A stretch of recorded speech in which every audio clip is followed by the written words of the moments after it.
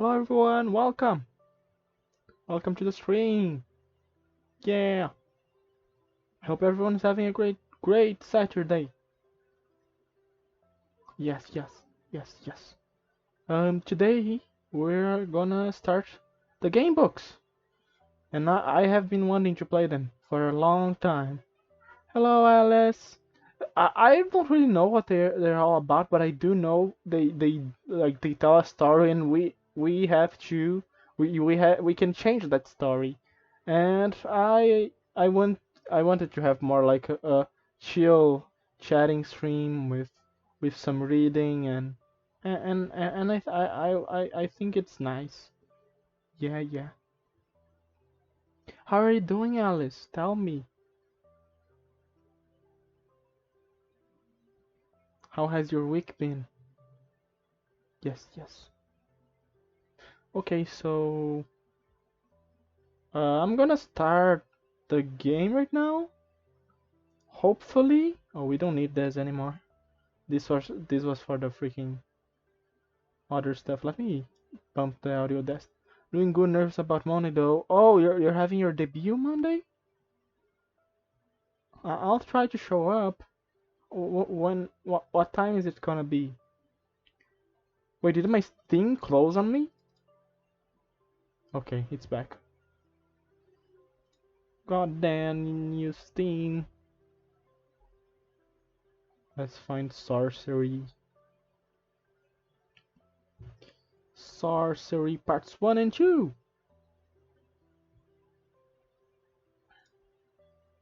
7 p.m. EST. Ah, I see. Wait, does the game have audio at all? Fuck. God fucking damn it. That's not the audio of the game, I swear.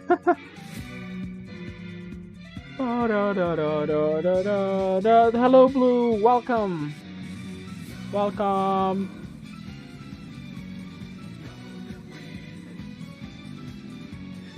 Jojo.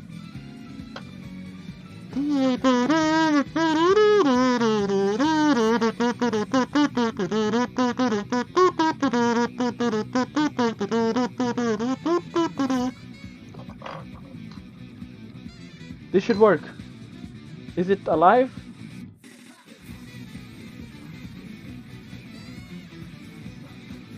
Hang on.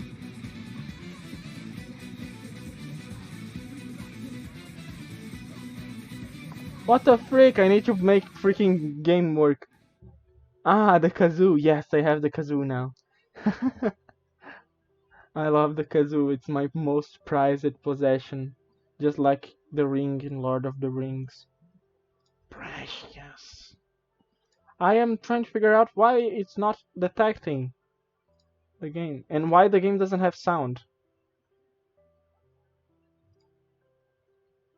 Okay,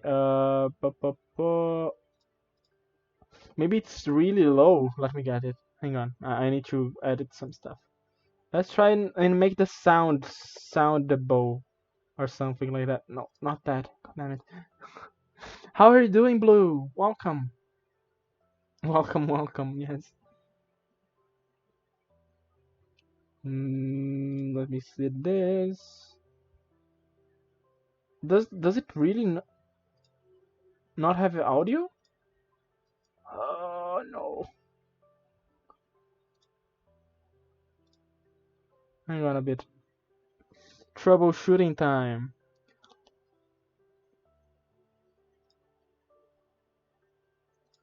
Now, why does it not detect that I have the game? Maybe it needs to be on windowed mode. It gave me the option. Okay, toggle full screen. Okay, now it's not on full screen.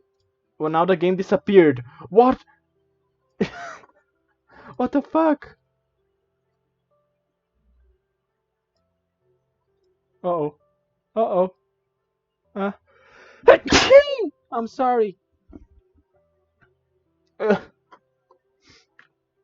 damn it. Where did the game go? Oh my god. Okay, let's try again. Let's start the game again. Oh no.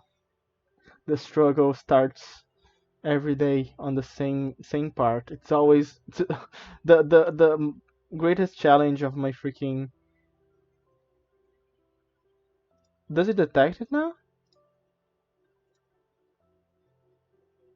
It does, but it doesn't detect it. Okay, so now it's detecting it, right? So now if I select this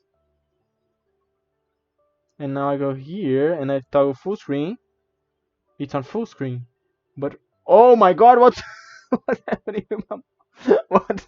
Oh my god! Oh my god! Look at this!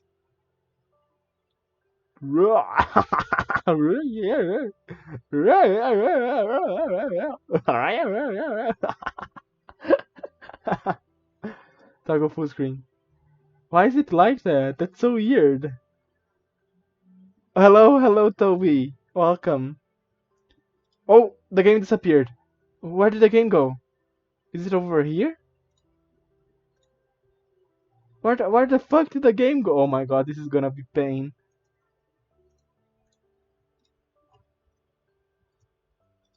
This is gonna be painful. Oh my freaking god. Okay.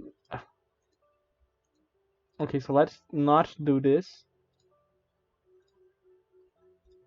Let's go. Let's close the game. Let's go close the game again. Hello, Tabby. How are you doing?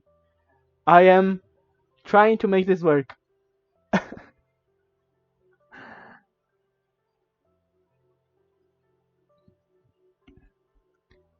But my luck normally isn't that good. I'm doing great. I'm doing great. I am just having struggle with the game. Look, why is it like that? Hang on.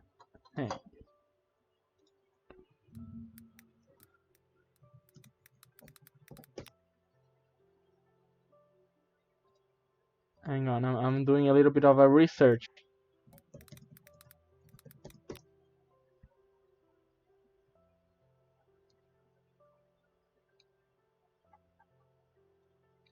Pa, pa, pa, pa, pa. Also, to everyone that's here, we have the Kazoo redeems going on as well. I mean, it's kind of hard. Why is it like that though? Like on my screen, okay, it's working fine, right? It should be at least. Like, okay. Now if I do this, oh my god, what happened?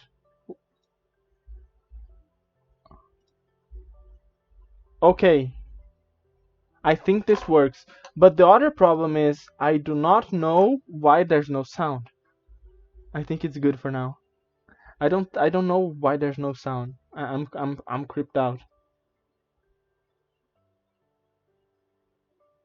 Hang on, let me do something else as well. Wow, let me just handicap my freaking opera. Let's remove his legs and his arms and his head. Boop, boop, boop. The game, yeah. Oh shit. Okay, so if you guys are not hearing anything, it's because I'm not hearing anything as well. Maybe there's just no sound right now.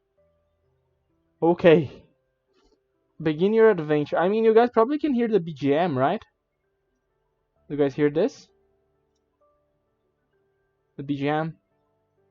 We can use that. You guys can use that at least. Let us see. So yeah, we're gonna be a male. Oh, fuck! Oh! Ah, my ears! Ah! What the fuck? Okay, we have sound, guys. We have sound. The game was just setting me up for a jump scare. God fucking damn it. No, they are not okay. Because imagine like you don't imagine like someone putting a video intentionally like really low, so you raise up your volume and then blast your ear with freaking with freaking the loudest sounds possible. Okay, let me just reduce the BGM. Okay, there we go. You have walked the wilds of Kakabad. God damn it, look at the name. Through Kare and the spiteful backlands. All the way into Mempank. What the fuck are those names? So Twitch ads, yes. Also, this game is consuming my PC as well. My freaking PC is not doing well with this game for some reason. It's a freaking game book. Okay. Those names are really interesting. You have survived traps, thieves, serpents, and vengeful gods. And now it is here. The Crown of Kings! Ooh. It is said the crown was never forged, only found. By by Kalana the Reformer, a lowly foot soldier who became emperor of the Eastern world. Such is the power of the crown. The air around it crackles with influence. Take it or wait. I just found the crown. Should I? But is the crown possessed or something? Is the crown? Damn, dude. I don't know if I want to go the route and just take the crown for myself. Also, if you guys see like it's low, I don't think it's low FPS. I think it's just the side of the game, the clouds. Hey, yeah, fuck yeah, clouds. That's what I'm talking about.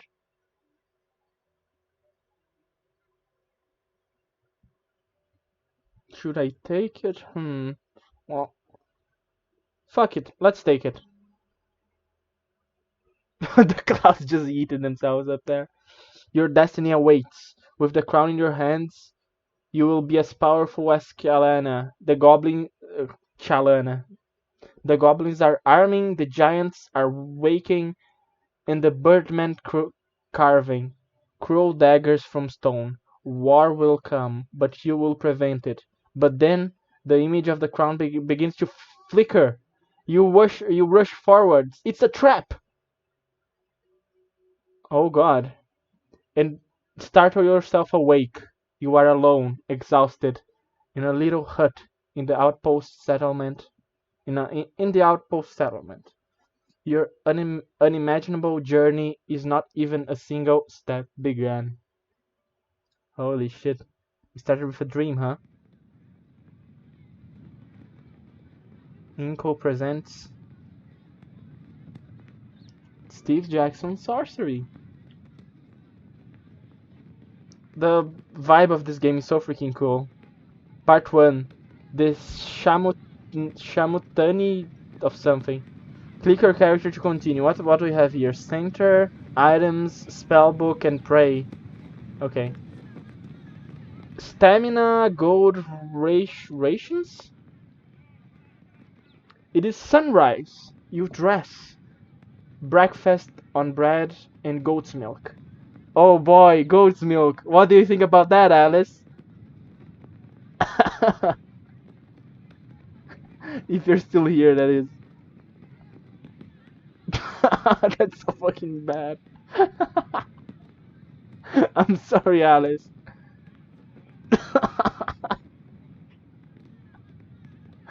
We don't talk about that. And collect the pack and sword and collect the pack and sword from beside your bed. Toby, I'm gonna tell you a secret. I mean, it's not a secret, but Alice is a goat.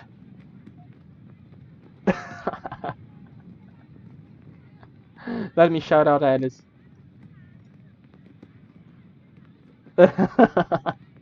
S-O, S-O, this. Bone. She has a cult or something. Yeah, she was playing Crystals. Go join her cult as well.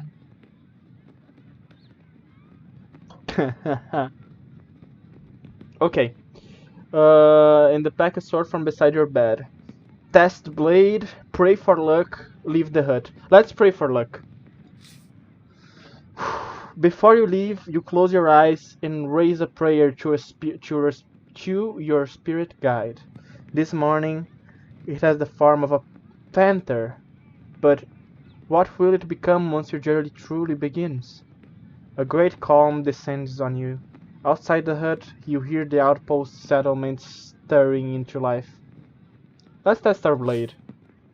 You pause to test the blade of the sword against your thumb. The blacksmith has done well. The edge is keen and draws a narrow line of blood. Oh, thank you so. Oh, it's no problem, Alice. You deserve it. I mean, your followers seem to make it a quote. I don't think I have a say on that. It's time to go. Time, then, to depart. You lift back the flap of the hut and step into the early morning shine. I love the wording on this freaking... The outpost settlement.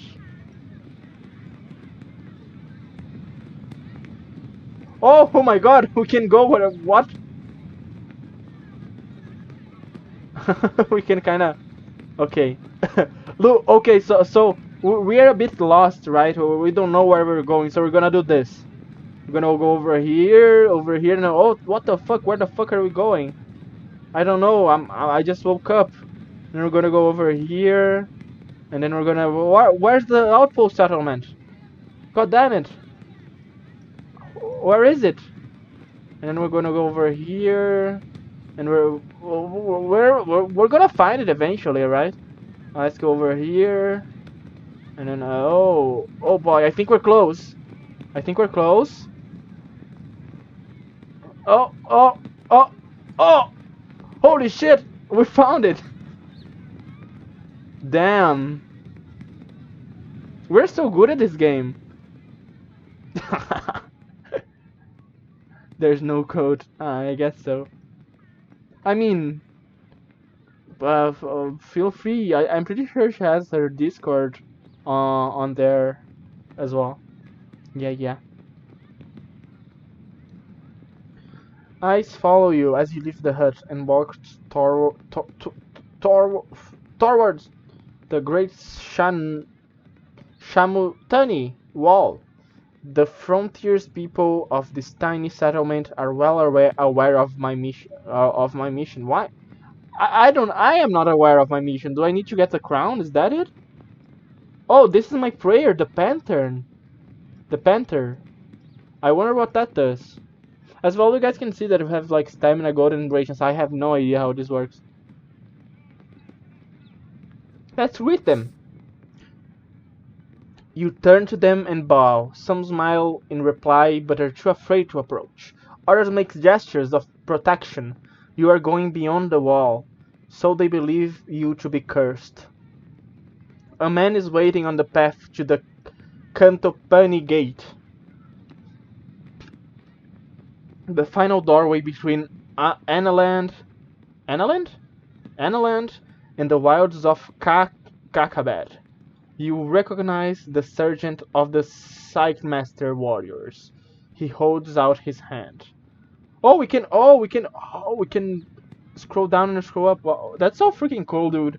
This is, by the way, so for you guys that don't know, I'm pretty sure this game is based on a game book, like a real game book, like a physical game book that you played, basically. I don't even know how a game book would work, but it seems like depending on your choices, you had different stuff. I don't know. But it's so cool because this is probably from the game book, like it's the original drawings from it. And the game book is really old, like really, really old. Greetings, Sergeant. Get out of my way. Let's not be a dick, okay? I don't like being a dick to random people.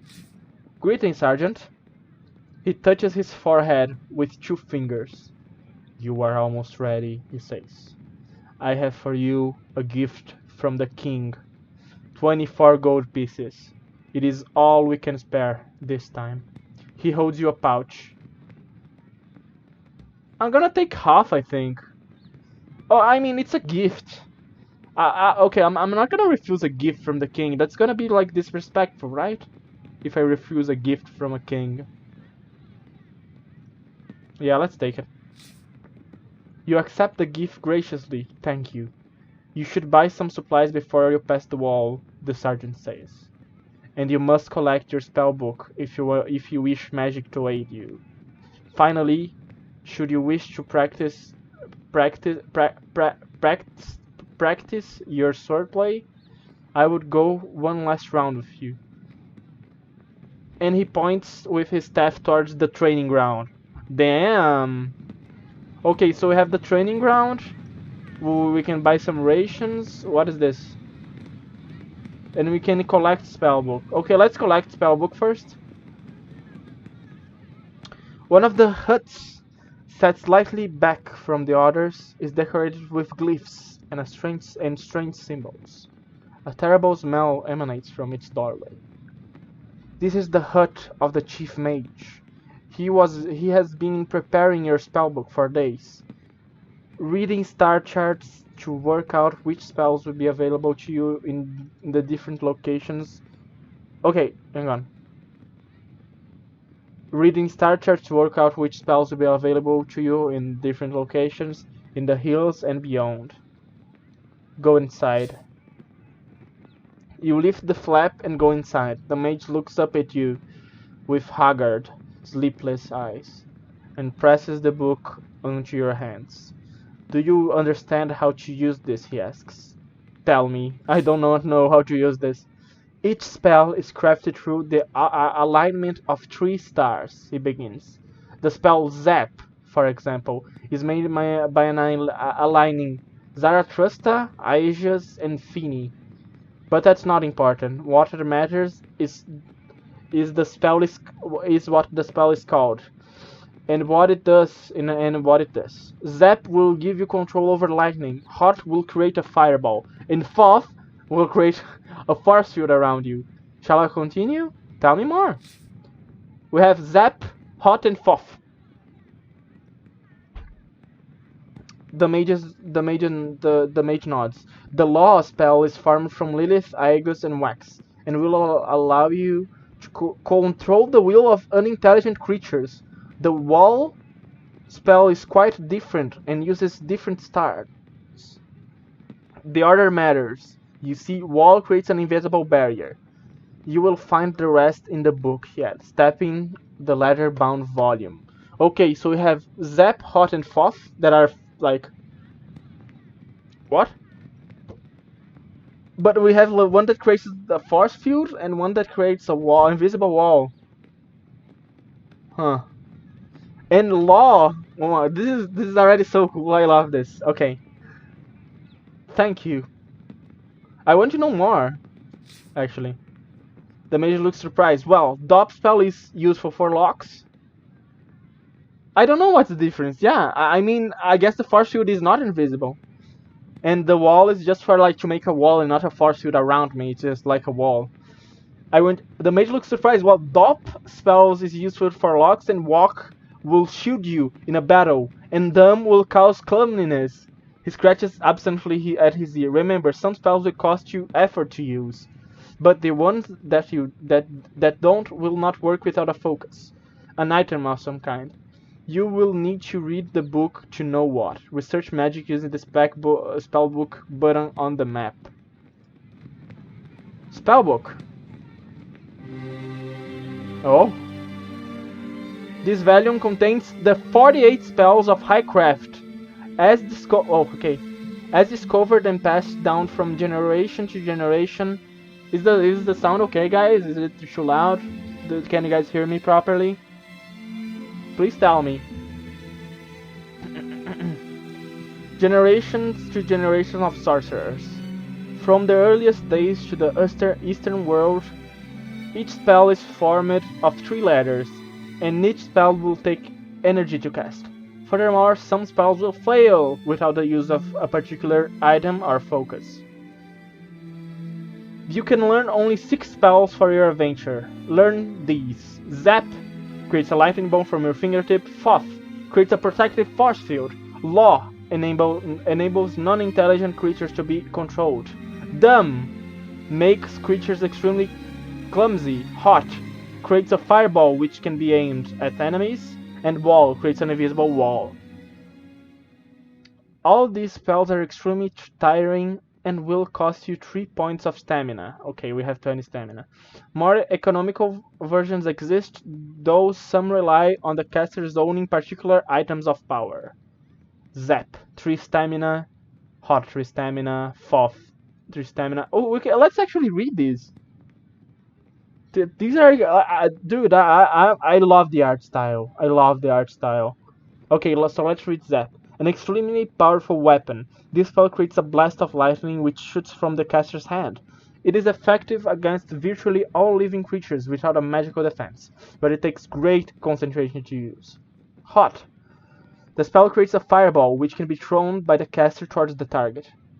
The fireball will cause severe burns on impact, but will then quickly extinguish. Foth. This powerful spell creates a physical barrier in front of the caster, which is capable of keeping out all intruders. The resulting force field is both extremely strong and flexible. Wall. The casting of the spell creates an invisible wall in front of the caster. This wall is impervious to all missiles, creatures, or other material objects. Hence, it is a very useful defensive spell. So I guess the difference between these two are like... capable of keeping out all intruders. Okay, so it's flexible. This one is literally a wall, and this one like keeps everything away, and this one keeps intruders away, I guess. We have Law. Casting the spell at a non-intelligent attacking creature allows the caster to take control of the attacker's will for a short time. The attack will cease, and the creature will immediately come under the control of the caster. And Dumb. When cast at the creature holding an object, such as a weapon, this spell will make the creature clumsy and uncoordinated. It will drop the object, fumble to pick it up, and drop it again. Big! Holy shit, there's more! When this spell is cast on the caster's own body, it will inflate the body to 3 times normal size. This increases the power of the caster and is especially useful against large opponents, but must be used with caution in confined spaces. Dude, this is so freaking cool. Walk. 1 stamina and requires a gold piece. This spell requires a gold coin, which is placed on the caster's wrist. When the spell is cast, it will transform into an invisible metal shield, but the coin will be lost. Dop. This spell may be used to open any locked door. Casting the spell works directly on the lock. Tumblers and a door may be opened freely if the door is bolted from the inside. The bolts will be undone. The spell will not work on doors sealed by magic. Raz. To perform this spell, beeswax is required. By rubbing the wax on any bladed weapon and casting the spell, the blade will become razor sharp and do at least double its normal damage. Sus! Sus! No! Boom, boom, boom, boom!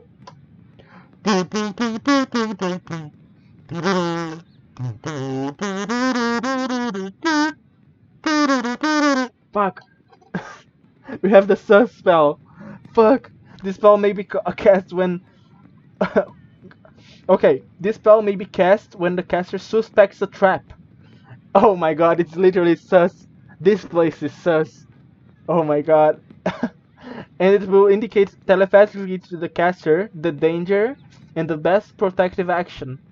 If already trapped, this spell may be used to minimize the effects of certain cases. This is so freaking cool, dude.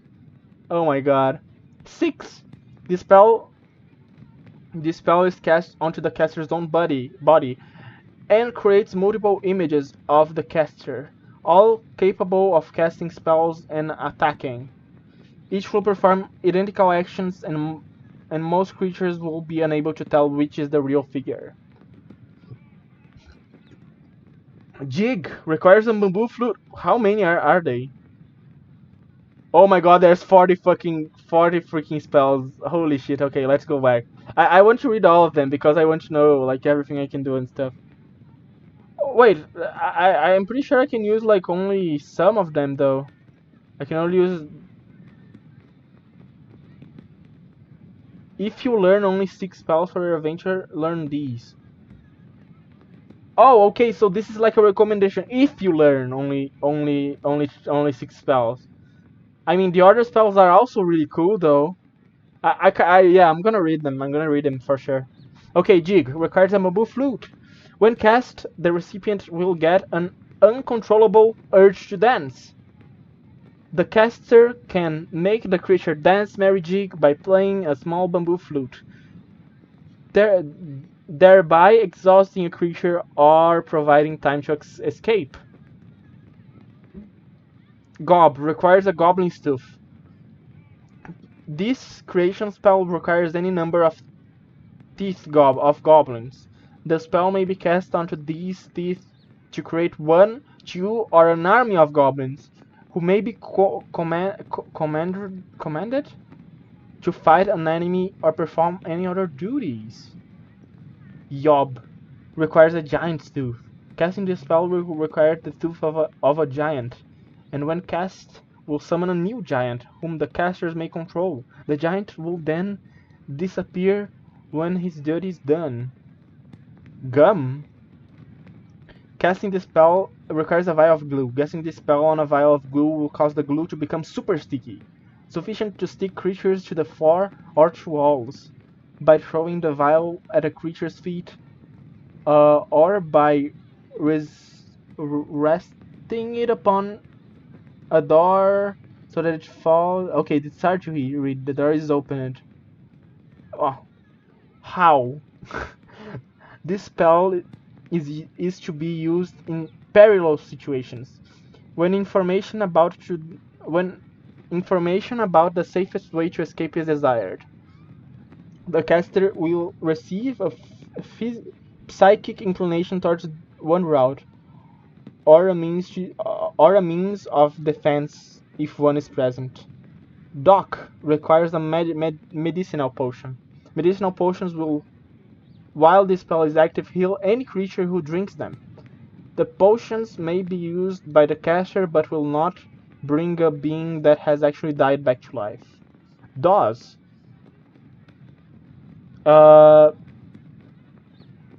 This spell may be cast upon any creature, reducing its movements and reactions to about a sixth of the normal speed.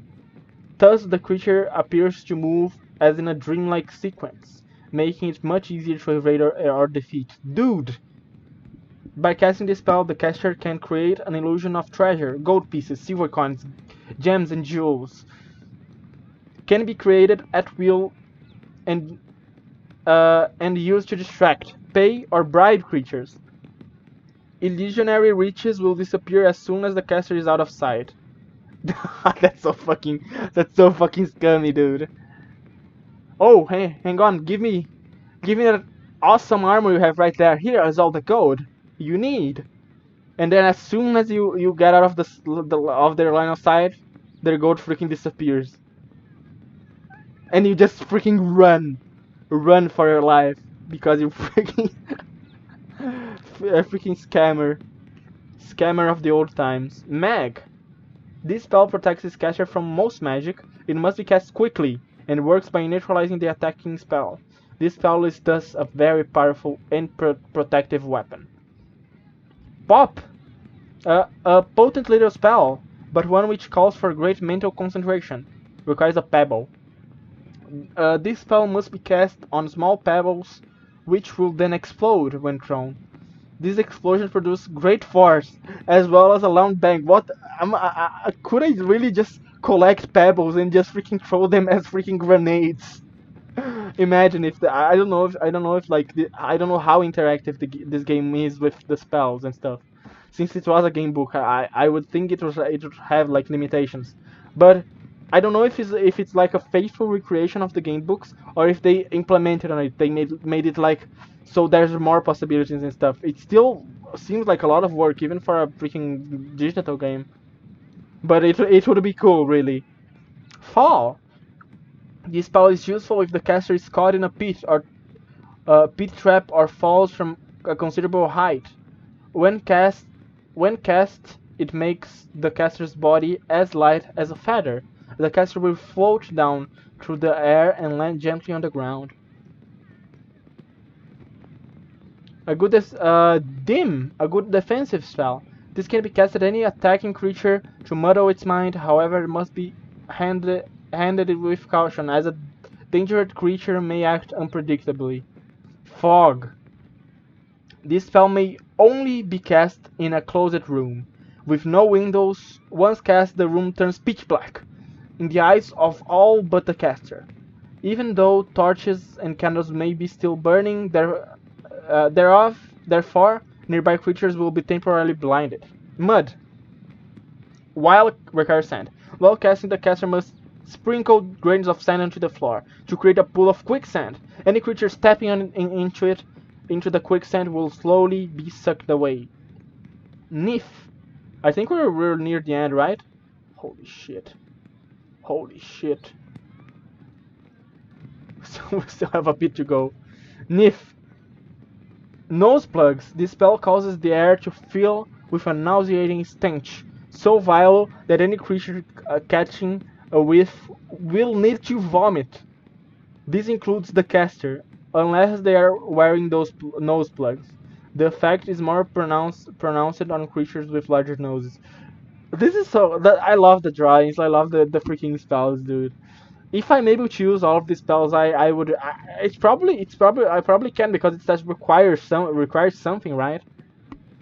Tell requires a skull cap. To activate this spell, the caster must wear a cloth skull cap. The user may then read the mind of any intelligent creature nearby, learning its weaknesses, the content of nearby rooms, and other such details. Gek. Casting this spell while wearing a black face mask will create a terrible fear within another's mind. Brave creatures will suffer a cold sweat, while cowardly ones will be reduced to cowering jelly. Sap!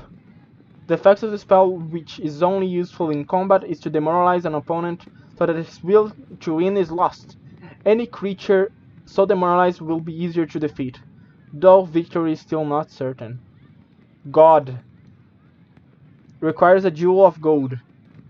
When this spell is cast, any creatures or humans nearby will take an immediate liking to the caster, and will offer aid and information. This illusion spell can only be performed by the caster if the caster is wearing a jewel of gold. Kin requires a gold-backed mirror. In battle, a gold-backed mirror must be pointed at a creature. When this spell is cast, an exact replica of the enemy will then be created under the caster's control. However, should either creature die, both will disappear. Pep. Requires fire water. A potion of fire water taken while casting this spell will give the caster double or triple their normal strength. The effects are temporary, but usually last long enough to aid in battle or enable some feat of super strength. Rock. Requires stone dust. Special stone dust must be thrown at a creature as the spell is being cast. Within seconds, the intended victim will petrify, quickly becoming a grey stone statue. Requires a yellow powder. Nip. Whew, boy, this is a lot of reading. The caster must cast the spell on his or her own body. The caster will then become exceedingly quick and may run, speak, and think or fight at 3 times their normal speed. However, the spell requires the caster to sniff yellow powder before casting. This is Isn't this drugs? Isn't this how drugs work? But like not magical and just bad. I'm pretty sure this is how drugs drugs work. You sniff some powder and you're like super fast. At least you think you're super fast. Huff. This spell is cast on a gale horn, a trumpet-like instrument with a discordant note, causing the horn to create a tremendous wind. The wind is capable of blowing over man-sized creatures, but can also blow things off shelves, over ledges, and the like. Fix requires the Staff of Oak Sapling. Applicable on both animate and inanimate objects, this spell has the effect of holding an opponent or object in one place, even in midair, until the caster leaves the vicinity. A staff or oak sapling is required. Nap requires a breath of pendulum, effective only against living creatures. This spell causes them to quickly fall asleep. Oh, I would love this spell. Imagine just going to bed and being able to fall asleep right away. It is used in a conjunction with a brass pendulum.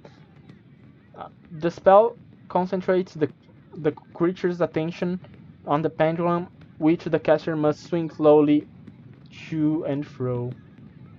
Zen requires a jewel-studded medallion. In order to cast the spell, the caster must wear a jewel-studded medallion around his neck. Casting the spell will then allow the caster to float in the air. A magician may hover for as long as they desire and may float around at will. Yes. We're almost at the end. Yeah, I'm pretty sure. How many more spells do we have? 1, 2, 3, 4. Oh, okay, we're nearing the end. Yes, casting the spell while wearing the Pearl Ring will render the caster invisible to any reasonably intelligent creatures. Less intelligent creatures will only be partially convinced, and the creatures with ears will be able to hear the caster when they move. Sun requires a Sun Jewel. This spell may only be cast upon the yellow Sun Jewel. Once cast, the jewel will glow either brilliantly to dazzle attacking creatures, or just lightly enough to act as a torch. Kid requires the Bracelet of the Bone. While wearing the Bracelet of the Bone, the caster of the spell can concentrate on a particular illusion, and the illusion will become real to others. However, affected creatures must be intelligent, and the caster must not act counter to the illusion. Rep. I wonder to use this spell, the caster must be wearing a green-haired wig.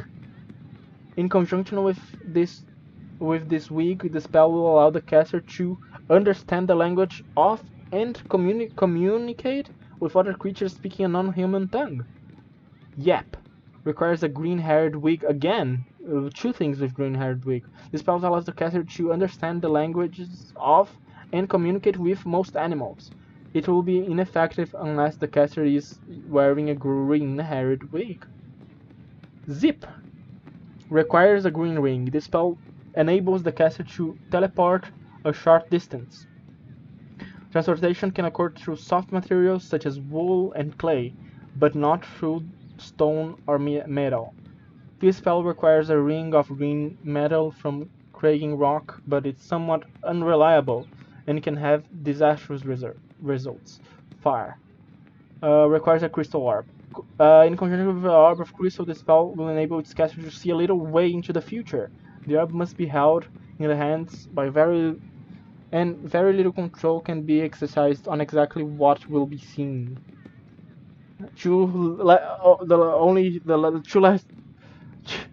The two last spells finally. Res requires holy water. When cast upon a dead humanoid sparkling with holy water, this spell will bring the corpse back to life. Resurrection takes some time and will leave the creature dull and dozy, though it may still answer questions, and a next corpse can be killed again as normal. And Zed. This is the most formidable spell in lore, but no one knows why. In all recorded history, this spell has been cast only once by a powerful necromancer from Thornben, who was never seen again. Its effects are unknown. The necromancer's notes were found, but were crazed and unclear. Treat with extreme caution, dude.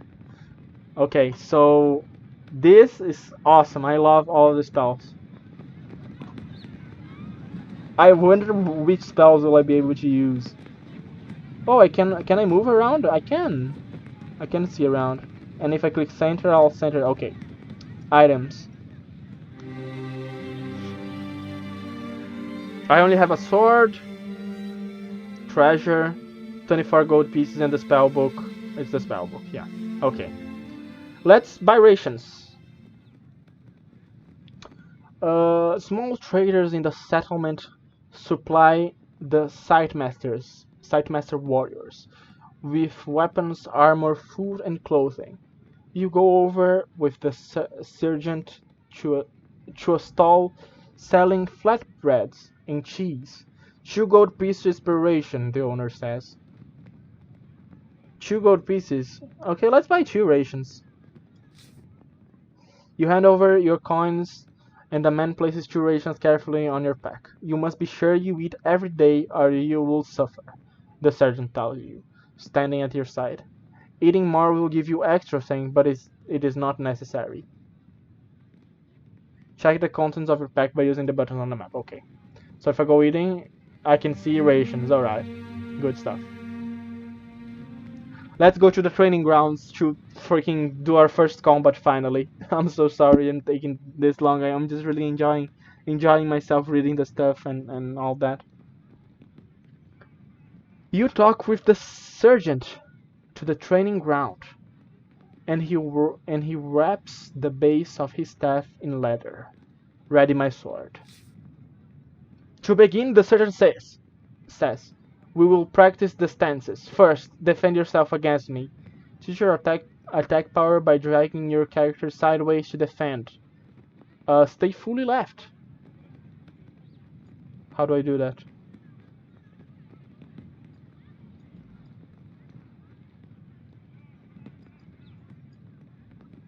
How do I drag my character sideways, I wonder? Did I defend?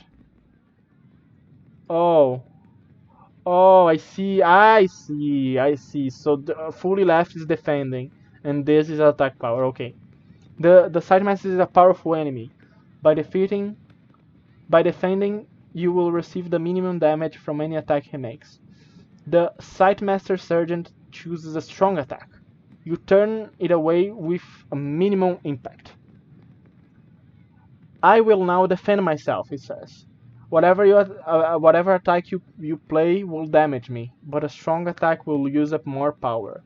You should choose a weak attack. Just like a weak attack, move your character a small distance to the right of the defending stance. Let's go for 2.5, I think. Sideswipe.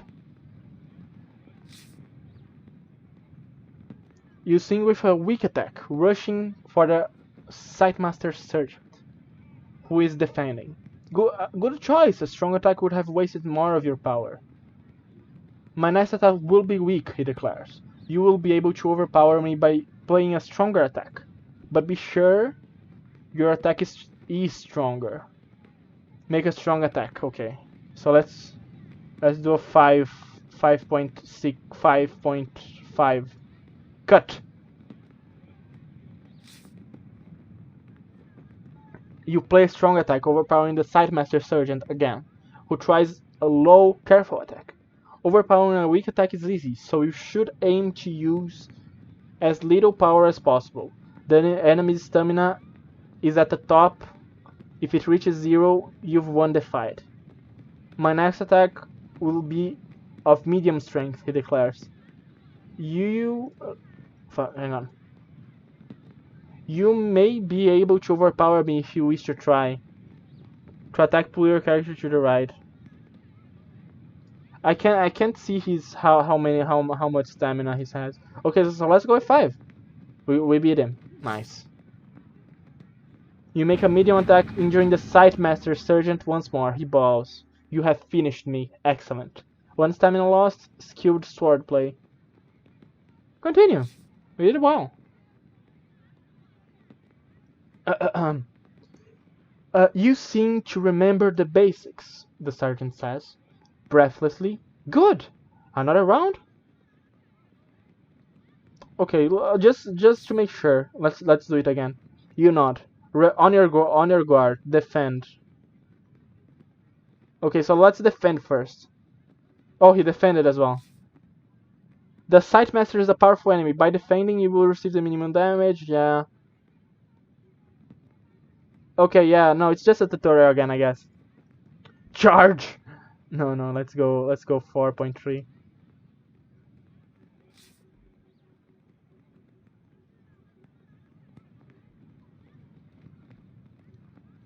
Let's go 3 point something. Yeah. Okay.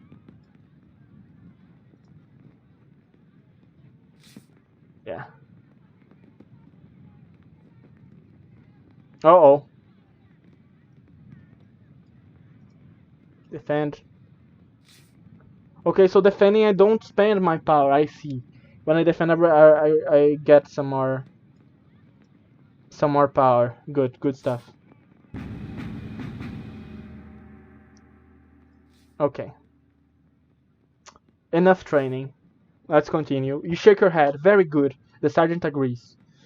But if you wish about in earnest, then I warn you, I will not go easy on you. He indicates the wider yard where there is space for a true match. Fight in the yard. Yeah, let's fight in the yard. You head over to the yard to practice a bout of real fighting. The sergeant removes the cloth padding from the base of his staff. Ooh boy, now it's gonna hurt. Now it is gonna hurt. This time, I will not tell you my intentions, he says. You will have to read them by yourself. Be ready! Ooh boy. Let's go with 4.5 maybe? We beat him. The side master bows to you, taps the ground with his long staff, and readies his stance. You rush him quickly, conserving your energy while still delivering great power behind your blade. The side master sergeant comes in with a tough blow, balancing his strength and his impact. But he has misjudged your strength, and you knocked him back. You have winded him. You are strong, he acknowledges. This is so freaking cool, dude. Oh my fucking god. Okay.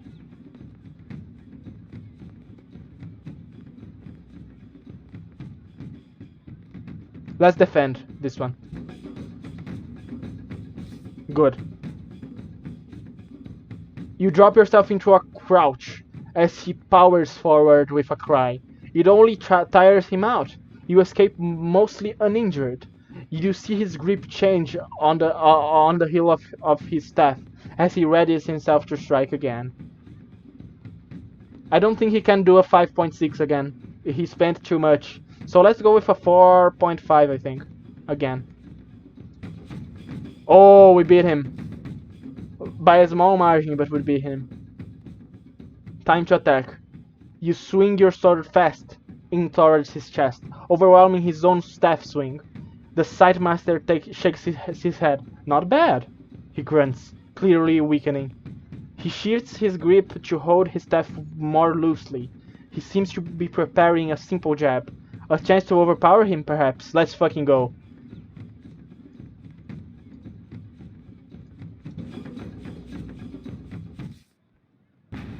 Relentlessly, you cut and thrust, keeping him pinned. You rush forward with a deep, heavy slash. It is enough to finish him. The side master throws down his staff. You have me, he declares with a grin. This is so fucking cool, dude. The sergeant is grasping for a breath. He bows to you once more. Excellent, he declares. Few men have ever bested me. You truly are Analand's best hope. He talks, a nearby healer hurries over with a slave. No, no, not a slave, a salve. No, no, that's bad. Don't clip that. Do not. He doesn't come up with a slave. He comes with a salve. and your health and the sergeant is quickly restored. All right, let's approach the gate. You reach the foot of the mighty gate. It is sealed. The sergeant places one hand on the wood. Places one hand on the wood. The gate has been locked for some time to deter raiders, he tells you. But you will have no difficulty. The star, the stars in this place allow the DOP spell to be crafted, and he stands back. Hell yeah!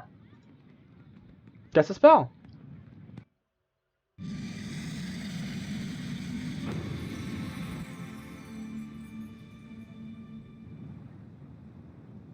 This is so cool. DOP opens locks and doors. Requires stamina. Cast. DOP. You weave the spell one by one. The great tumblers of the door begin to creak and groan. Then the hinges turn, with a noise like hail on a canvas roof, like a noise of a like a no, like with a noise like hail on a canvas roof. These gates have not opened since our last champion was lost, the sergeant says. I wish you more luck than he. Perhaps you will even meet him on your travels. I fear he is dead. If I overtake him, then he is too slow. What does that does not concern me. I fear he's dead. I mean, if he's lost, right? I am sure he's dead. The Sightmaster nods, peering at something on the horizon. I believe he is returning, but transformed. I hope you do not meet the same fate. He stands back. He stands back from you. Enter the gate. Oh my god, this is so freaking good. Together, you step into the shadow of the wall. One last word, he declares. When you have the crown, find the highest point you can find. We will be watching. I understand. I will not wish you a safe journey to Kare, for the way ahead will not be safe, the sergeant murmurs as he peers into the distance through the open gate. The Sightmaster warriors are selected from birth for their incredible powers of telescopic vision. You cannot help but wonder how far he can see. Tell me what lies ahead. This path leads first to Cantopani, a settlement of traders, though most are rogues and thieves. You should be there before the sun has reached its peak. From there, 3 routes lead to Cristanati. Cristanti. No, Cristatani. I finally got that right. But no single route is safe. Kakabad is a land of devils. And what's beyond Kahe? I cannot see so far, he says. But once you have crossed the crypt part of traps, you will enter the backlands. They say that day and night there are controlled by forces other than the sun. And from Kare to your progress will be watched. It is time to go. Striding away, you pass through the gate. The faces of the folk watching your departure reveal the hopes that rest on you and your quest. The early morning air is crisp, and the rising sun paints the slopes in shades of peaceful beauty, concealing the evil that lies ahead. Let's walk into Calarbed. The path winds through slopes of wild scrubland. The countryside is deserted, and the eerie silence is broken only by the cawing of the occasional crow. Caw, caw. There he is, the occasional crow. There is a spell for hearing what they say, but you do not have the equipment it requires. The birds appear to pause in the air to examine you as they pass. Stupid creatures. They pose no threat, so you ignore them. Keep walking. Oh, my spirit animal changed to the fox, huh? Barely an hour beyond the wall, and the air begins to grow foul. The Shanmutanti hills are infested with the pestilence of the backlands. It saps the energy from your body, leaving you feeling nauseous and weak. Cover my mouth.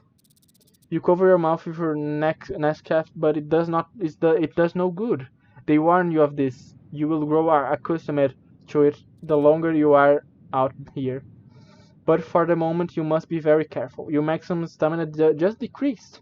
You can see your stamina at the top of the screen. Yeah, no, I noticed it returned to 10, and I was like, I didn't have 20? If it reaches 0, you'll be too tired to carry on. Stamina can be regained up to the maximum by eating rations and resting. Travel cross country, a low rise.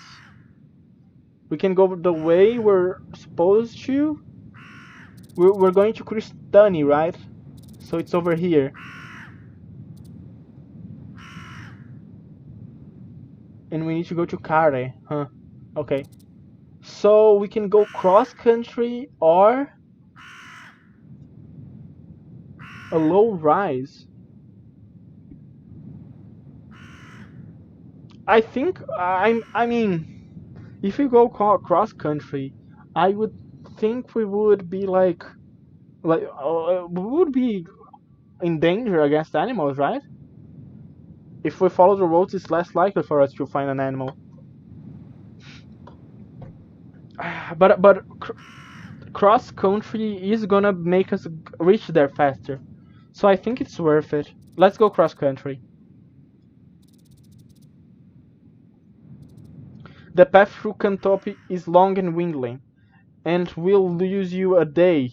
Instead, you turn off the path and strike north, through the knee-high grass.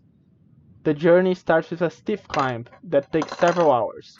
But from the top, you have a good view of a plain of yellow grass, and just to the north of that little village of rude huts that do not look like human dwellings.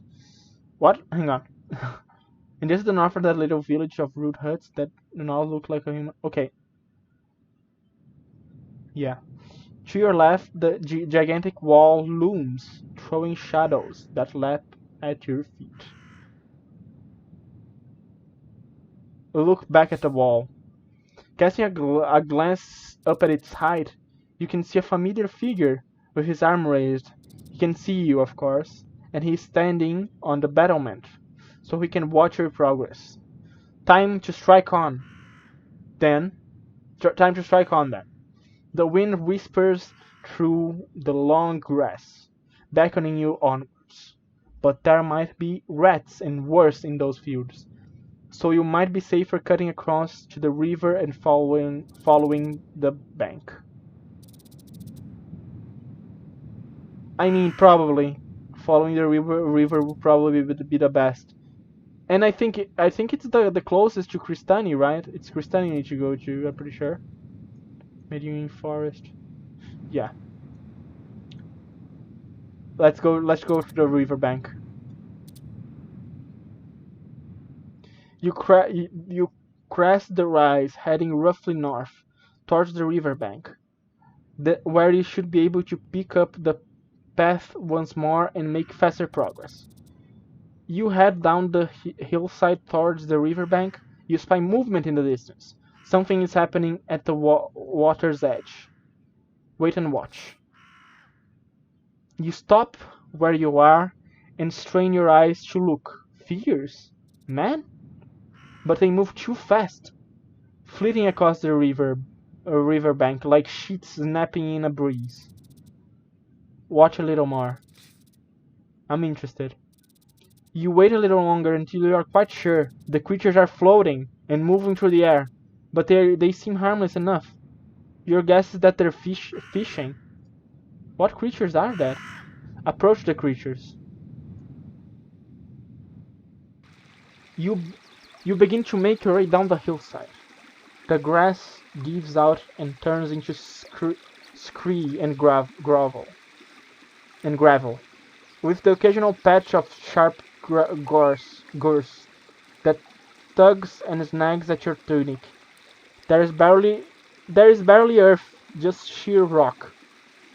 This place is a thinly disguised wasteland. Then suddenly your foot slips, and you lose your balance. Beneath your feet the slope has turned into a steep drop, and you are sliding down it. You have only seconds to decide what to do. Cast a spell! There is a spell, right? Fuck, what is the name of the spell? I can't see it, right? I cannot see it here.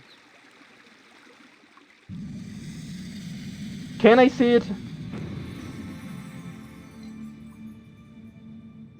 Fuck, what was the name of the freaking spell? The one that you fall well. Is it fall?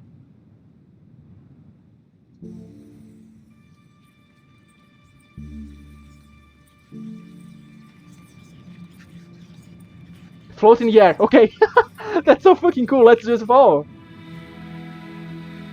You cast the enchantment quickly and feel it work.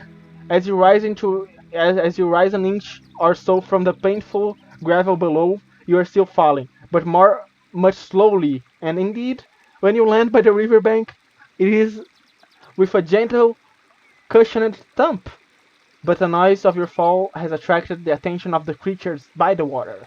Two of them are now either side of you.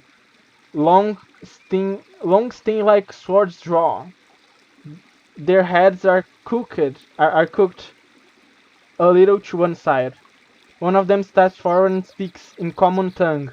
What are you, careless creature? I'm nobody. I'm not gonna say I'm a great warrior.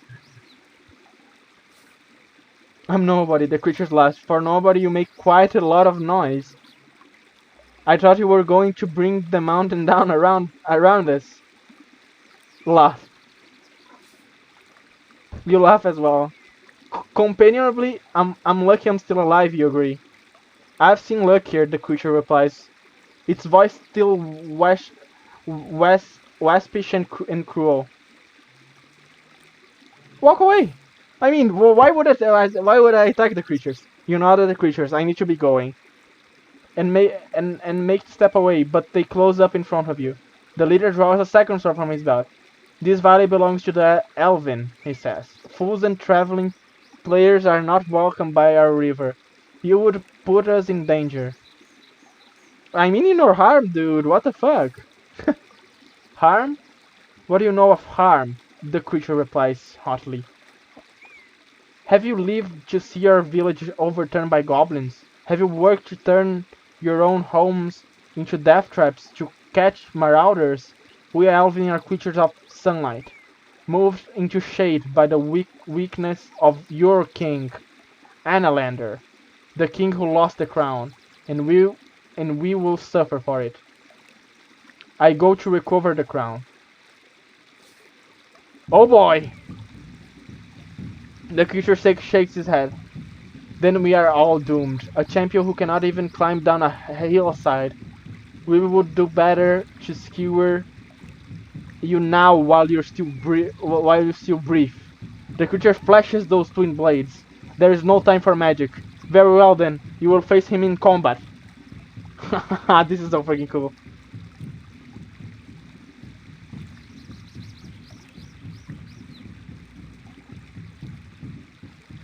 Let's go with a 6. Oh my god, he went 0.5. What? Now I will teach you why the Elven has such fearsome reputation, the creature declares. Gliding forward, he keeps one sword across himself, while the other whips out. You waste no time and rush straight for his throat. You catch him in the side as he turns. The Elven is battling bruised. He narrows his thin eyes for a strong blow. Yeah, let's defend. That wasn't that strong, but I'll take it. You drop back to the rocks, raising your sword to protect your body. The elven glides towards you regardless. You toss his cutting double swipe aside, leaving him panting. You are safe. Shifts left. Oh, so his max power is something.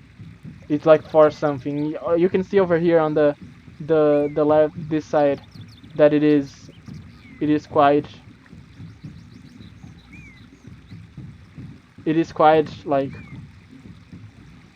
it is small. Let's go for 3. Yeah, I thought he would do that. I shouldn't have done it.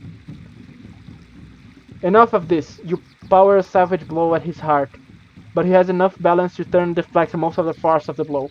Dalvin gasps, then giggles manically. You see blood trickling from under his mail shirt. Dalvin's 2 swords part a little, opening like an alligator's jaw. Yeah, my bro, I'm gonna give you all of my freaking force. You're dead! You show no mercy, splashing forward through the shallows. You ready a heavy swing, good to cleave him in two. The elven gasps his last as you run him through. 1 stamina loss. Decent dueling. Continue. As you wipe your sword on the tunic of the dead creature, you see the second creature gesturing to something behind you. Wait, weren't there 3 creatures by the river blank before? A moment later, something strikes you on the back of the head. Then everything turns black. Fuck, no! God damn it, they carried me to their village. What a fucking bitch. Still halfway between sleeping and waking, you feel the presence of your spirit. The gorilla, close nearby. Its form has changed since you left Anland, just as you have changed. But it is still walking beside you. In the temple, they taught you that a prayer to your spirit could heal disease, lift curses, and even save you from certain death. But the spirits are not generous, and decline to help often. You can ask for the spirit's aid by using the pray button. Gorilla. The king of great apes, a creature of honor and good faith, who accepts both danger and misfortune as traveling companions without hesitation. A prayer to your spirit will heal you, but after a prayer, your spirit will not heal you again for some time. Let's get the healing. 12 stamina, what the fuck? Okay, I spent my prayer. Where am I? You are tied up on the floor of a hut, and you are not alone. Nearby, you hear the scuffle of many feet. Let's listen first. Keeping your eyes closed, you listen carefully. The sound is familiar enough. Elven voices. This could be trouble. Open my eyes. You open your eyes, taking care to lie still. You see your belongings laying a short distance away in the dirt.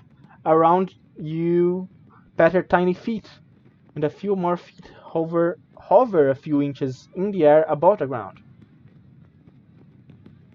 Let's wait. The guard notices you are awake, leans out of the doorway, and calls sharply. Soon a small crowd has gathered around you. Oh, they do not look friendly at all. They all look cold.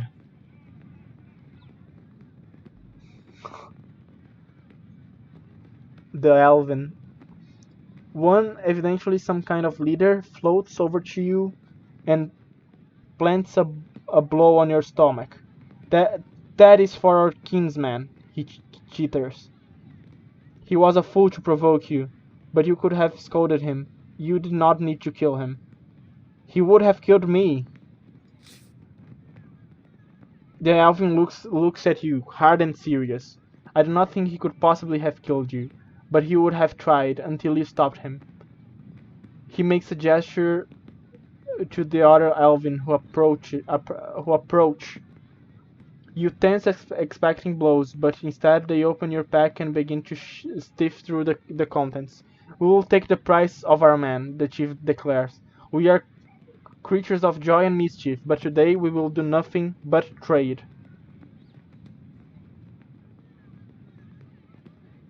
This is fair. But yeah, the chief not once, delving root through your things with brutal efficiency, taking what they fancy and tossing the rest back at you.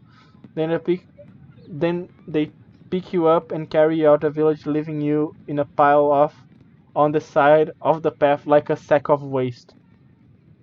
Get up. You try to stand, but your legs are still tired. You topple to your knees, delving, turning at the sound, laugh loudly. Almost as an afterthought. I want to kill them now. One returns with a bare knife. For a moment he holds near your throat, then slices the bones around your arms, and then he turns and runs off into the trees. You stand slowly, battered and bruised. You rub the blood back into your wrists.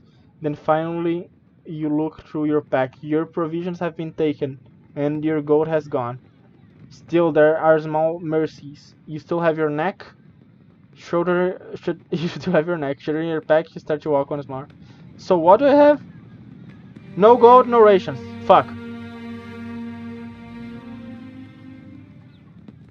Worst possible scenario. I played this really badly. You hurry away from the scene of your humiliation and reach the river once more. But now the path goes across it. Beyond you can see a long wide track, with trees lining the left left hand edge and a wide field of long grass. I'm not gonna believe anyone more in this game. I'm gonna freaking kill everyone. Fuck this game, dude. I guess I deserve that for believing the game, for freaking believing that the guy would be nicer. Beyond you can see a long wide track, with trees lining the left-hand edge with a wide field of long grass on the right. In the far distance, a curl of smoke indicates a village. The evening is beginning to draw in. It would be good to reach town before the light is gone. Test the bridge. Before crossing, you make sure to test the guy ropes of the bridge to ensure it is sound. But it seems safe enough. Satisfied, you make your way across the boards. In the middle of the bridge, a man stops you. Halt! He declares. This is my bridge, and to cross you must pay the toll. How much? How much is the fare, you ask? The toll is just 1 gold piece, he says. It is very reasonable. I have no gold. Fuck! Fuck! We had like so much gold. He pulls a face and stands up straight suddenly. Oh, you don't? Oh well, never mind then. Have a good day, stranger. What the fuck? Oh my god. And with that, he strides away whistling. You head off down the bridge and back onto the path. None the wiser, you have a long way still to travel today. Okay, that was unexpected. I'm gonna definitely clip that. Oh, you don't have any gold? Alright then. Run away. He just takes like one... he's not the owner of the bridge, he's just a beggar. He's just a beggar, he's just like a homeless person trying to get some money. I understand it. I mean, I don't really, but I understand being in tough situations. The path continues along the side of a line of trees. Suddenly, an acorn lands on your head. In your head, and you hear a tittering from overhead. The gorilla grants you strength. More elving in the trees, hurling acorns. Fucking bitches! I'm gonna kill all of you. You fucking. I hate you guys now.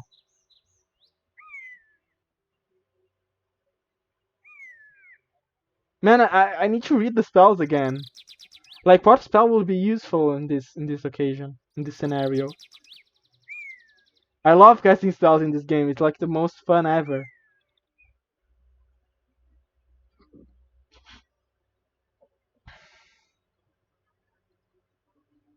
I'm gonna kill them. I'm gonna throw a fireball at them.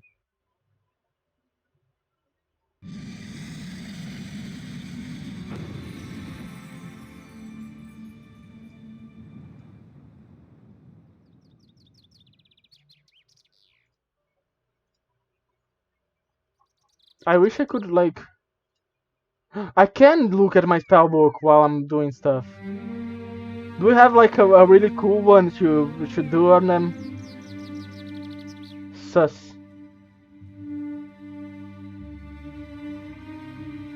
6.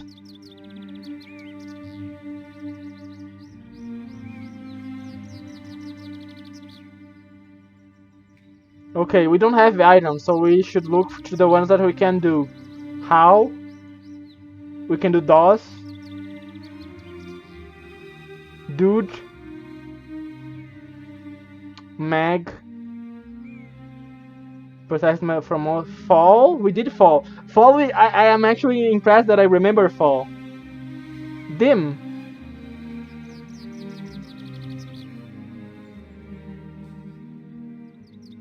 Sap.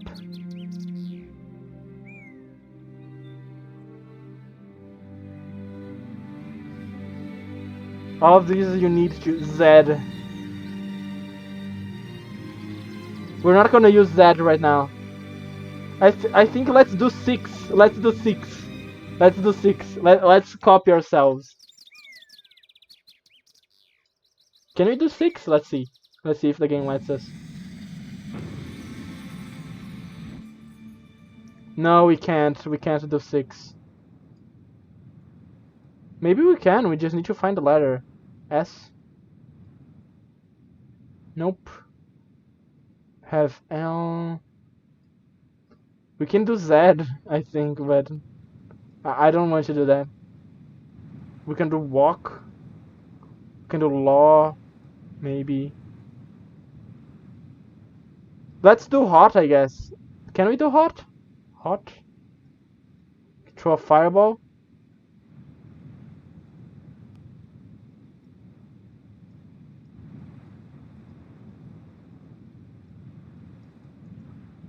Hang on. Yeah, we can't do 6. Narcissus, I think. Can we do dude? We can do big! Maybe. We can do law,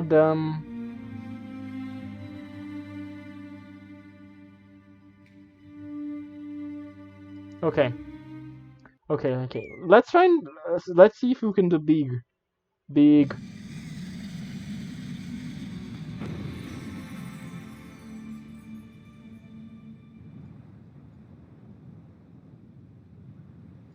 I don't think we can. No. Oh, this is the third line. Oh, fuck. Hang on. Click on the wrong place. No. Fuck. I think we can do zap only. Like.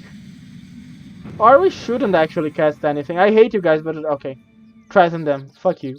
Hurling a boost up into the tree only earns you more of pelting, including an acorn in your open, cursing mouth. The creatures are too high up to grab by the neck, unfortunately. Cast a spell. I hate you fucking guys. Okay, let's zap them.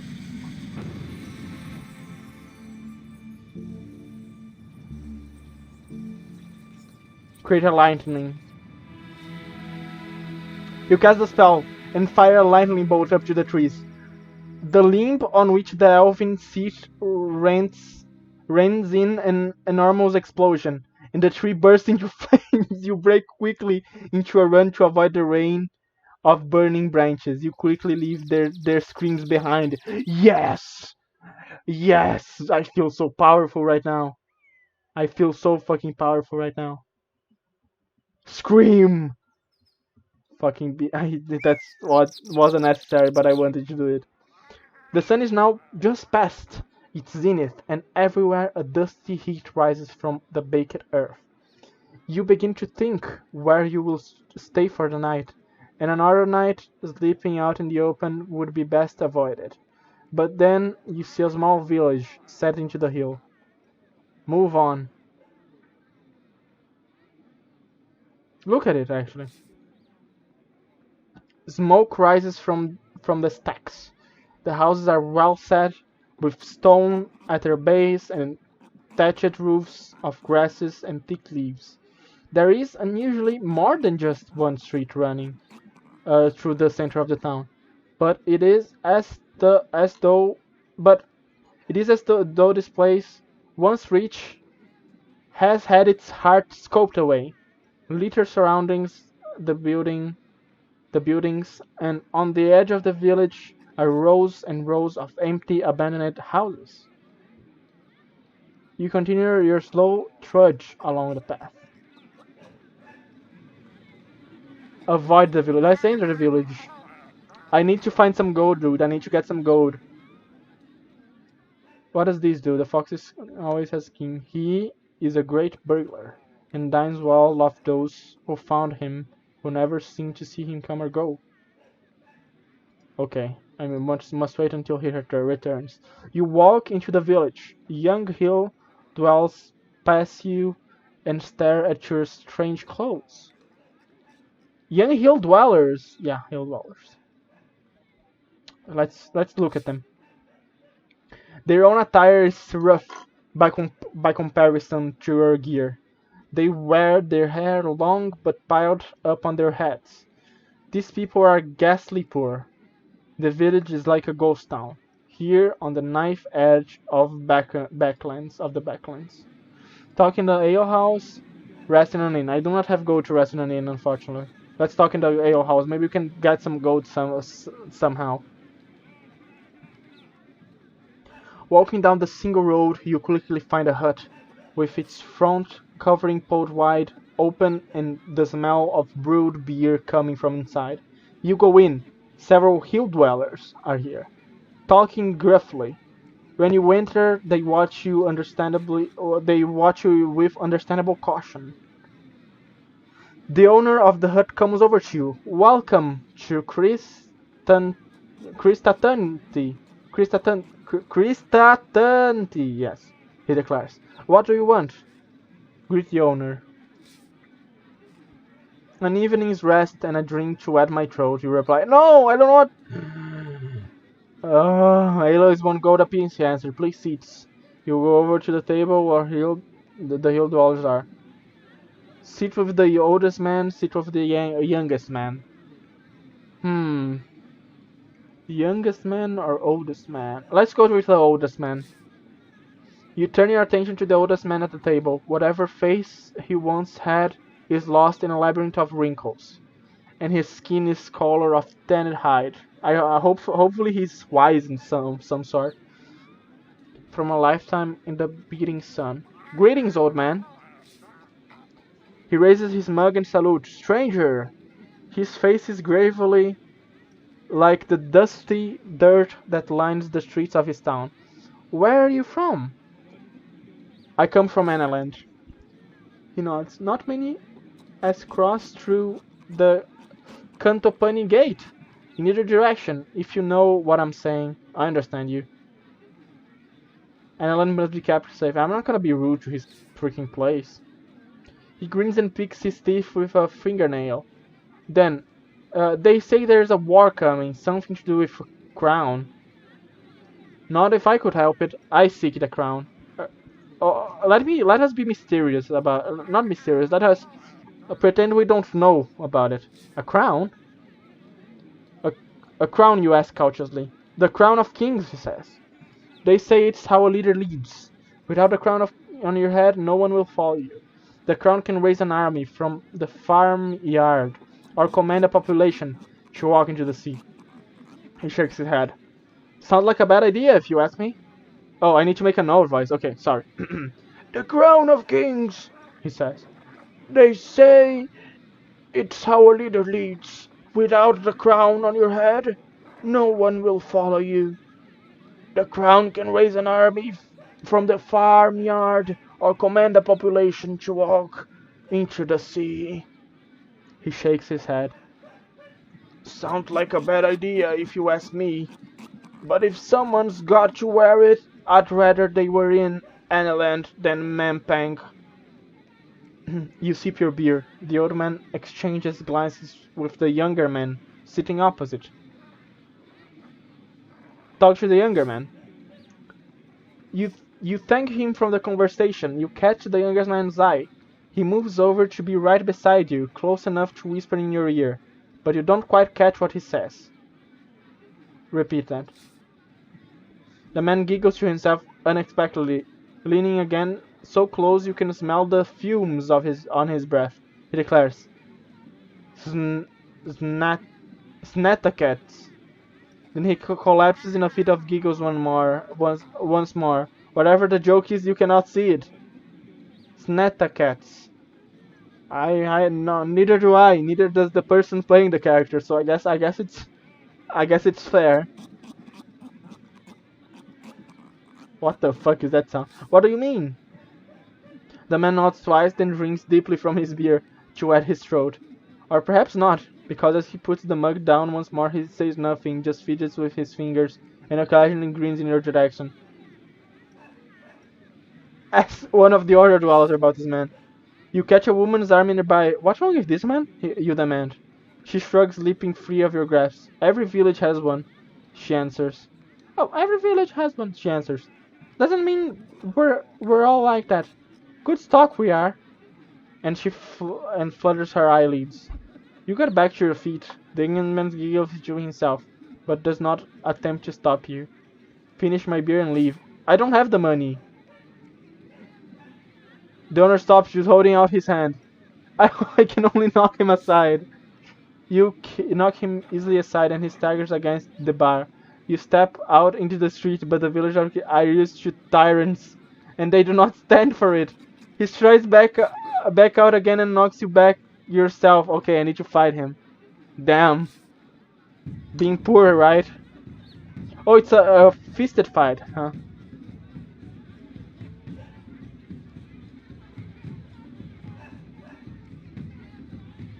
This is no time to draw your sword or launch a fireball. Your fist will have to do. Fuck yeah. Who needs money when you have fist? That's my philosophy for playing Dark Souls as well.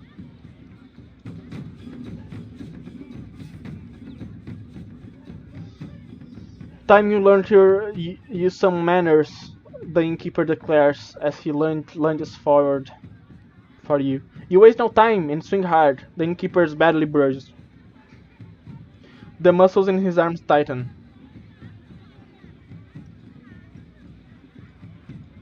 I mean, he can't go that strong. Let's go for 3.5. We win those. You have split his lip once, and you aim to do it again. You leap forward, grabbing him with both hands and headbutting him. He's clumsy and wide open. You dog! He cries.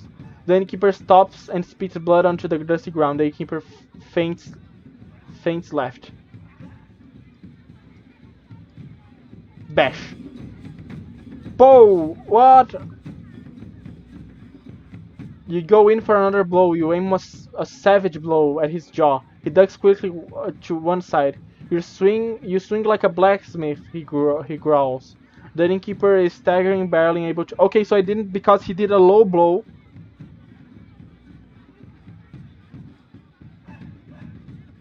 Let's clout. Bow. Good stuff. You launch at him again. You grab him by the scuff of his neck and then knee him on the groin. Then you land a hit on his chin. The innkeeper spins about once and falls down on the ground. Clean unconscious. No stamina lost. Perfect punch up. There we go. The innkeeper lies down in the dirt and stays there. You dust yourself off, take a jug of ale from the bar and drain it to refresh yourself a little. Then you nod to the crown and leave. Time to find a place to sleep. Oh, savage. And we even got some stamina back. Look, we had 8, now we have 10 again. We had 9 or 8, I don't know. Yeah, let's sleep outside. We don't have an option. We have no money. I mean, we should just steal his money. Should have, at least. The cover of the forest is dark, and the ground is thick with fallen branches, mud and briar. You walk for nearly an hour more, and then you pass a large tree atop a great fist of curling roots. It is a perfect spot to sleep. You have nothing left to eat. You settle down to sleep. It will not be an uninterrupted night. out here under the stars, surrounded by beasts. You will still feel a little better for it. But you will still feel a little better for it. Your last thoughts are of food you have not eaten today, but you cannot march forever on an empty stomach, or you will achieve nothing but feeding the wolves. They. Okay. Your dreams are vivid. You feel yourself tied up, surrounded by sneakering faces. Thin creatures with long fingers are picking at your pockets, and the stitching of your clothing. You feel magic boiling inside you, but it cannot be released. Meanwhile, the food in your bag is rotting, wet through from the sweat of your back. And in the distance, a deep voice is booming with laughter. The long, cruel fingers of one hand are curled up around the metal frame of a crown, and with the other he beckons you forward, as if into a trap. So I'm literally dreaming of being captured. This is so freaking cool, dude. I love this. Oh boy, let's go. Beyond Christianity. You wake early and sit for a moment. In no great hurry to leave this place where you have lingered so long. This is now the third day of your journey, and the muscles in your legs are feeling lean and strong from so much walking. You spend a short while enjoying the peace, then uninherently collect your possessions and set off along the path. Chris Kristantanti is surrounded by several miles of fields. It sits in a well-protected ring of hills and is close enough to the river to be reasonably prosperous. As you follow the path between lines of sun-baked crops, you come to a fork in the road. The right-hand way leads past a set of outbuildings, while the left heads directly off into the deep woodland.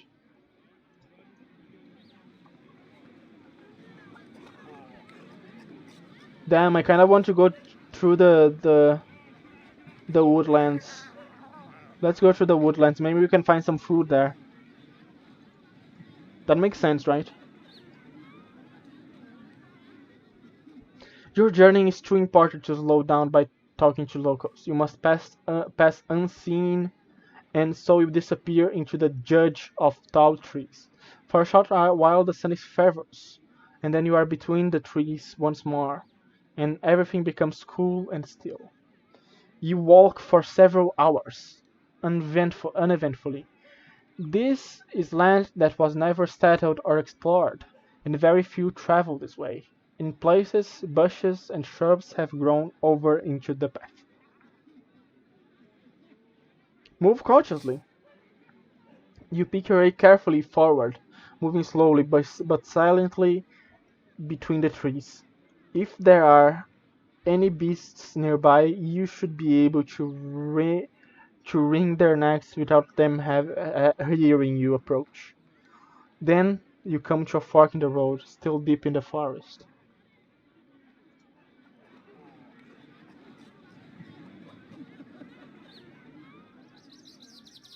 Someone has thought to make a sign, perhaps as a guide, or perhaps as a warning.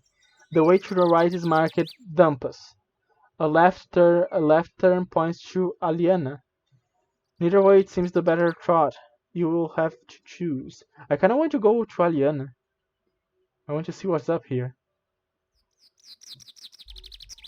The path winds between trees that get greener and more lush. You must be closer to the river here, although you cannot hear the water. After about half an hour's walk through dappled shade, you come across a well-built hut. Flowers decorate its walls and the door has been painted with ornate designs. The path ends here.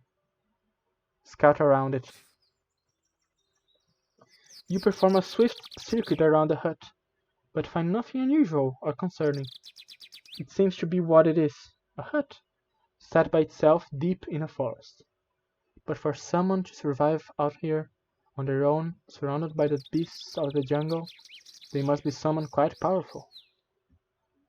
Let's knock on the door. Who's there? You approach the door and knock. There's no reply. Open the door. You push open the door and stride inside. Enter the house. The hut is neatly laid out. You detect the touch of a fastidious woman. Chairs are set around a table, as if for guests. A mattress lies in one corner, and a large kitchen area indicates that whoever lives here, they are fond of cooking. Call out. Hello? Is there anybody here? To your surprise, a voice answers quickly. Who's there? Who's that? Locate the speaker. Looking into a corner hidden by a large cupboard, you see a cage in which a young woman is imprisoned. Good stranger, she pleads. Let me out of this cage, I beg you. What happened to you? You move over to the cage, quickly shocked. What happened to you? Oh, good stranger, she wails. I have been locked up here for 2 days. It was Alvins that did it. Those mischievous, prankful Alvins. Please, you must help me. I have not eaten, and they left me here, where I can see all my cooking things. But I cannot reach them. I'll help you. I'll help you. Go over to the cage, you try the door. It's locked, of course. Use magic.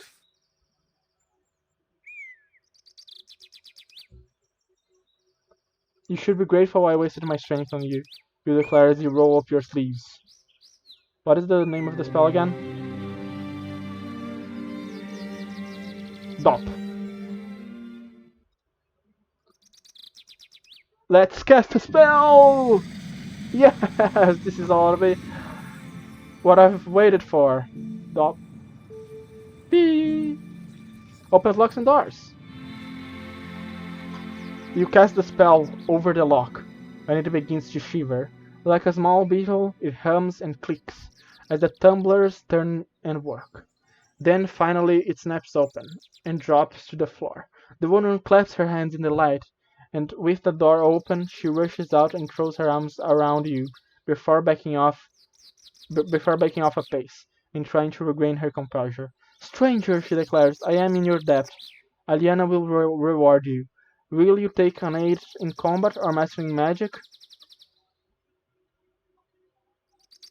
I need no reward beyond a kiss.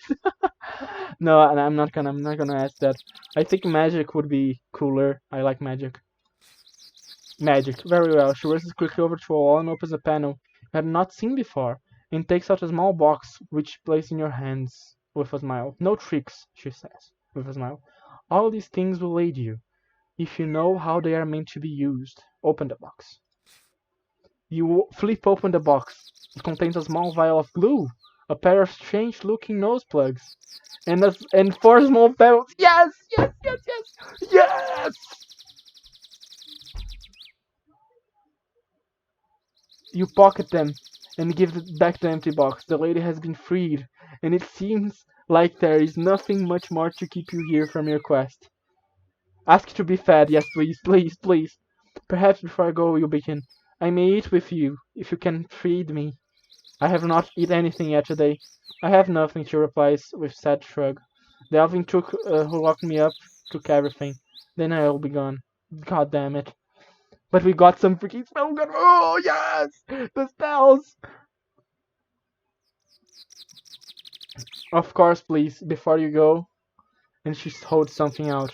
It is a small bag of gold coins. Take it, please, I need it. You bow your head and accept the gift. There are 7 gold pieces inside. And more things, she says. Moving around the table, she leans up to you and pecks you on the cheek, whispering, I am Aliana the witch, and I have killed a good many men with my sorcery. But I choose not to kill you today. Go in peace. Yes! She's a, oh my god. She's a witch, but she helped us. Yes. Then she steps back, and her face is as soft and peaceful as it ever was. Did you imagine her words? Did you almost certainly not. Time then to leave. You step quickly outside.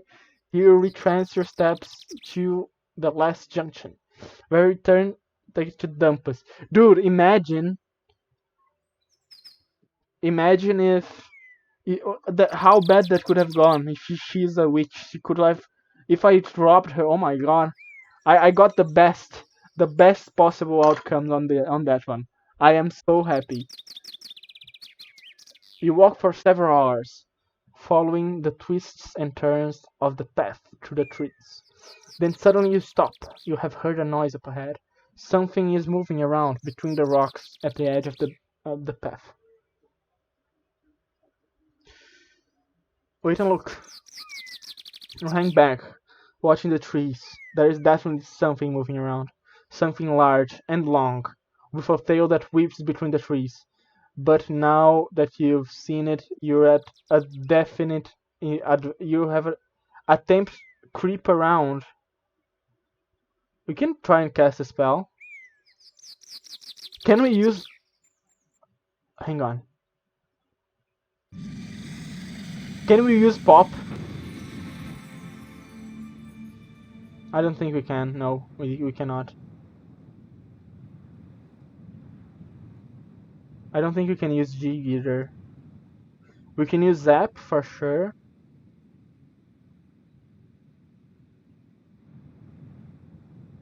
It doesn't seem like it will be an intelligent creature, so we could use Law. Let's use Lost.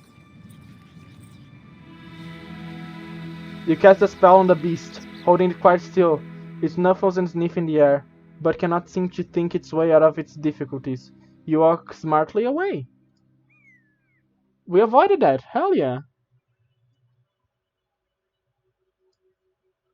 It's like a giant snake or something. The path winds a few more times around gigantic trees, thousands of years old, and then emerges into a sudden plain, as if the forest had been scooped away by a gigantic hand. River trickles thinly between short grasses, and by its banks stands a tiny village. Enter the village.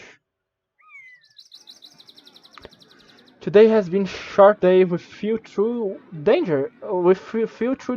With a decent meal and a nice sleep, your next day will start as auspiciously. So you begin the gentle climb down into the village. You follow the path down into the village, passing a sign which declares it to Dumpus. The streets are thin and narrow, and the buildings have been set close together, as if trying to withstand a storm. There is a terrible smell hanging in the air.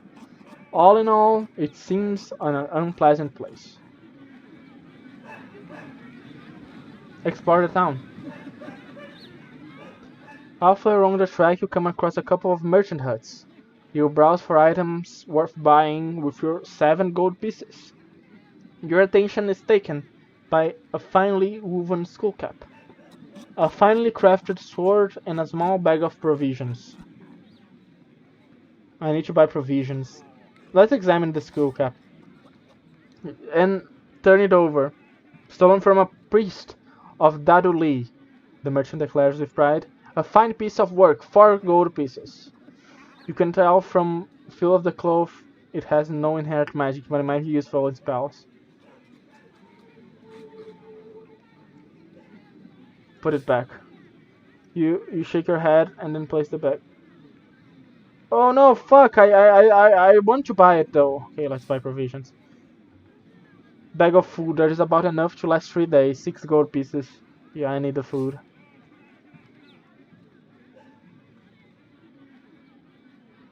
You pay 6 gold pieces and add your provisions you pack, all except for 1 ration, which you eat immediately to feel your starving body. Okay, we eat that enough. You nod to the merchant. The merchant smiles. Is there anything else I can help you with? Is there any work to be had here?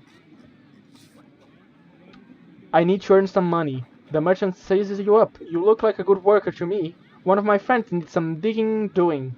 I'm sure he would pay you and feed you for it. Sounds like hard work. You won't get paid for free, the merchant replies, carefully wrapping away his merchandise. As he talks as if expecting you to steal something. He stares at you. So, yes, he looks over his shoulder at the path. I'm going that way now myself. You coming?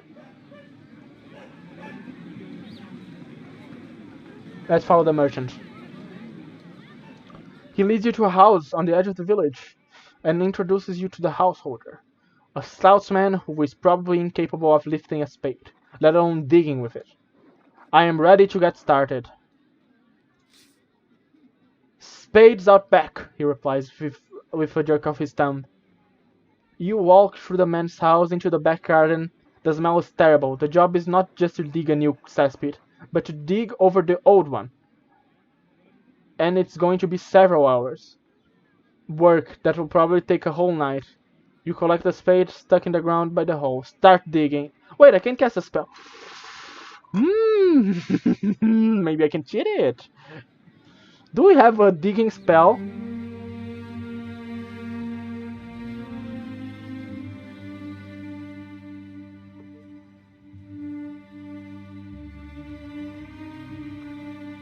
We can maybe use pop.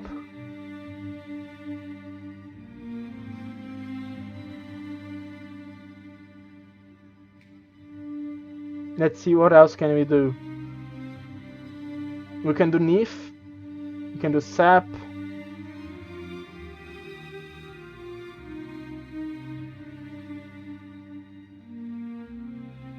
Zed. Nope.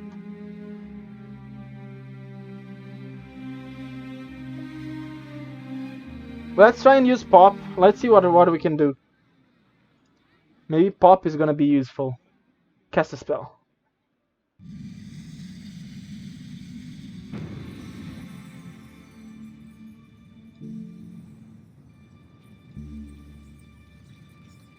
Peep? Peep is a spell?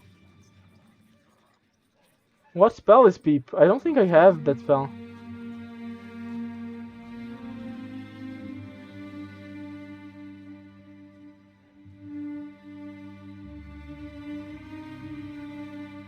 We can maybe use 6. If we can like multiply ourselves maybe. That's genius. If we have more working hands, we will do it faster. No, fuck, I clicked on the start digging. Fuck. Oh my god, I'm so dumb. I'm so dumb. I wish I could go back. Oh wait. Maybe I can.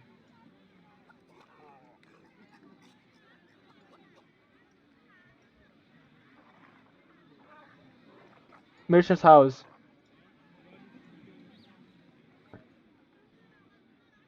No, okay. Let me go back, actually. Let me go back one. Dumpus. Oh no, this is like a timeline. I can't... Yeah, let's rewind. I'm gonna do the same thing. I kind of want to do the thing.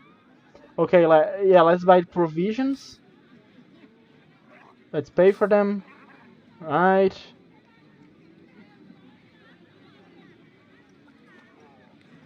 That's enough. Any work to be had. Sounds like hard work. Let's follow him. I'm ready to get started. Cast a spell. Let's try and do 6. I really want to see this. Can we do it? Oh no, we cannot. Fuck. I wish we could do pop though. Peep is not a spell. No, nothing will work. We'll have to work like for reals.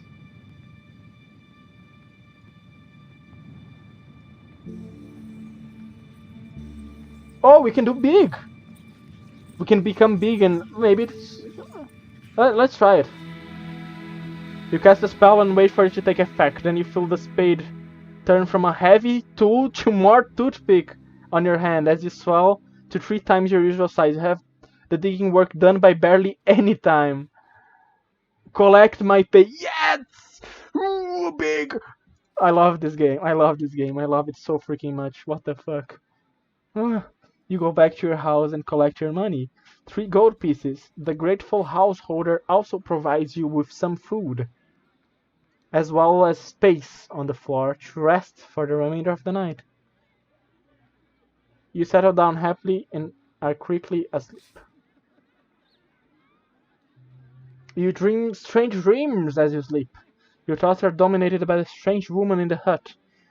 In your mind, she has become younger and more beautiful than she truly was. Flowers seems to blossom from her hair, and the earth herself, though she was grown from the earth herself. Overhead, you fancy you hear the flap of giant wings. The birdmen came for the crown.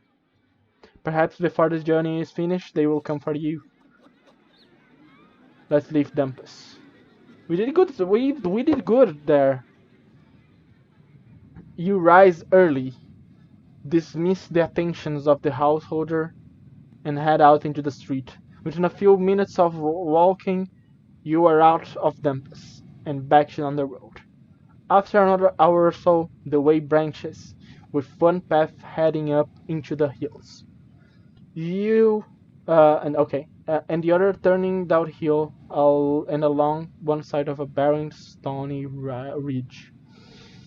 Is that a village you can make out on the top of the hill? It seems a lonely place for it. Let's go downhill or let's go uphill? Beach of Verncrest. I mean, we could go downhill. There seems to be like a really big city over here. There's some mines there. I think we're gonna go downhill from here.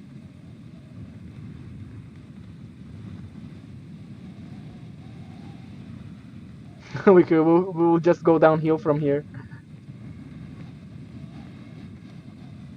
And it's better to go downhill because if you go uphill, we'll have more work.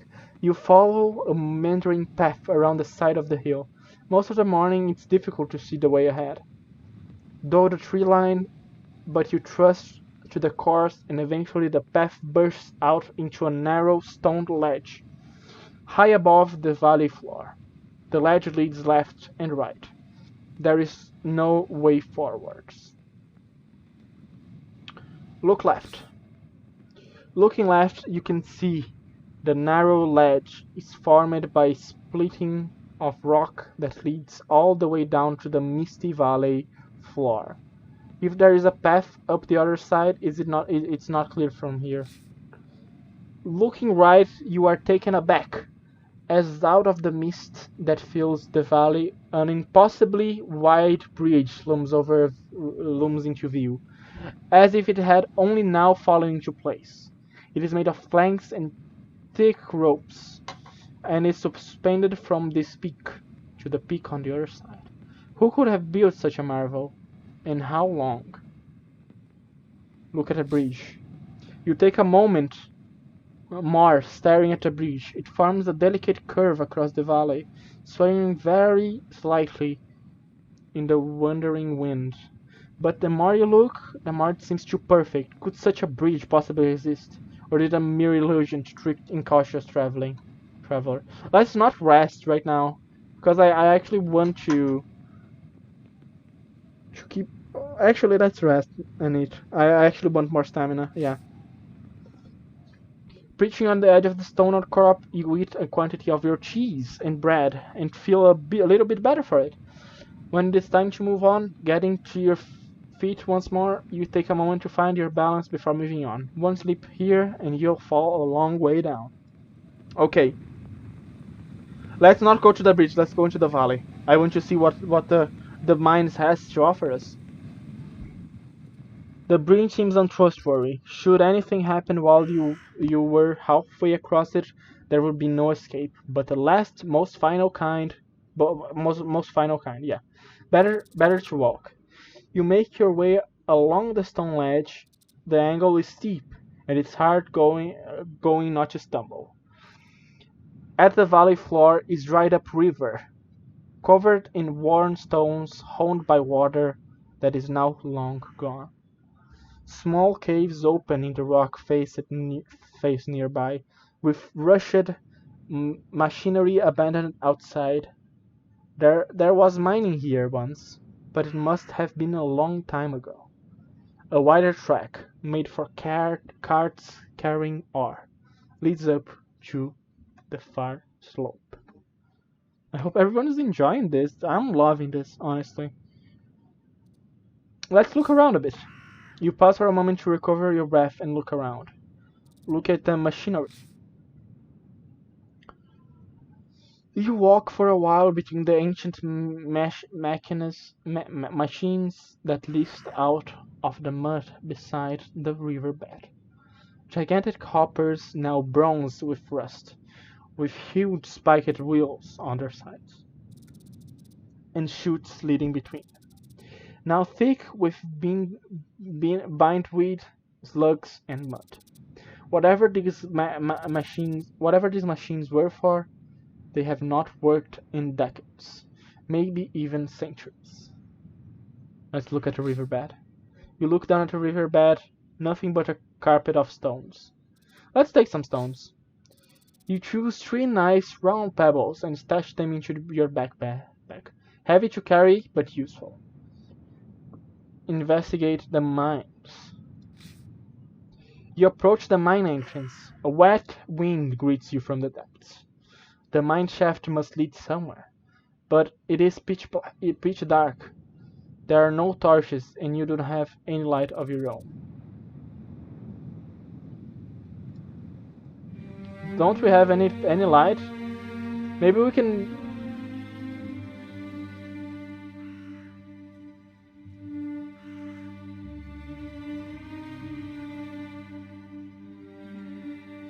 I don't think we have anything to light the way. DOS. Pop.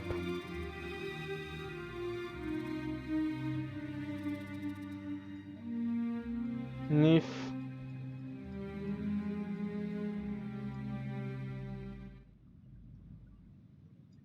Let's go inside, let's see. You stride further inside until the wet rocks is above you, and the air falls suddenly cold, and still your breath echoes.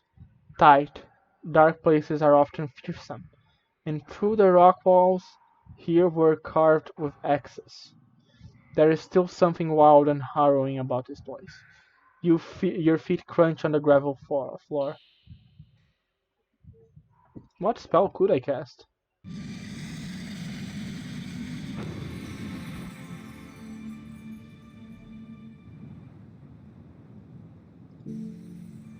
Hot. You cast your creating a fireball in your palm that fills the mine shaft with light. Looking ahead, you see that the passageway splits in a T-junction, with turning left and right that lead away and downwards into the mine. But then, approaching up the left passage, you see something, huge eyes and clawed feet. Then it growls, with hot malicious rage. It is rushing towards you.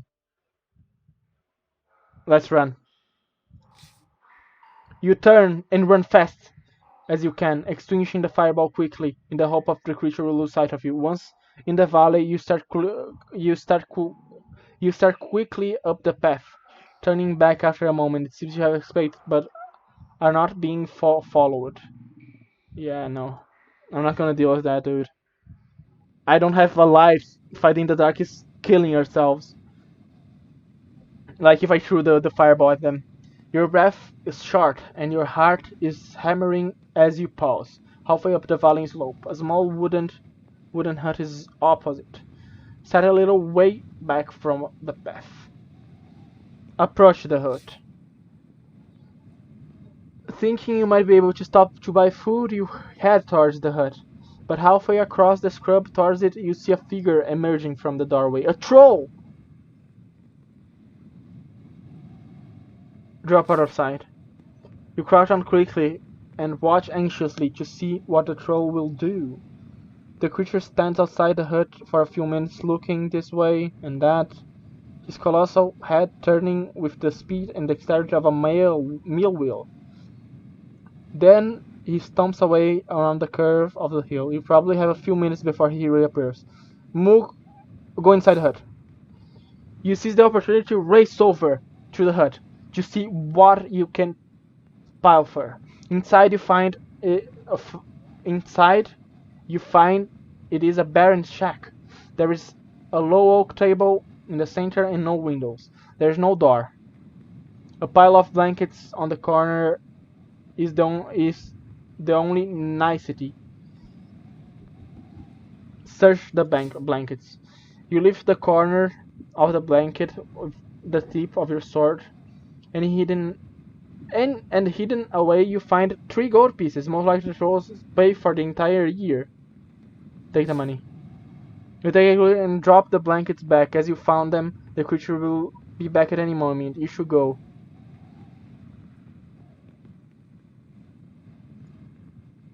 Strong beast, acting faithfully to be depended upon.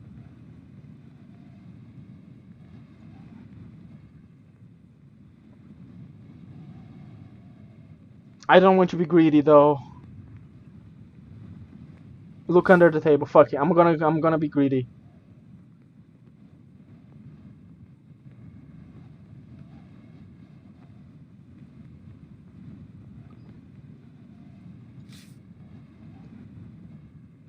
Fuck!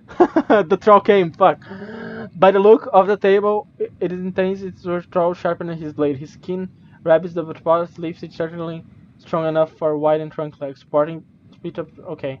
Suddenly a shadow falls across the entrance. The troll has returned, roaring with anger. He raises its sword.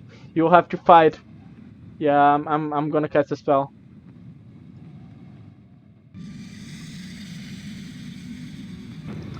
You guys, do you know what giant trolls have? They have giant noses. And you know that I may or may not have a spell that that let me get it. Nif. I have this spell because I have my nose plugs. So let's give him the stinky. Let's do him a little nif. I think it will work. Do we have N? Fuck, we don't have N. Fuck, we can't do nif. We can do pop though. Let's pop him. Pop that bitch. Creates explosions. Requires pebble. Pop him! You cast your spell across a pebble and then fleeting it at a troll. It explodes in a shower of sparks, knocking the creature on the floor. Throw another. Yes. You toss another pebble at a troll, which explodes as it reaches it. When the smoke has cleared, there is no troll anymore. We've evaporated the troll with freaking explosive pebbles. Search the troll's hut. With the troll that you quickly complete yourself. That's so broken. We just actually used grenades against the troll. What the fuck? With the troll dead, you quickly complete your search of the hut, but you find nothing more of interest. Then you slip out and continue your stay. Sure, right. I love it. And the troll is freaking gone. I love casting spells. Another hour passes as you finish the climb. With the sun starting to hang heavy in the sky, you reach the top to meet with the other end of the rope bridge. Look back at bridge. It may look stable, but is undoubtedly a death trap, set to put travelers from their gold and from their lives. You continue on down slope and the evening draws in. Head for the town. Some way down the hill, you stop for a rest and sit on a boulder to survey what lies ahead. The path leads downwards, and at its foot, cradled between 3 peaks, is a village, and quite a large one at that. Behind you, the sun is falling rapidly into the hills. It will be night soon. Approach the village. Your heart swells. A village might mean the chance to restock on provisions. You hop down from the boulder and make your way forward. When an overhanging branch touches your face, and you hear a lively chirping, turn around. You quickly turn around. Hovering by your shoulders a small creature, the size of a bird. It is childlike but very thin, with green skin, and it fleets around you on transparent wings. It seems friendly enough. It even lands on your shoulder. It is tiny, clawed toes pinching it slightly. Talk to it. Greetings, little creature. And hello to you, the creature replies cheerfully. My name is Jan. What are you? The creature does a backflip and gives a low bow. I am Minimite. Pleased to meet you. I'm a Minimite. Pleased to meet you. It reaches out a tiny hand and shakes your earlobe. What do you want with me? See the village? The creature replies. The creature replies. Last time I tried to go through, they told me I wasn't welcome, so I wouldn't mind some protection. The creature starts hopping up and down. Come on, it grumbles, impatiently. Let's get going, can't we?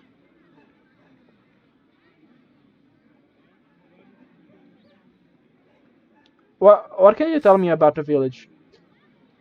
You point down to the village. Is it safe? That's Britann. Hang on, let me read the name before I pronounce it wrong. That's Biritantri. Fuck, I pronounced it wrong either way. And it's very safe. It's the largest village in the whole of Shanmuti Hills. Every traveler who comes this way spends at least one night there, so it's a little bit expensive, especially for minimites, but pleasant enough. I can protect you. The creature kisses your shoulder gently. It's like having a spider trying to burrow into your skin. The creature fleets to your other shoulders once more. You're not in any hurry, are you? It observes. Do you want to sleep out in the rough?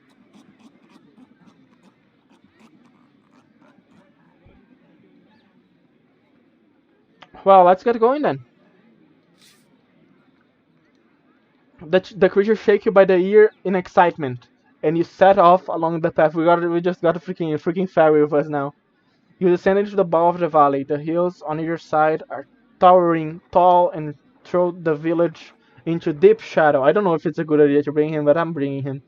It would seem a very gloomy, threatening place, but from the streets come the distant sound of laughter and merriment. Enter the town. You continue along the path, the sounds of festivities grow louder. It's almost spooky here in the shade of the valley and after so long on the dire road. The people in this village seem to be enjoying themselves. See? The Minimite on your shoulder remarks. I told you it was a happy place.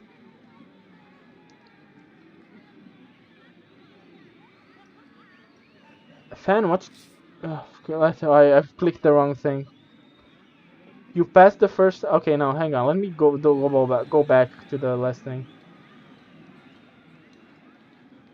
Yeah, rewind. Yeah, Fan, what's going on? Jan, what's going on here? Are they bewitched? Jan shakes his head. No, if there was magic, believe me, I'd know. This is the festival of the young. What's that? Well, take a look. Jan waves a little hand around the village.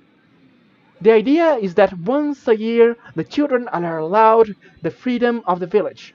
It is a time of great fun and lots of pranks. It becomes quickly obvious what he means. You pass the first few buildings, where you find a number of children sitting in the streets and drinking ale from deep mugs. Further on, a young boy is holding an old woman over his knee, and and is spanking her. On the other side of the street, a group of boys is fighting outside the hut with a sign that reads Galandragor's Tavern. It is all complete. What the fuck? Why is that a freaking kid spanking what the fuck? Hopefully it's not that type of spanking. But like I don't know. I'm not gonna talk about this. What the fuck? Rescue the old woman. You stride over to the boy intending to rescue the woman, but as a sight of your manner and sword, the boy puts her down and gets to his feet. And what are you about? He demanded. I am the leader of this village for today, and I say get to bed. I will laugh at this child. I will laugh at this child. Laugh at him. You laugh at the boy. He's quite clearly enraged and lets up a hollering cry. Yeah! Suddenly there are hundreds of children around you, and not all beggars, but well fed and armed with sticks and pitchforks. Jan is making his noise in your ear. You better run from it. Run! Run! Swallowing your pride, you turn and race out of the village. The children follow, standing by the gates and waving their improper weapons. Well, Jennifer sniffs. You're quite a warrior, aren't you? You know what? I'm gonna fight them. Oh no, oh. I'm a horrible warrior. I need to stick with my stuff. Oh, oh my god, you're okay. No, I messed it up.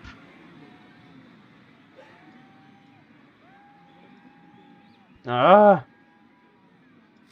Yes, let's select.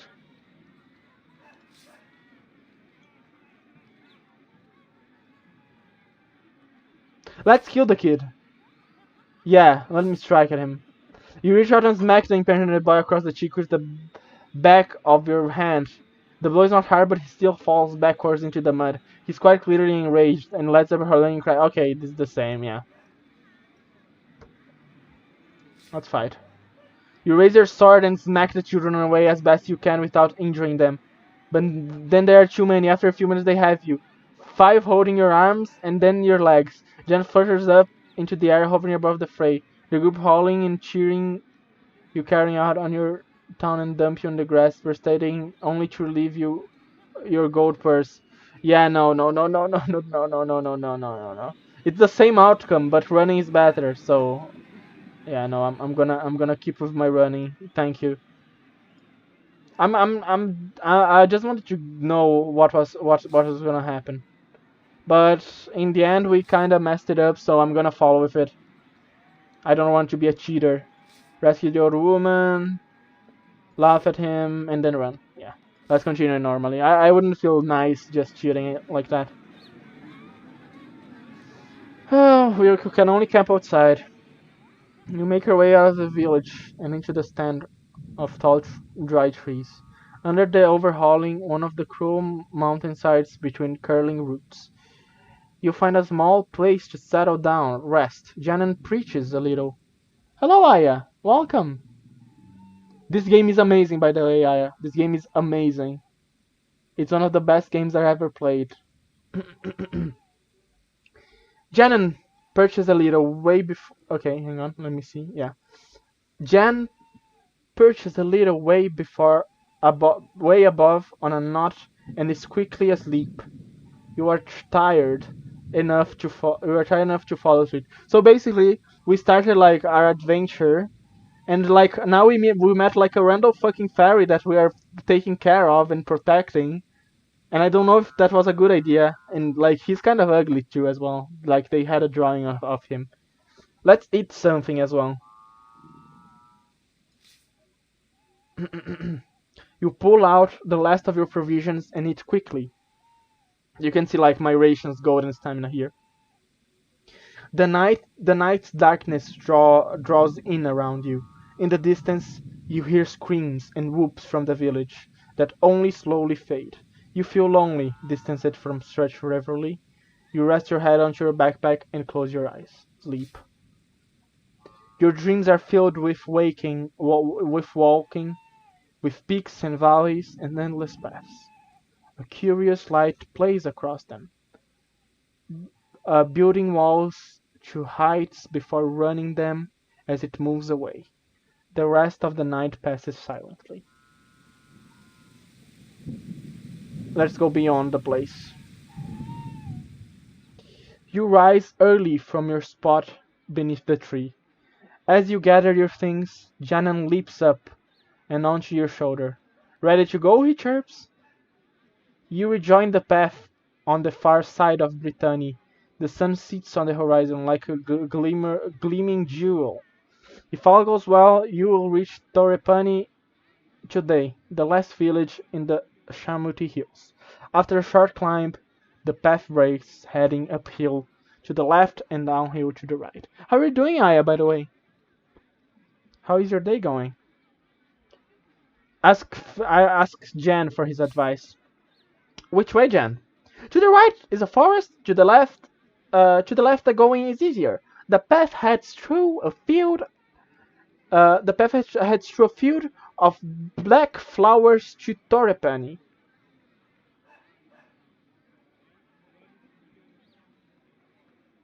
What else do you know? You demand suspiciously. Nothing, protests the creature. And that's a fine way to talk with your and that's a fine way to talk to your guide. I'm not charging you for my advice, you know. You'll get no more from the creature. With Torrepani so close, it hardly matters which way you go, surely. I think let's go to the forest. What is this? Go left or go right? I mean, we're almost at Torrepani. Oh fuck, I clicked out of the thing. And then we're in Carre.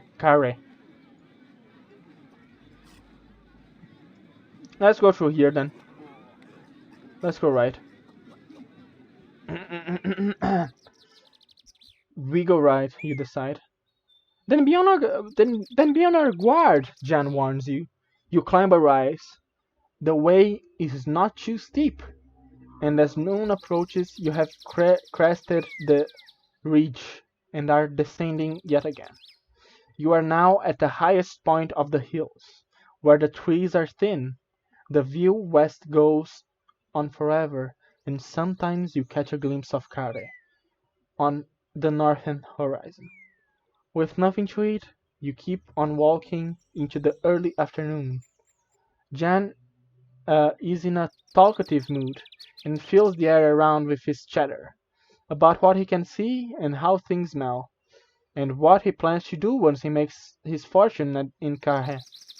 It's enough to make you wonder if you could sell him as a companion to a blind old lady somewhere.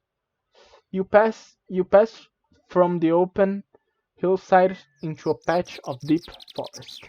Quite suddenly, Jen falls quiet and hisses in your ear. Stop! Stop now! Why? Because, insists the creature in a tiny voice. Because something's following us. You come to a dead stop.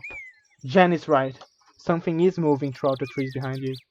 A moment later, a point of steel has emerged from the darkness between two trees and touches your neck. You've seen me, whispers a voice. I know it.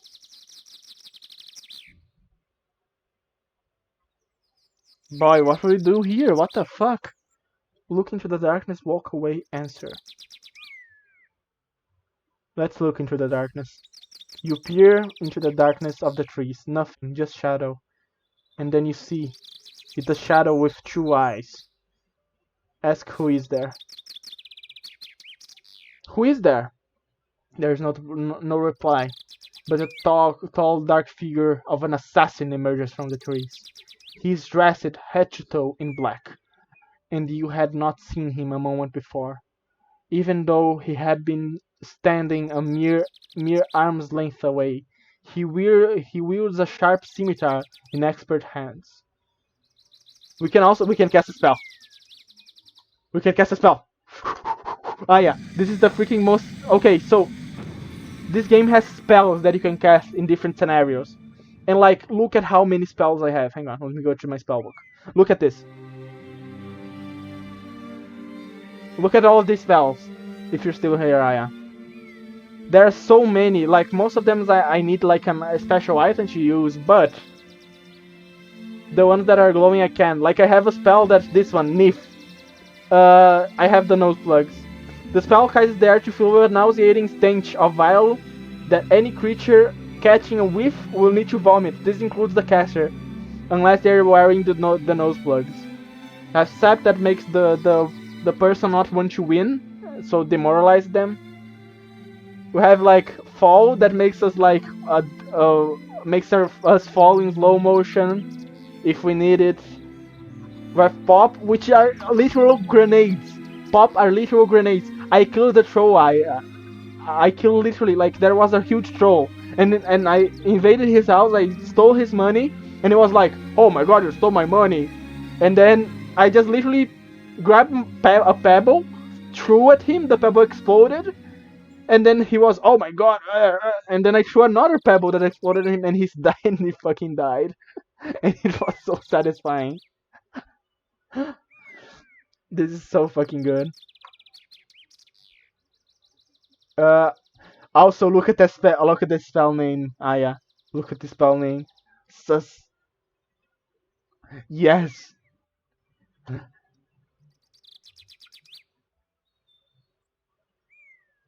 We can.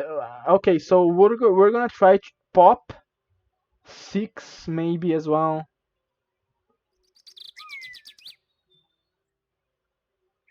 And if let's see which one we can cast. Cast a spell.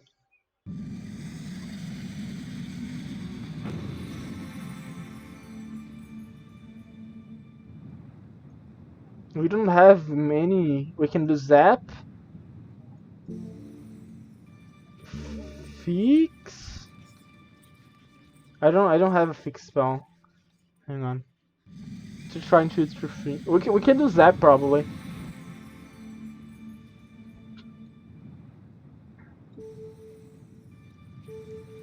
Walk makes people dumber, right?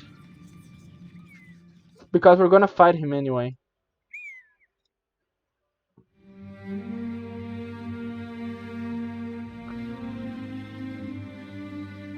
What does walk do? Oh, walk is a shield.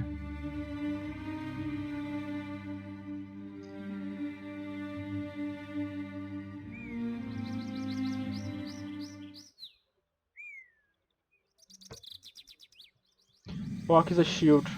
We spend 1 gold though.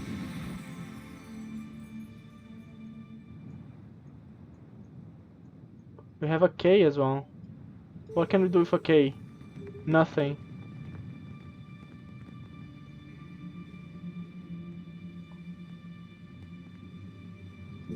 Z we can do zap, yeah. But let's go with walk then. Let's make a shield.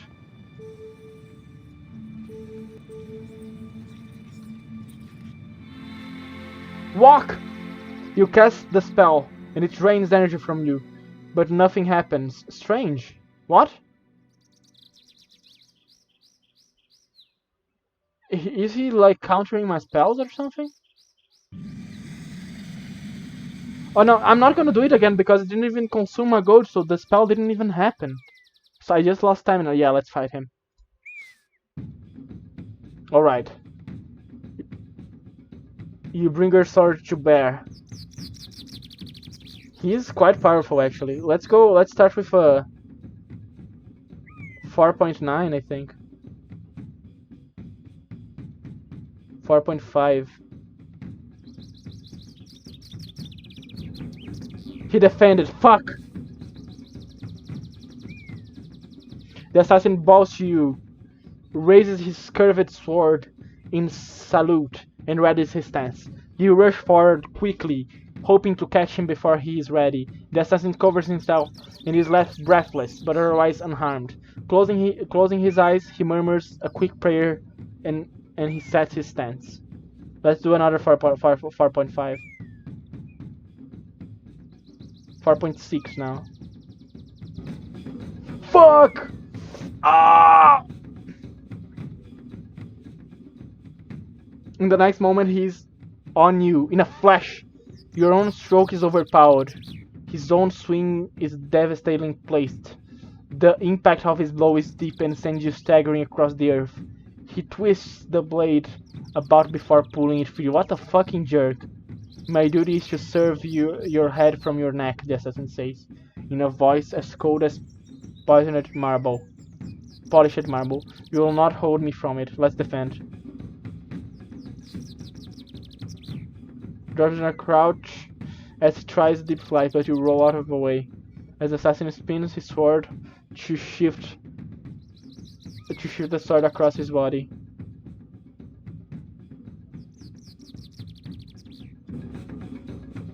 What the fuck? I spent all my energy on that. Time to attack, you rush forward with a deep, heavy slash. But the blow you land is only minor because the assassin has adjusted its stance swiftly. You will die out here, he tells you. His tone is like ice. Defend. I think he's going for a low blow next time. You whip your defenses and he attempts a heavy cut.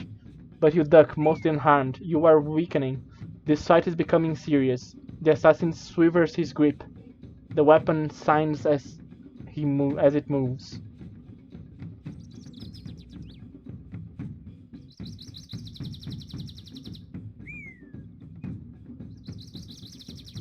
Let's do a side swipe.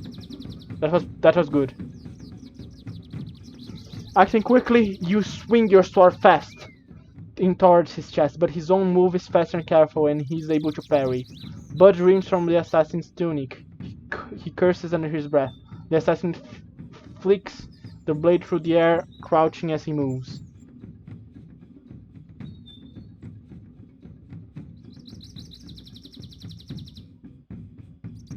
Oh my god, his stamina is really, really low. He can't do shit. Let's go with 2.3. Yeah, his stamina is really low. He's gonna die. The trees watch as the battle unfolds. Relentlessly, you cut and thrust, keeping him pinned. You slash violently across his chest, but his own strike is defensive, and he turns away most of the blow. The assassin's breath is coming in short gasps. He closes his eyes for a moment to steady himself. I can't guarantee you a simple death. His eyes are merciless. Does he have like a super attack ready? Let's defend. Yeah, let's defend this one. Okay. You edge block, okay, but you drive one side mostly unhurt. The assassin laughs apprehensively. Your body to paint the earth, he says. His eyes are merciless. Let's do a powerful last blow on him. Cut! Yes! Leaping into action, you swing a masterful swipe. He's off balance and moving slowly, and the blade goes deep. He turns and tumbles, releasing his sword as he topples. I am not so proud as to not admit when I am beaten, he groans. You may finish me if you choose, but if you do, do me an honor and use my own blade. Yes, I will do that for you, my enemy, my friend. The assassin is not dead, but lies on the finish him and search his body. Yep. With a single blow, you finish the assassin. He dies with his lips pursed in a silent prayer, not cursing you, but commanding his own soul to a better place. You rifle his body and a measly 3 gold pieces, then continue on the path of the woods on your dusty hillside. Onto a dusty. Jan, for a brief while, says nothing. Perhaps he's shocked, but the blissful silence doesn't last long.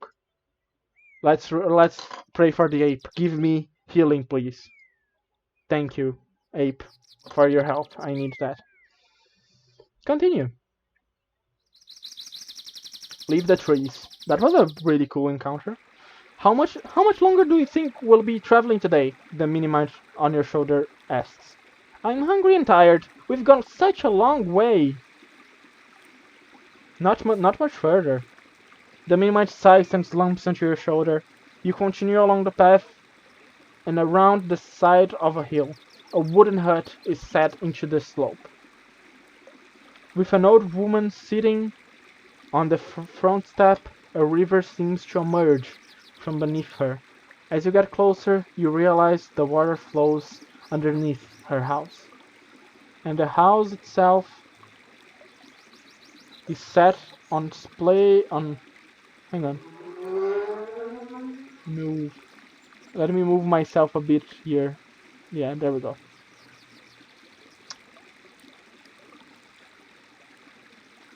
And the house itself is set on splayed struts like an insect straddling the water course. A few paces from the front of the house, the water plunges over the edge of a sheer cliff and disappears. Greet a woman. Greetings, you call. The woman looks up at you and smiles. Come over here, won't you? She calls. I can barely see you. Let's approach the woman. You approach the old woman. She smiles a toothless smile and gets up from the step. Come in, please, she beckons.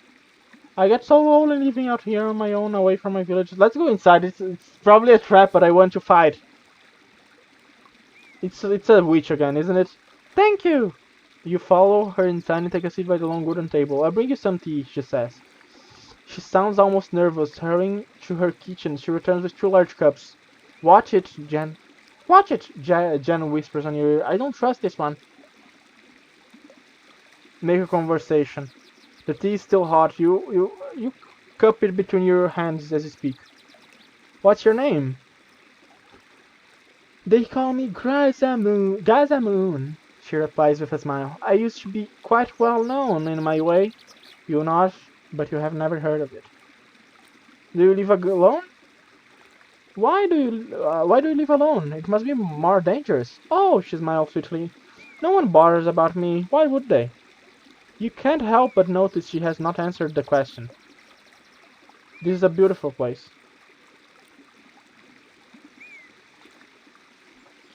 Uh, this is a beautiful place, you remark, watching the river outside the door, plunging away over the cliff face.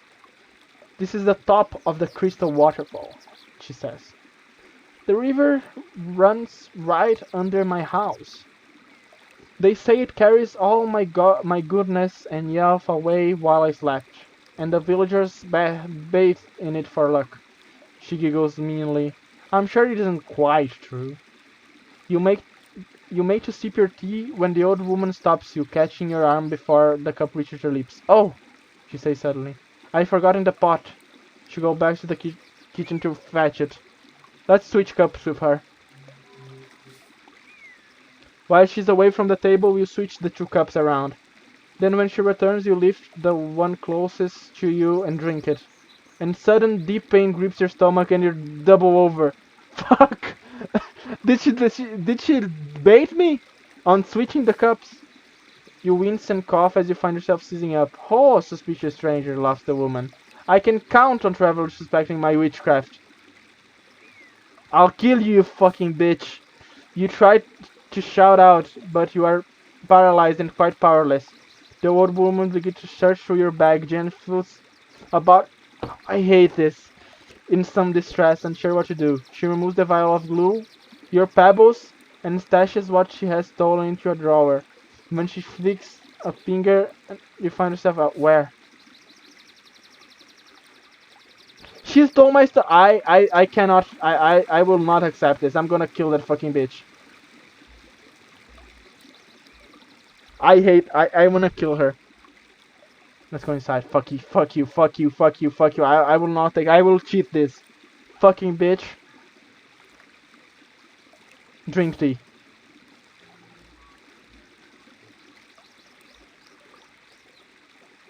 Drink my tea. You lift her mug, blow away the steam, and take a sip of the old lady in return. The old lady lifts her own mug and takes a deep gulp. Your own tea is generally refreshing. Then she splutters and coughs and grips her side. Wait. You sit back and watch to see what will happen. She's trying to smile, but the pain is clearly quite severe, stumbling and almost falling. She staggers to her kitchen and gulps down another drink. When she returns, she seems much better again. I'm not as young as I was, she explains. All the same, she pushes her tea to one side. But tell me about you. You're a traveler? That's so fucking that's so fucking funny. Okay. Yes. Yes, that's right. I'm going to carry. How wonderful! Such a delightful city, the dear answered. Tell me, on your journey, you didn't happen to come across an old man, did you? An old man. Yes. Yes, not just any old man, she insists. This one was carrying a page from a spell book. Shake your head. No, I mean, I met no one. Really, that's a pity. She seems to think that for a moment, then adds. But do you have anything of magical nature? I'm pretty sure if I say yes, she's gonna steal it. Say no and leave. No, too risky to carry. You understand? I suppose so. She replies through gritted teeth. You get to your feet. Thank her the tea. Thank you for the tea. She waves your go on your way. You step back and path gingerly alongside of relief. You know she was one of the most powerful sorcerers in the hills, he whispers. And I could smell it on her. You're lucky you got away alive. I kinda cheated, but wouldn't take that bullshit, dude. You shrug, a harmless old lady, or so she seemed. Ah,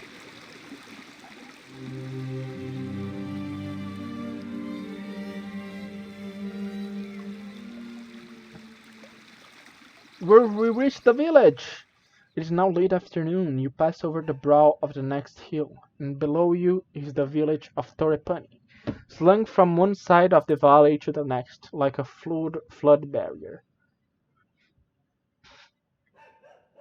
Approach it. Still, there's no way around it, and it's too large to destroy with a fireball. You will have to go through.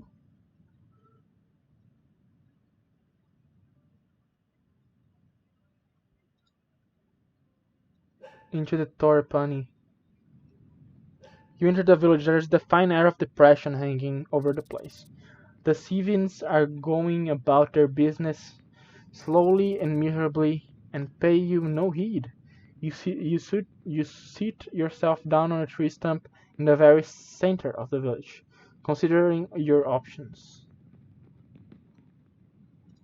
Hang on, let me just check something really quickly. Yeah, okay. Be back. Let's make contact with the villagers first. You spy a group of Sevians sitting outside a low hut, and you walk over and sit yourself down. They are discussing a friend, apparently killed in the night by an assassin-covered blade. I met this assassin,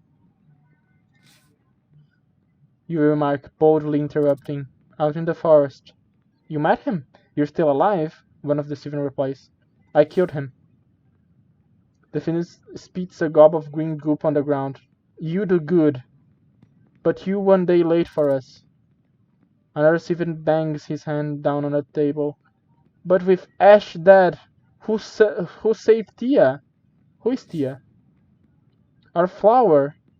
The Steven who answers wipes a tear from the corner of his eye, scratching himself painfully with an uncut fingernail. Tia is Chief's daughter. The other Steven says. Ish was to save her. Now Ish not alive, so Tia soon not alive. What happened to her? Goblins! They sacrifice! Sacrifice! He's unsure of the. They sacrifice! Sacrifice? He's unsure of the word. So Mimi's a gesture like a stabbing downwards knife blade. Yes, sacrifice to great cave demon. Trouble is, another says, our village die if chief line end. Tia is end. So if end ends, we end. All very sad. Very sad, they all agree. Who you? One asks suddenly, as if only just thinking of it. He prods you in the chest. Warrior, sorcerer. I'm a sorcerer, not a warrior. Sorcerer. A sudden glimpse and enters the biggest one's eye. Great sorcerer. I do my best. Best is good. Make. Tifa. He signals to the others, who are quickly on their feet. big hefty arms swinging for you.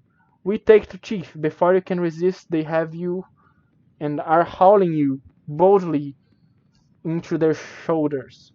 Jan clings onto your shoulders, refusing to be shaken free. Wait and see what happens.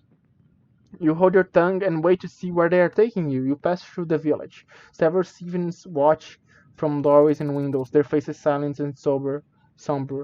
A few murmurs blessings or maybe curses as you pass. When you reach the low hut on the edge of the village, you are sat down carefully. The door is slammed and locked. A moment later, it reopens and your possessions are thrown inside. You quickly look through them, but everything seems to be in place. Wait to see what happens. No, let's try and sleep, actually. A few more minutes pass. No more figure they will probably now wait until daylight. You put your head down to sleep. They aching in your empty belly gnaws at you with glee. Your dreams are filled with grasping hands and long dark nails scratching at your flesh. And however much you toss and turn to the floor, you cannot quite get them out of your mind. Daybreak. Are we gonna save the princess? You are still alone. An hour passes before you hear any noise outside. And then the door of the hut opens. Your 5 civilians come in. They drag you roughly out and across the streets to another hut, where an old man with gray hair sits. He is wearing outlandish, colorful robes. My name, Procels, Chief. He slaps his chest twice. I apologize. Then he bows, brushing the dust on the floor with his. I mean, he's probably like really desperate, right? He needs someone to save. Alright, apology accepted. The chief nods. He waves to a menial who brings in a bread and milk. Eat it, yes. Thank you. Methodically, you bolt down the meal. It does not seem to be poisoned, and it nourishes you. Yeah, I figured so. They want my help. They would feed me. I need food. I need food. I am really hungry, please. The bowl is removed, and the chief squats down in a pool of cloth. Jen cowers under your own cloth, hoping to go unnoticed. I have need of you and your strength. I will kill you, imagine. Tell me. The chief nods. I shall. My daughter, my child, she's taken, offered to a terrible demon below. Goblins. The chief spits at the word goblins. He shakes his head as tears well up in his eyes. We never friends, but we never enemies like this. I not understand their hate. Why they care about demons in caves? I will save her. The chief wipes away a tear and a clawed finger. He gestures to the other Svins, who still talking, who still taking no chances, grab you by the arm and haul you to your feet. A crack in the ground. Let's fucking go. Let's fucking kill the goblins. I love some goblin killing. You are led along a short pathway through the forest to a crack in the ground. One Svin has brought a rope and another a basket. They are preparing to lower you down to the pit of the earth itself. Take the adventure. You wait until they are ready. Then they step back into the basket. The chief nods you with respect. Watch the darkness, he declares as they start to lower you down. From your shoulder, Jim murmurs, we're in trouble now. He shivers. You don't realize. You can't use magic with me around. What? And I'm not going in. Fuck you, Jan. That's horrible. That's why the magic didn't work against the assassin. You hit the floor with a thud and peer into the darkness. Your eyes can make out nothing but a slight breeze suggests endless space in any directions. You are blind, helpless, trapped. Something clatters to your feet from above. One of the civilians shouts something down to you. Feel around the ground. Fuck! I can't. I don't have light. Oh my fucking god, Jen, you fucking bitch, dude. Now I'm fucking stuck on the. Oh god, this is horrible. This is fucking horrible. This is. I'm gonna die. Am I not? You crouch down and feel around your feet until your hand closes on the base of something. You pick it up. It is a dry wood torch. Something else falls from above. Oh, they give me a torch. Thank God. And strikes you in the head. Tinderbox, calls the voice. Feel around for the tinderbox. Rubbing the bruise on your head, you reach down and find the tinderbox. Light the torch. You strike a light, and the torch blazes into flame. Let's go! You can see you are in a large cavern, wide and deep. At the far end, passageways disappear to the left and right. Through an uneven rockfall at the far end of the cavern, you hear a murmur.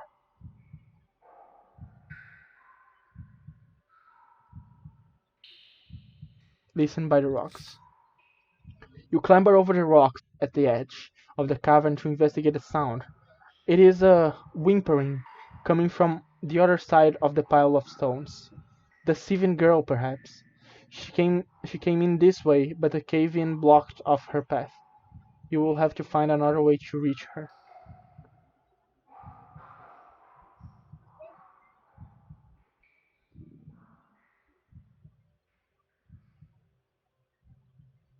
Mm-hmm. Okay, let's go. Let's go right because right is right. You turn right, creeping slowly forward. The passageway slopes down a short way, then ends in T-junction. T-junction. Two stones are stacked on top of one another against the wall here. Examine the stones. There's nothing special about the two stones except they happen to be on top of one another. Let's go left. You go left. There's a cave system. Here the cave system widens. Pendulous stalactites hanging from the ceiling as if about to fall and skewer you into place. You skirt between them, following a thin, safe path until a side passage opens to the right.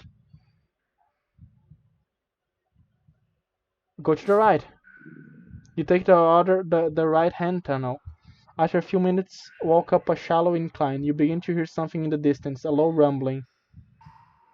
Yeah, let's turn and run. You turn and run, not fast, but not fast enough. The rumbling gets louder and louder until you look over your shoulder to see an enormous boulder rolling speedily down the tunnel towards you.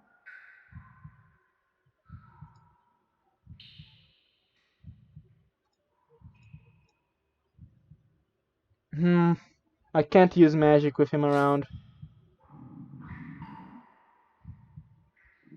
Find a gap to squeeze into, please. You in a tunnel and reach to press your body. There is one! You dive for it, but it's a few inches too shallow. What's my fate? You have been crushed and fuck. Yeah, we have to restart. Okay. Damn, we didn't beat it. Well, let's go left. Let's go left this way. This time. And creep slowly into the darkness. Ears straining for the sound of approaching tread. But all you can hear is Janice quite whimpering. The passage rises up a gentle incline. At the top, a thick crystal seam glitters in the torchlight, and the tunnel ends in a T-junction.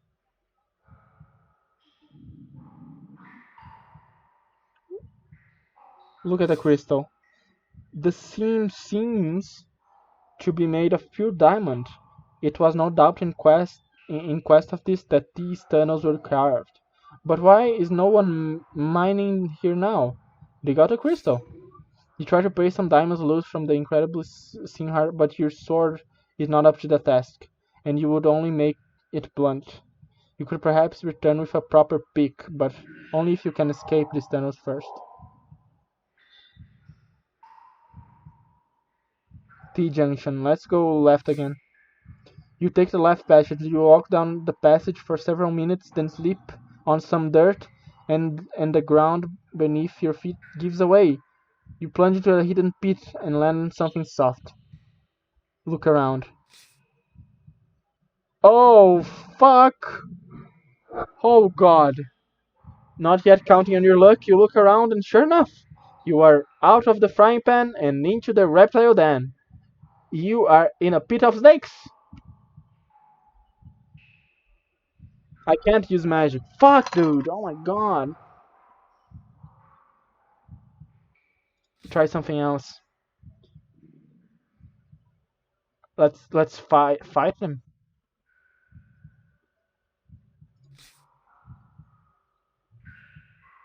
Yeah, I'm dead. By 100 snakes. Holy shit, this is hard, dude.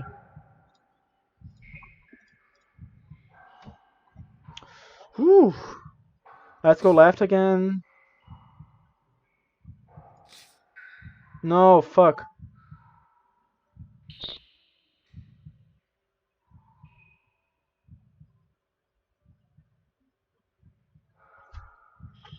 I think I messed up.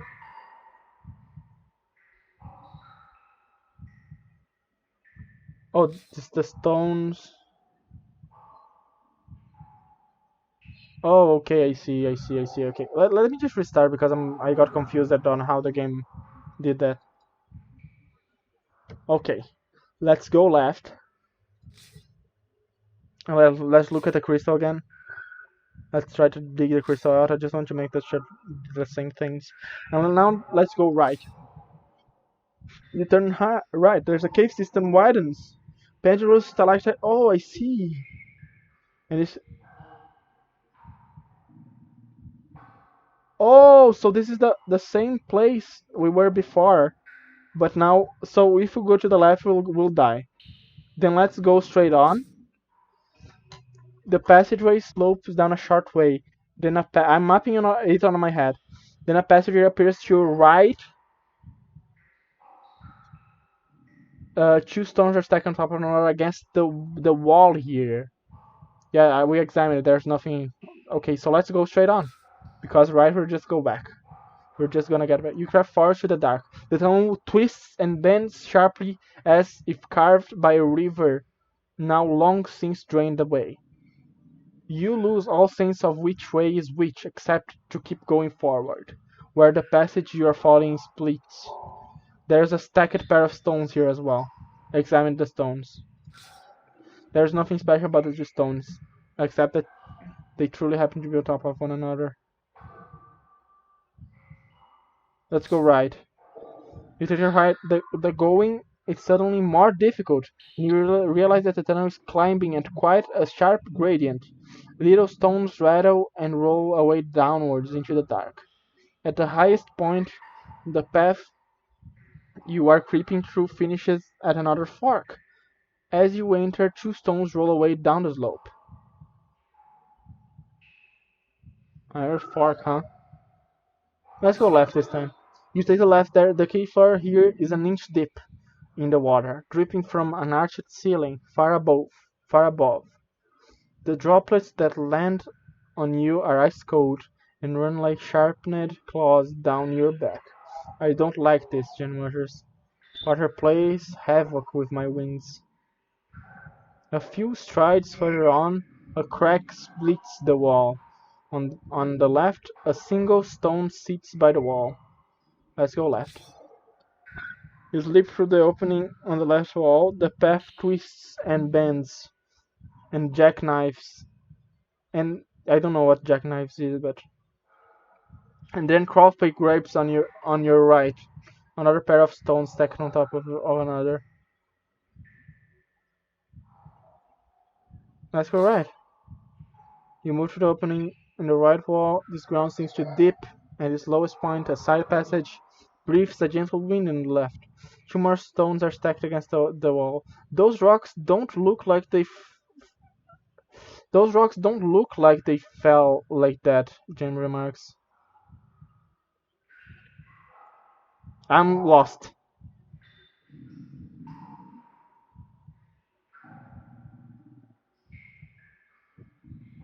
Let's go straight on. You move on. Maybe the rocks signify that I'm going the right way. So each time I see those two rocks, if I don't see on the next room, I need to come back. You move onwards along the tunnel. You are back in the chamber of stalactites. Perhaps it's the same as you visited before. Then the passageway is on your right. Turn back.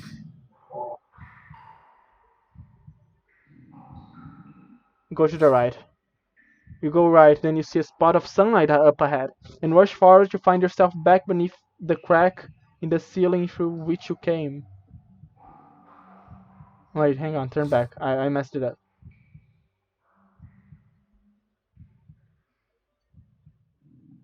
Go right. You turn right, the path twists and bends like jackknives, and then there's a split. A pair of stones on top of each other by one wall. Let's go right again. You take the right hand tunnel. The passage climbs steeply and branches once more. Turn back, and then go left. You go left, the tunnel drops down. You've been here before. The side passage splits the wall on the left. Couple stones by. Okay, turn back. And now we go left. Yeah, I just messed it up. You take the left passage. You splash through water which drips from the ceiling, making your torch hiss and spit. Ahead of the camera flickers the torchlight and splits left and right. There is a stone here. Maybe we're getting closer. I don't know. I'm confused. I'm lost. Help me. Oh my god. Go left, go right. Let's go right. You squeeze through the gap in the right wall. Passage rises until a high point where the passage goes up right. You have definitely been this way before. Let's turn back.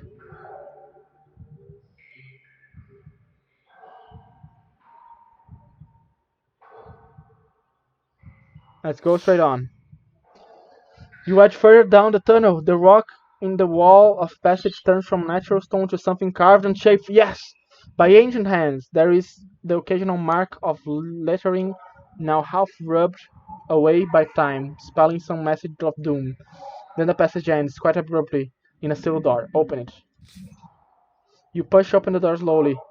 Then a catch clicks, and some ominous rumbling starts. Behind you, a wall is rising from the stone floor to seal off your escape. Jen squeals in alarm. What have you done?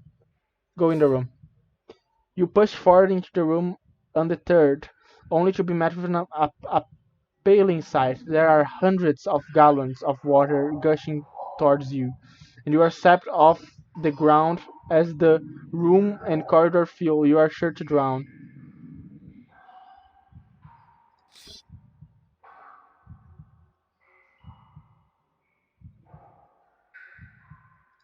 I can try using magic, maybe.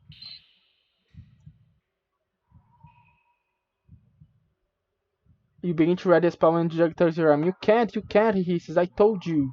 You can't use magic when I'm around. Cursing him, you try to think of another option, and fast.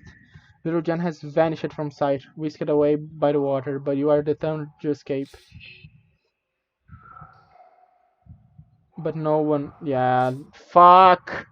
This is hard, dude!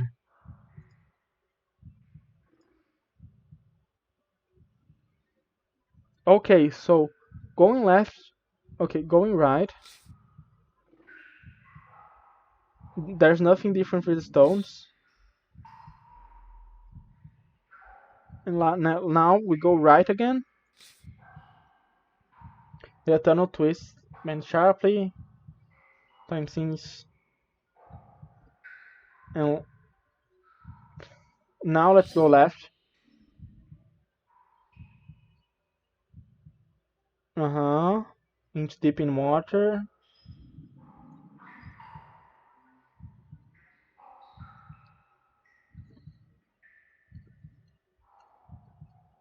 A single stone.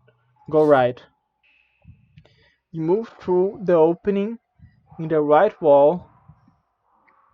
On the going is suddenly more difficult, and you realize the tunnel is climbing quite a high sharp. Little stones rattle up. Okay. As you enter, two stones roll away down the slope.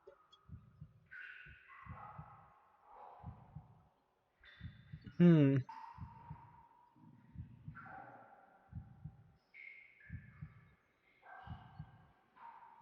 Let's go right. The past twists and bend jackknives and are part of. Oh my god, there's so many stones.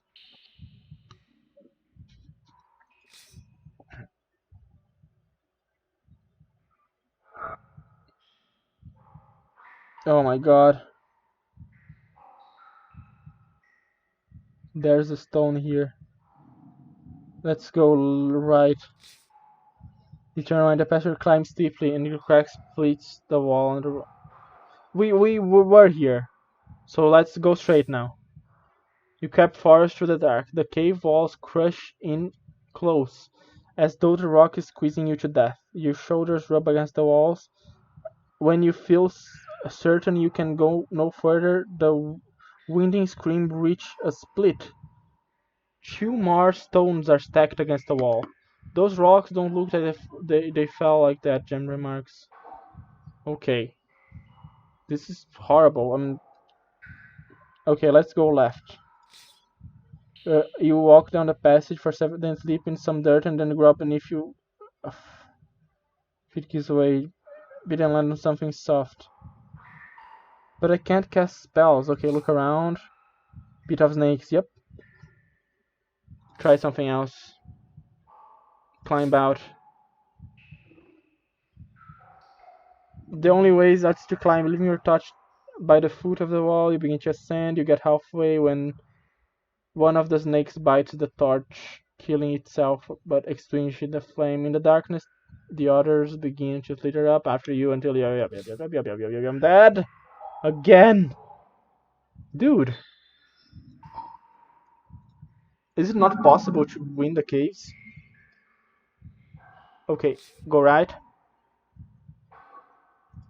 Examine the stones. Go right.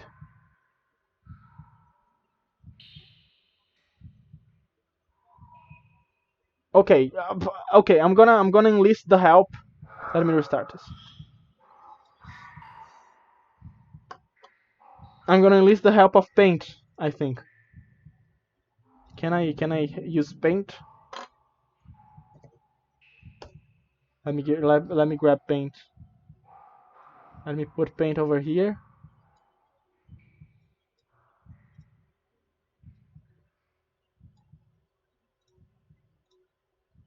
Um, let's add.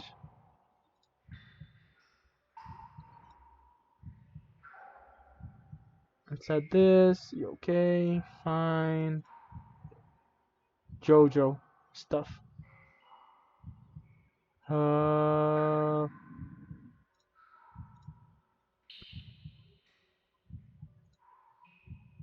I did it.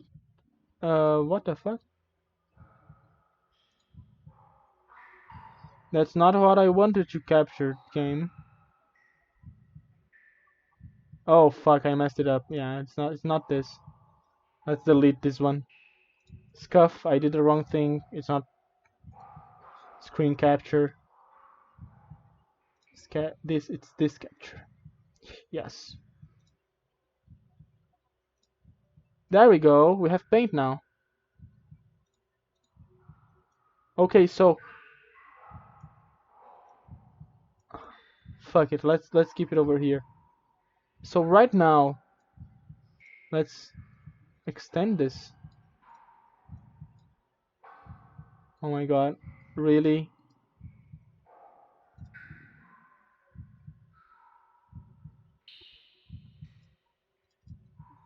Let's do like 200. Now we can do this. Okay. So when we get in, we have a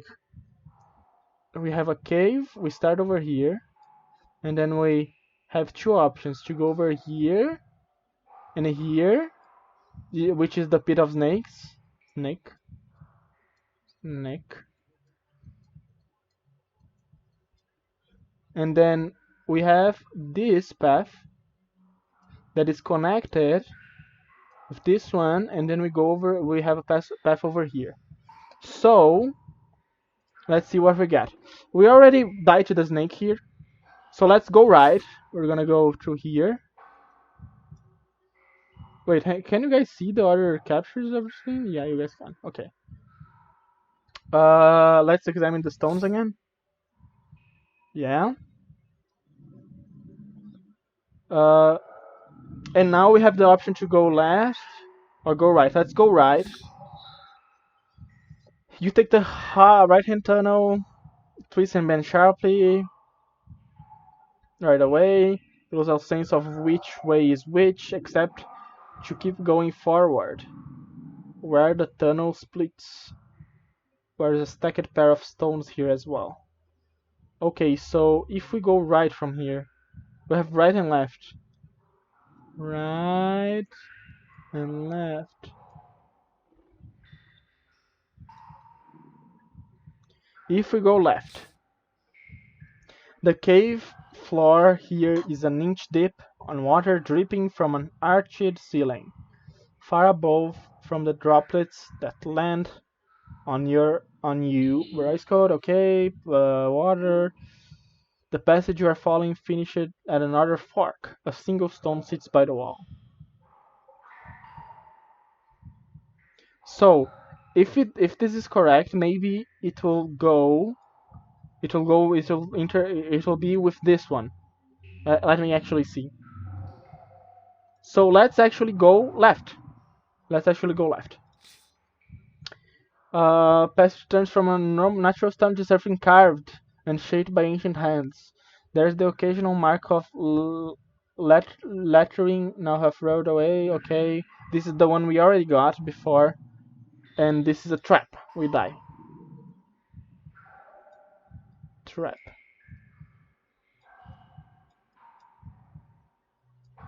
Trap. Go back. Now we're back here. We're back here. And now we have to go straight or go right. Let's go straight because that's not where we came from. Oh, I freaking clicked go right. Hang on. Go right. You go right, going suddenly more difficult and realize the tunnel is climbing at a quite sharp gradient. Little stones roll away downwards into the dark. At the highest point, a crack splits in the wall on the wall of the right. So we have a crack to the right, which is this, and we can keep going forward.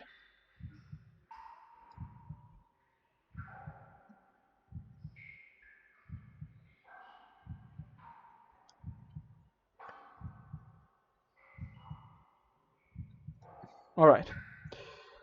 Let's go to the right. The path twists and bends like jackknives and the crosspace scrapes on your left. Two more stones are stacked against the wall. Those rocks don't look like they fell like that.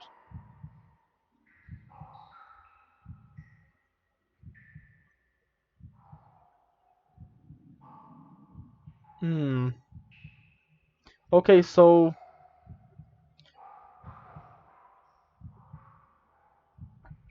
a crawl space on my left. So I'm here, my left would be here. And I can go forward. Forward? Yeah.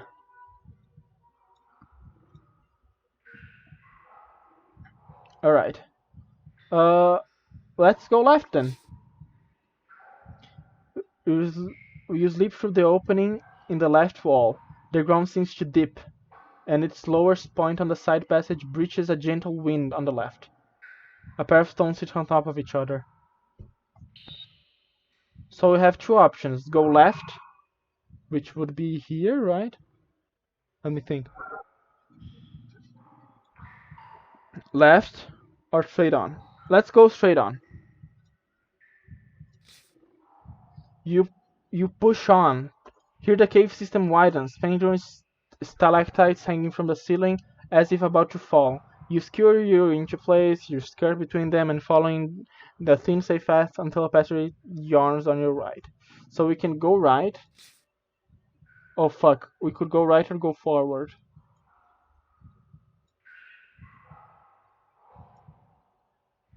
You take a right-hand tunnel. After a few minutes, walk up a shallow incline you begin to hear someone in the distance, a low rumbling. Oh, fuck. So the low rumbling is from over here, I'm pretty sure. Yeah, we're dead here. I'm trying to figure this out, dude. We're gonna beat this. We're gonna beat this freaking cave. I don't care if I'm using paint. I'm doing my best. I'm thinking. Okay. Yeah, we'll have to wait and see. This is death right here. We went straight, right? No, we went right.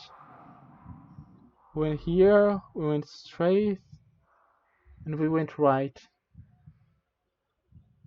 Oh no, I pushed on. I went here. So here, boulder. Boulder for sure. Bold. It is death.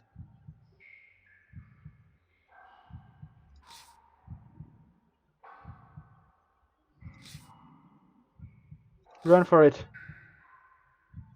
My fate is death. Yep.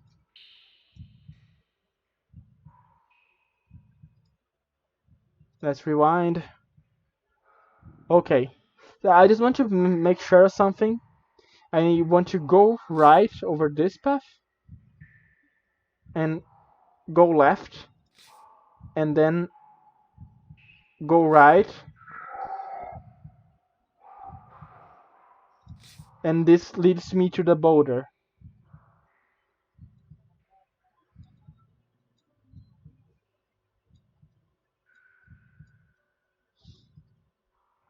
So this might be connected actually.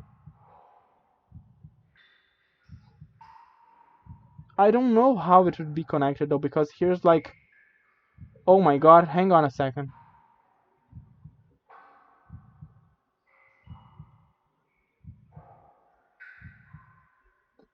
Hang on a second. Okay, I'm trying to figure something out here really good. What the fuck?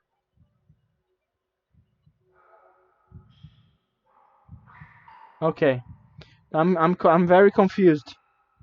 I am very confused.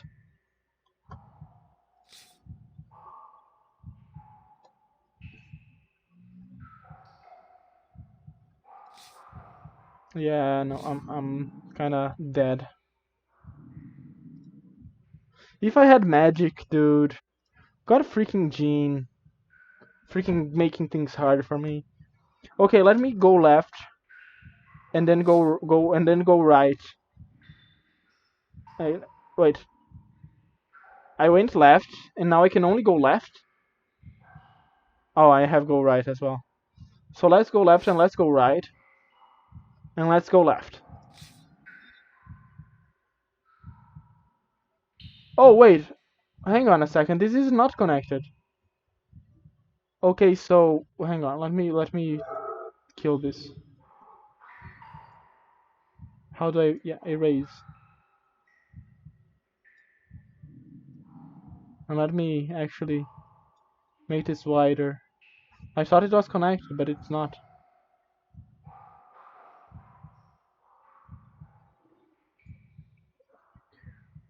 That's weird though.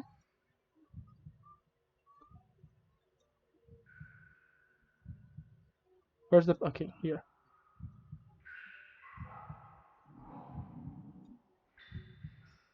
Snake.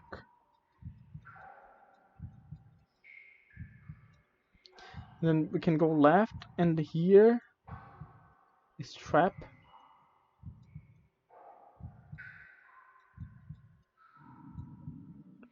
Okay. Okay. Let's turn back. Oh no, hang on. Oh, I'm dumb. Hang on.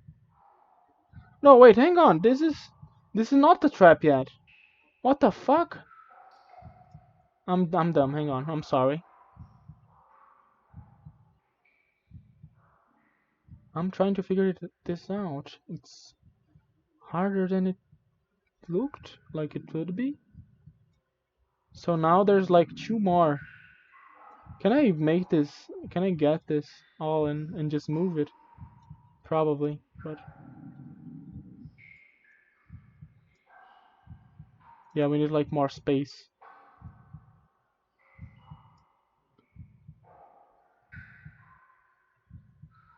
So there's a left and right over here as well. Oh boy! Left and right.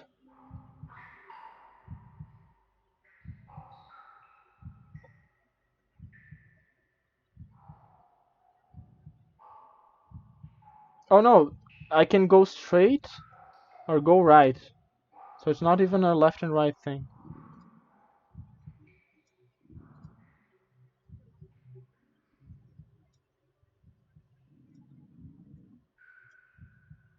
Well, it's because I assumed. I don't think this makes the map will make sense at all, though. Now that I'm thinking about it, let's go straight then.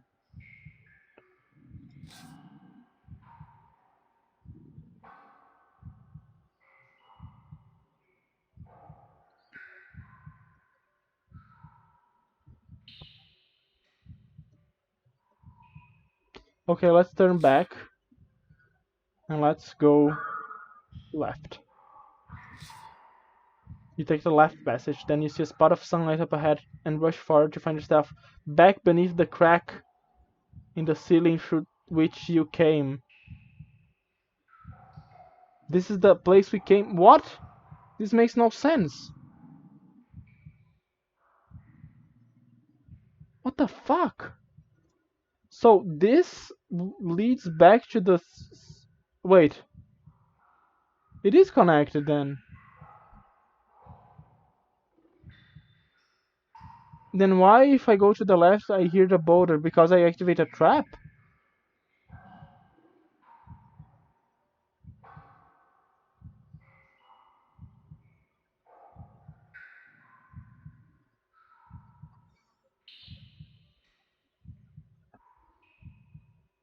Hang on, let me just retrace my steps.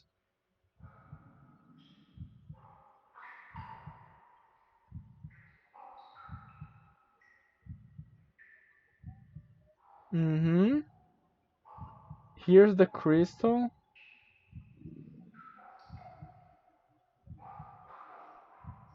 Here's the crystal. And then we went left. And here we found this. Oh my god, my head.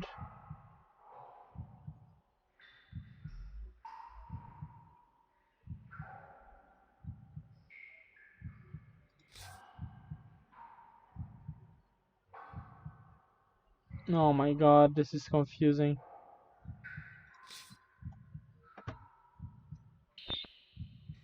Yeah, I'm dead again. No! Why?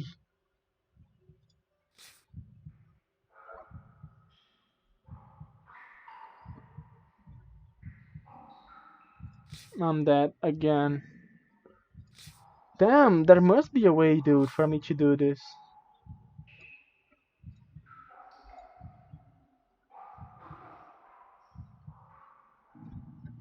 Hmm. Go right. Go left and go straight.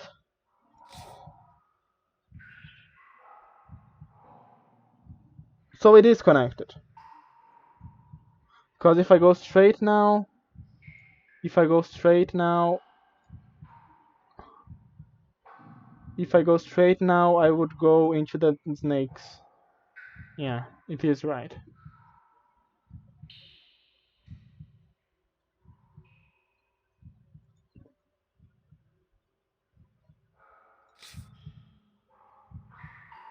Go straight.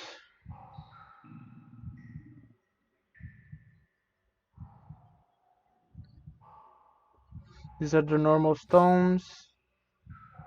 And then we go straight. And then now let's go to the unexplored right path.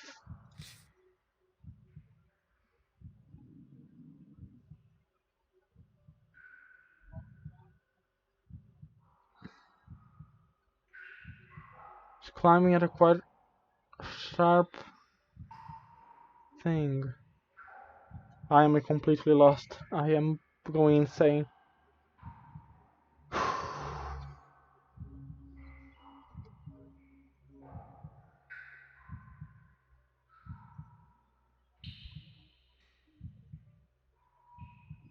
Oh, this is another fork though. So we can go right and left.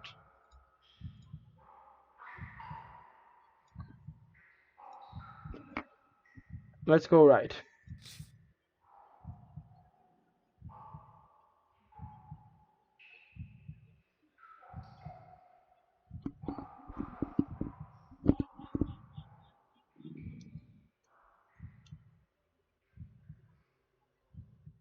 There are another left and right.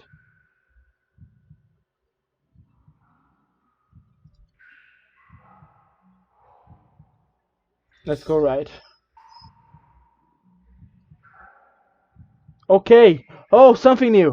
You go right. You follow the passageway when you hear an echo of whimpering coming up the corridor. Your torchlight falls across a frail shape. Hiding in the shadow is the young Steven girl, stacking stones into hundreds of little towers.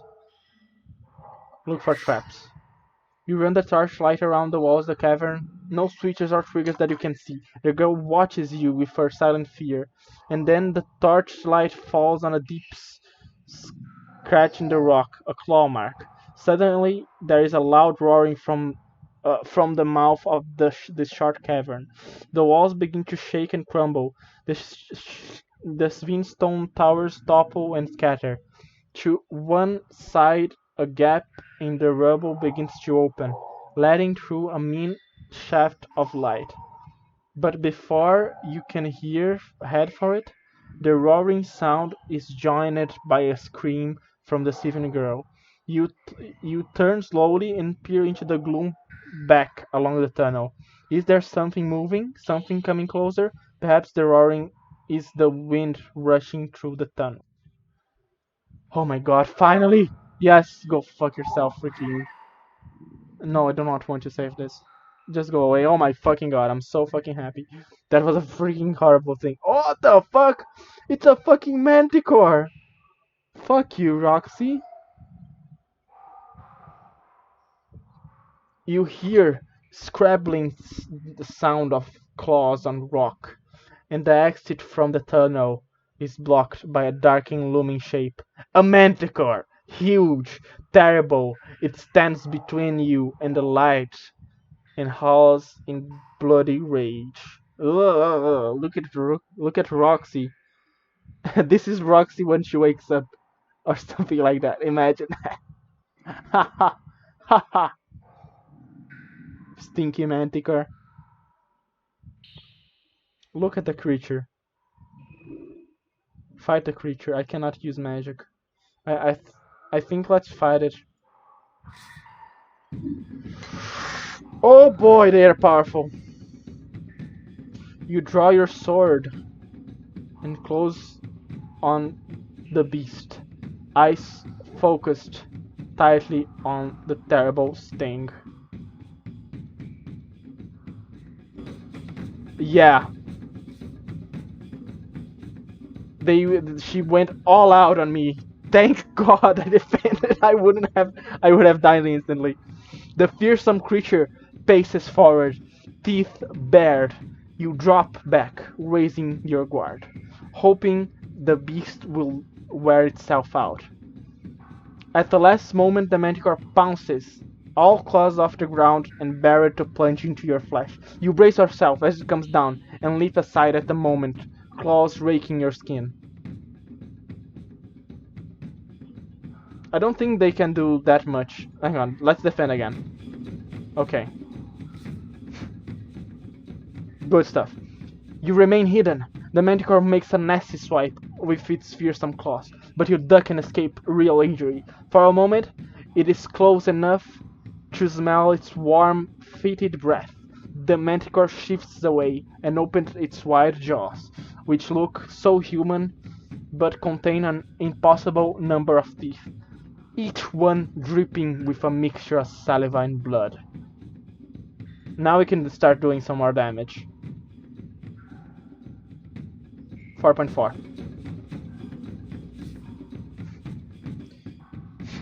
The creature snarls and snaps its jaws. You must finish this monster before it finishes you. Standing firm, you swing a mighty strong against the monster, catching the manticore a light blow. It curses you in almost human tongue. Let's do again. Let's do a cut. 4.8.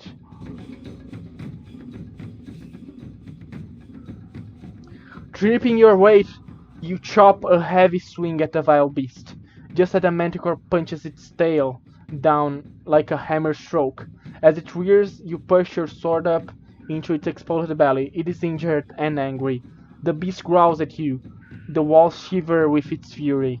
The Svin girl edges nearer, as if thinking of scratching the creature with her claws. It's scared, she whispers to you. You might not believe me, but you've scared it. Holy shit, dude! We scared the manticore. What the fuck? We're so. Let's try not fucking die, at least. Cut! And now we need to defend because we need to restore stamina. Back against the rocks, you deliver a ferocious stab at the foul creature, slipping a light strike past the manticore's outstretched claws. The sting of its tail began to leak a foul-smelling green ooze. Let's defend. Good stuff. Good stuff. You can almost smell the creature growling in rage and dropping quickly away. The manticore whips out with its terrible sting, but you leap aside to safety.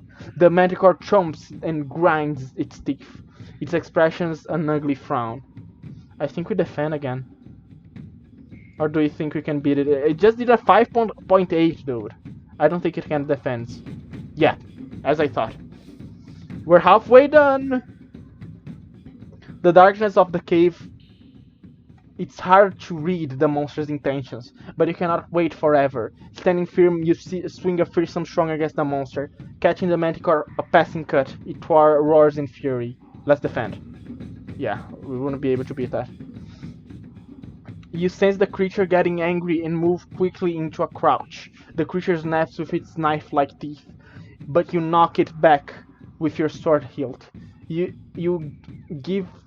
give silent thanks for your concentration. The monster rears up onto its back legs and opens its wings to fill the room. We can go for a swing, I think. I think 4.2, right? Yeah, good stuff. The manticore laughs at you with a human expression of twisted joy. You risk an attack, dropping your weight. You chop a hefty swing at the terrifying beast, landing a quick jab past the manticore's tail. The creature crashes against the wall, rock dust spars into its back. But as it tries to shake itself, it stumbles. You can hardly dare to hope. The foul beast is weakening. The creature stretches its wide jaws and roars. Yeah, let's defend this one. Fuck, we shouldn't have defended this one. Fuck. While you're moving to the defensive crouch and the manticore stays low and tries to ram you, you swing your arm and refresh your stance. Let's go 6.9. Trust. Yes! 3 points of damage. You spy an advantage, the kind that can change the course of a battle. With the rock wall at your back, you have no way to hide, but a perfect platform to spring forward. You race at the manticore in the same moment as it comes for you with its terrible sting. You cut into it like a butcher. You have opened a deep wound in its inside. The saving girl cheers. Damn, dude. Yeah, I think we need to defend this one. I mean, he did a really powerful attack. Let's actually attack. I don't think he can attack us higher. Fuck! Ah! Oh god, that was bad. We should have defended. The manticore moves quickly and strikes fast with its scorpion sting that you barely see it move and have one single breath to respond. Your own attack is forgotten as you try to regain your balance. You are gasping for the breath. The creature's relentless assault, its sheer rage, is almost too much for her to take. The manticore roars. The ground itself seems to shake with its anger. We need to defend. Rarely you move into the defensive crouch, the manticore rushes you. At the last moment, you jump aside. You adjust your grip and shift your weight. We need to cut. Fuck!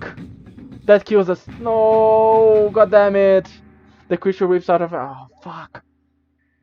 The giant plunging down. Oh my god, that was so bad. Fuck you, Roxy. I'm gonna try again. I'm gonna fucking kill you, fucking bitch. Ah no! Defeated by a freaking manticore.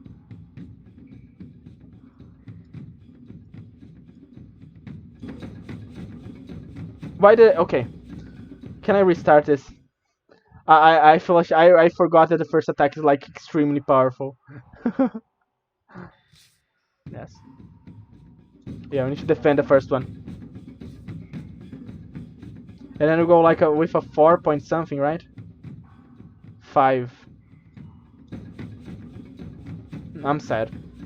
I'm sad. I'm sad. I'm sad. I'm sad. I'm sad. I'm sad. I had it. I had it. I just was freaking greedy.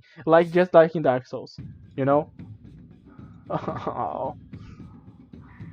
Defend.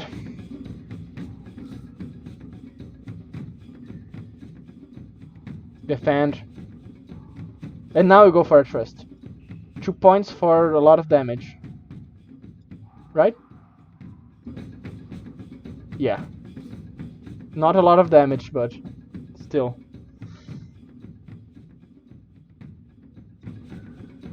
Defend. And now we go like with 5.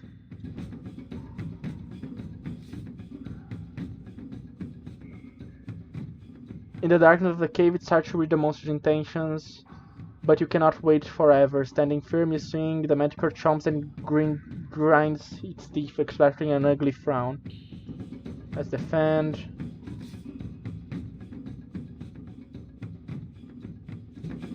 .5. Oh, that was bad though. We need to defend this next one.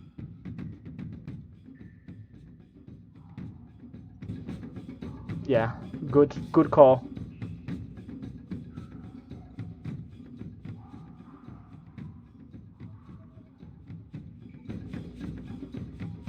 .8. Alright. Dropping your way to chop a heavy swing in a vile beast, landing a quick jab past the manticore's tail. Yeah, we defend these. You can almost smell the creature coming for your blood and drop quickly into the guard's stance. Manticore makes a vicious lash with its claws, but you stay low.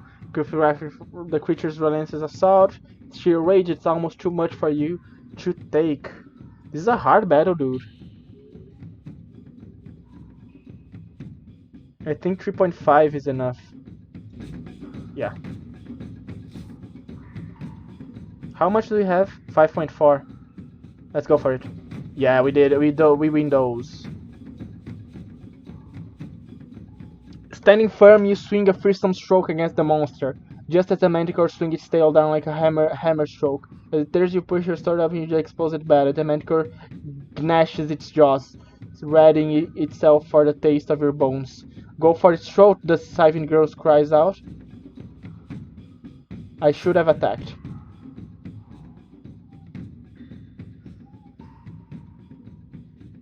I don't think we can win these anymore. Yep. Fuck!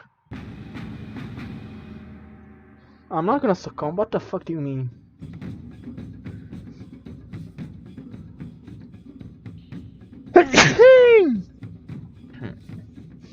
Let's go for a 6, I think. 5.7. I shouldn't have gone that high! Oh, thank you, Marshall. Hello! We can do it. Yes! We're trying to freaking kill the freaking manticore. Fucking damn it. I already read most of the things over here. Probably when they're close to dying, I will start reading again.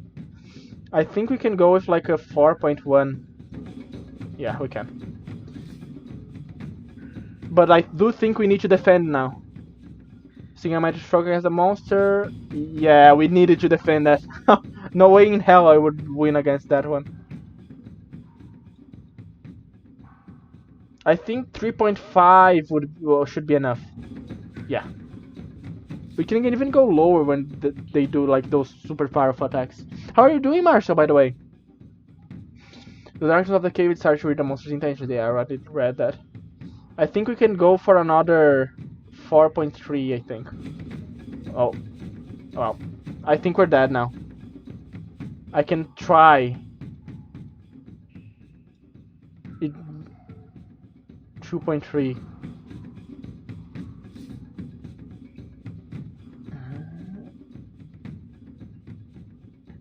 I'm just gonna take this just to test something. Okay, so we're gonna take two damage over there. Yeah, but we're gonna die on this one. It's like impossible for us to actually win, even defending and stuff. Yeah, let's take the L. This fight is hard. I mean, like they do have a lot more stamina than me. Pretty good. Had a board game day with the boys. How are you? And how's the game battle system works? So basically, how it works. Do you? I have this stamina bar that I can adjust. Not stamina bar. The combat attack power. Yeah. If I use like attack power 9, the next attack will be like weaker and stuff. And if he attacks and he attacks like if his attack is higher than mine, I lose stamina. And if my stamina reaches 0, I die. But if I have a power attack of 0, it's defending. Defending will mean that whatever the Manticore does, I lose only 1 stamina, basically. You draw your sword and close on the beast. Eyes focus tightly on the terrible sting. This game is actually really well made. There is a spell system for like the more role-playing parts of the game, but unfortunately, I took on a friend fairy that comes along with me, and he didn't fucking tell me that whenever he's around I can't do spells, and that's why I almost died to a freaking assassin earlier, because when I went to use my shield spell, unfortunately it didn't work because the freaking fairy didn't tell me. Let me show you the spells. I can just show you.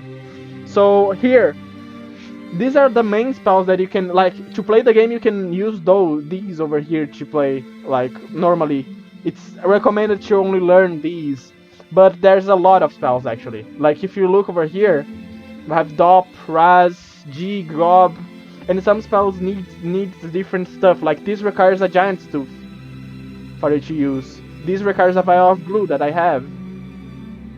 And they do like really crazy stuff. Like this one is one of the first spells I used because my character was falling, and I used this to not die. This spell is useful. It's caught in a pit or trap, falls from a constant stuff. I don't know what game is that. But yeah, you can only cast it when the games give you the option to the spells. And when the game gives you the option, they will show you letters, and then you form the spell with the letters. You can't use every spell in every scenario, but there's a lot of spells, like a lot. This is the last one. This does Z spell. I don't know what it does actually. No, like it's literally a mystery spell. No one knows. Only one person casted that spell, and it worked. One day I'll try it.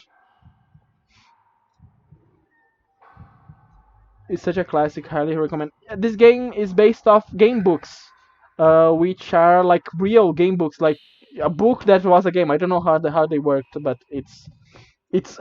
and they are like I bought this is like the first and second part. I like Mr. I try it. I mean, when I can, but I can't use spells right now because there's a fairy with me, and it's extremely annoying because I was wondering why my freaking spells weren't working. And it's because of the freaking fairy. Well, which is called Jean, by the way. Jean is his name. Okay, let's defend again, I think. His next attack is gonna be like 6 point something. We actually can overpower that. Let's go with 6.8. Oh, we kind of overpowered that too much. But we did 3 damage. That was really good. The creature snarls and snaps its jaws. You must finish this monster before it finishes you. With the rock wall At your back, you have no way to hide, but a perfect platform to spring forward. You race at the manticore just as it punches its tail down like a hammer stroke. As it rears, you push your sword up into its exposed belly. You have opened a deep wound in its side. The Svin girls cheers. Basically, we're like on a mission right now. We were going to the main city, like the objective, but then we found a city with Svins. I don't know how they look like. The game didn't show me them yet, but um, they had their daughter captured by goblins and on this cave. So right now we're on a cave basically, and I offered myself to help because I said I was a great sorcerer. Ironically, I said I was a great sorcerer because the fairy doesn't let me freaking do spells. So I guess I wasn't a great sorcerer, but I didn't know that at the time. I didn't know that at the time. I honestly, the fairy leader, like I have been with this fairy for like uh I don't know, hours now, like 1 hour now I think. And I did not know because the fairy didn't tell me that I couldn't use magic when he was around. He only mentioned it when I got into the cave, and I was like stuck in the cave. And he was like, "Oh, by the way, you can't use magic." Thank God the Svin people gave me a torch because if they didn't, I would have no way of having light in this cave. Like normally I would use like the hot spell, which makes a fireball so I could see, but it's so annoying. The manticore shifts away and opens in the normal's jaws, which look so human but contain an impossible number of teeth, each one dripping with a mixture of saliva and blood. Now, since it did 2 powerful attacks, I'm gonna go with 2.5. It should work. Yeah. And the next one we defend. You slash at the manticore, catching it a light blow. It curses you in almost human tongue. Yeah, it's gonna do a high one. And now it's gonna do a small one. So I'm gonna go with 3.2. Yeah, we did good. In the darkness of the cave, it is hard to read the monster's intentions, but you cannot wait forever. Standing firm, you swing a mighty stroke against the monster, slipping a strike past the manticore's outstretched claws. Defend, because it's gonna be a high one. I'm getting it though, I'm getting it. And now, we're gonna do a... Let's do a 4.5, I think. Okay. You did good. The manticore laughs at you with a human expression of twisted joy. You risk an attack, dropping your weight. You chop a heavy swing at the vile beast, catching the manticore passing cut. It is injured and angry. Let's defend. I think he's gonna play high again now because he has more stamina. So I'm gonna play a bit higher than normal. I'm gonna go with trust. Okay. They didn't play high. But he's at 7 stamina already. You spy an advantage, the kind that can change the course of battle. Charging forward, you rush into the manticore, landing a quick jab past its tail. The creature crashes against one wall, rock dust powers onto its back. But as it tries to shake itself, it stumbles. You can hardly dare to hope. The foul beast is weakening. Let's defend. It's gonna be a high one. You sense the creature growing enraged and move quickly away. The manticore makes a vicious slash with its claws, but you stay low. You swing your arm and refresh your stance. The creature stretches its enormous jaws and roars. Yeah, the odds are even. Now, I'm pretty sure it's gonna do a low now, so I'm gonna go with 2.9. Yeah, good call. You must kill the creature. Back against the rock, you deliver a ferocious stab at the foul creature, catching the manticore a light blow. The sting of its tail begins to leak some foul-smelling green ooze. Defend? Yep. 4 and 4. I think it's gonna go low, so I'm gonna like give a 2.8. Oh boy, we're getting close.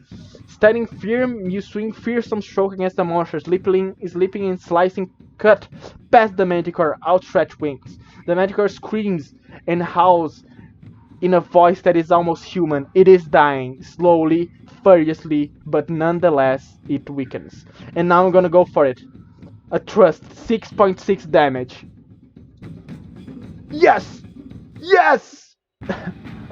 Racing across the stone, you charge headlong towards the manticore. Your sword blade seems almost to be possessed.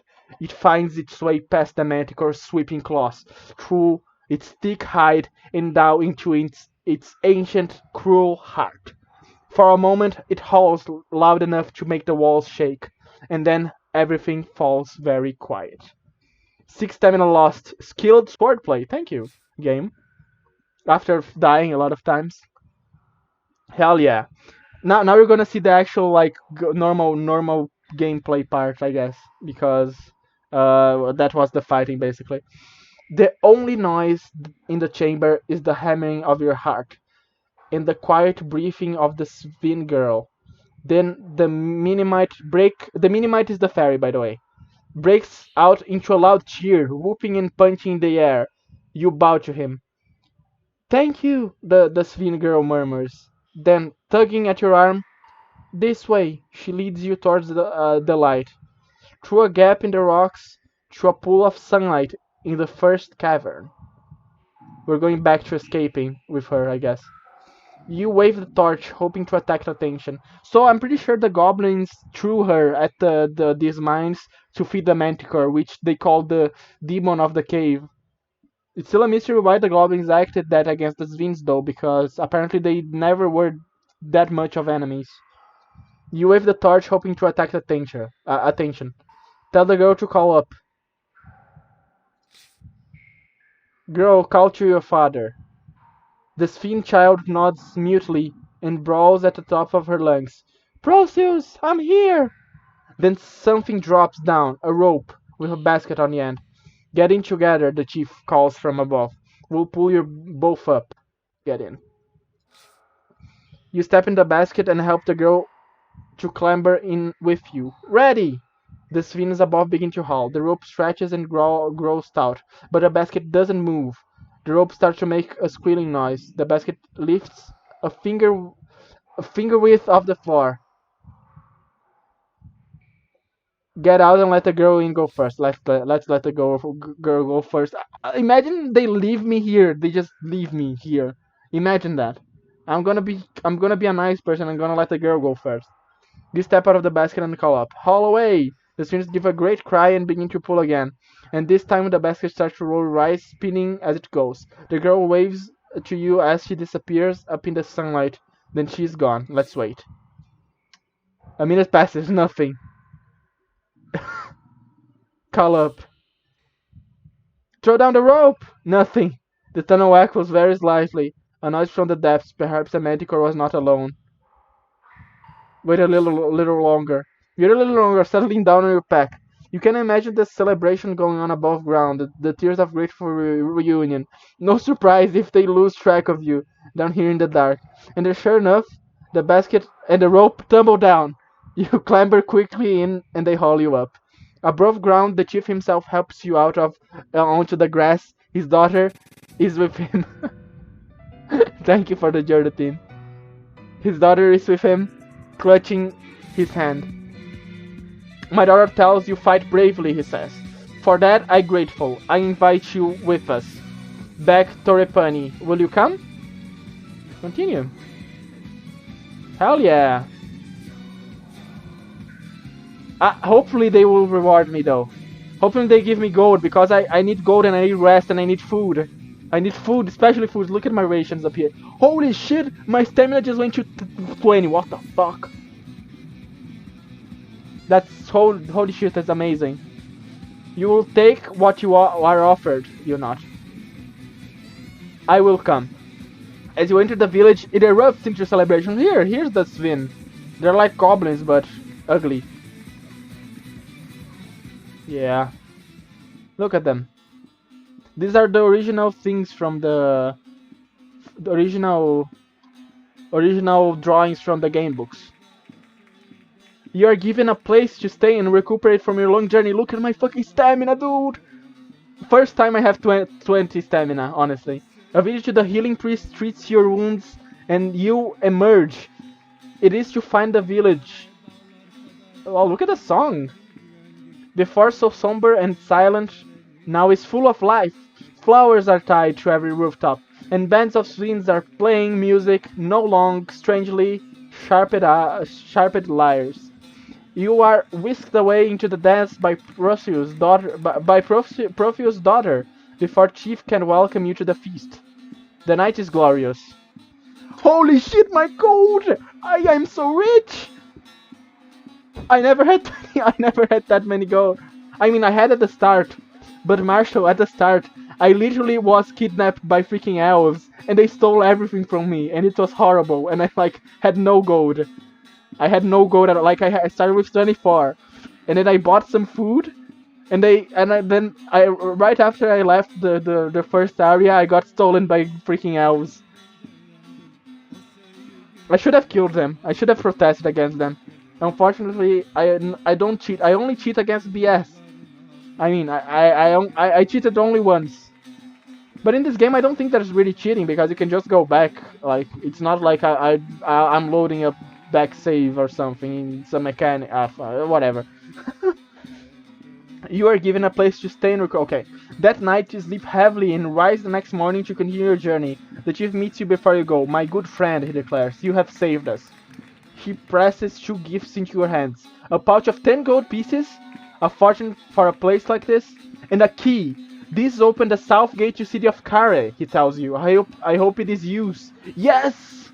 Yes! A key as well to make my journey easier. You take your leave. The path winds away from Torrepani, and soon you are on a downward slope. Away from the Shinmui Hills, through stepped rice fields. As you walk, you feel the first time the loneliness of the path ahead. To Kare is a busy city. There is no honor among thieves, and beyond Kare there is nothing but a vicious wasteland. You will have no one to trust in the days ahead. Walk on. In the distance rises the wall of a great city, the first true stonework you have seen since you left home.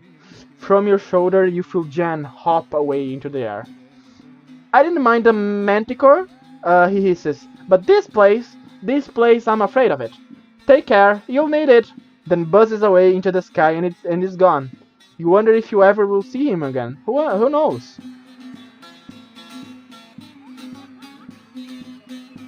And that's part 1. That's part 1 complete.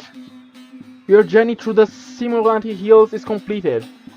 Along the way you have made no useful friendships, but have been given the key to the gates of Kare.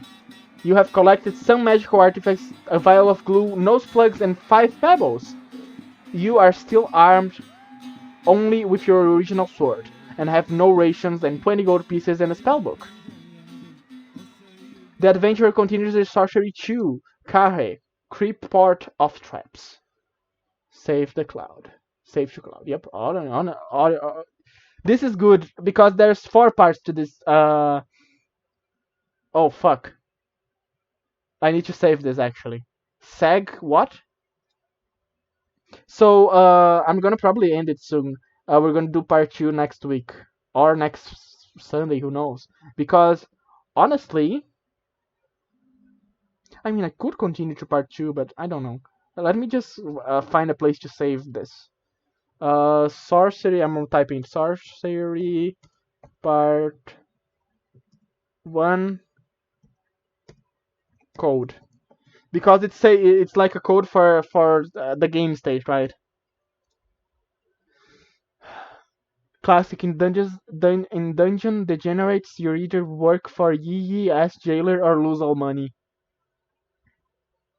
I don't know if I'm gonna end it yet though. It's like kind of early still. Sega P. Sega P or Sega Pool? I think it's Sega P. Let's go with it. Here I'm sleepy. Sega P. Okay. The code is saved. You're sleepy, Whimsy. I'm sorry to. I mean, you should sleep as well. I don't know if I'll continue. I'm thinking. This game is really, really, really good, Whimsy. And now that we don't have that pesky fairy around me, I can actually freaking use magic again. The crown of kings has been stolen by the Archmage, and taken across the Blanklands to Mampang. You have been sent to get it back. Should you fail, the whole of Kakabad will surely fall. From the outpost settlement in Ireland, you crossed the Shimonati Hills. Along the way, you survived a meeting with the witch Aliana. Yes, the witch. I need to tell you guys. I need to tell you guys the witch stuff.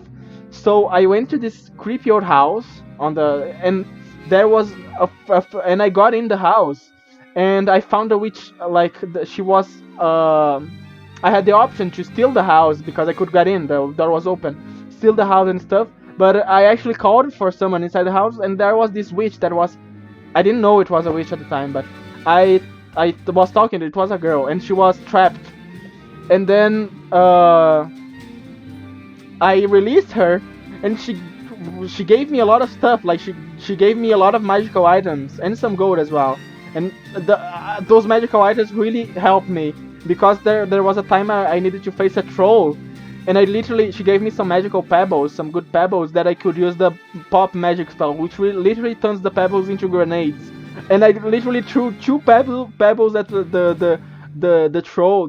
Yeah, it was a troll. I threw two pebbles at the troll and he died. Like I threw one and I had the chance to fight him, but I threw another one and he freaking died, and it was so hilarious. I need to I need to make some clips later when I review the VOD. But like this freaking game is amazing. Yeah, you survived a meeting with the witch Aliana, traveled with a Minimite, the fairy, who almost cost you your life. Yes, very. I couldn't use spells, god fucking damn it. And fought and killed the dreaded Manticore. You faced starvation and deadly traps, a test of character. To survive, you used your blade rarely and your intelligence frequently. You deceived, charmed, and tricked your way through. Your spirit guide changed as you changed, becoming the ape. But now all of that seems a distant memory, for you are approaching Kare to the crypt port, city port. What I mean, city port of traps. Yeah, it's an int build. I mean, I could have used my sword, but I really prefer like using the spells because there's so many. They're so fun. Founded on a ford of the Jabaji River, Kare was once a camp for the pirates who ambushed merchants sailing from Lake Lumle to the sea. But the camp grew.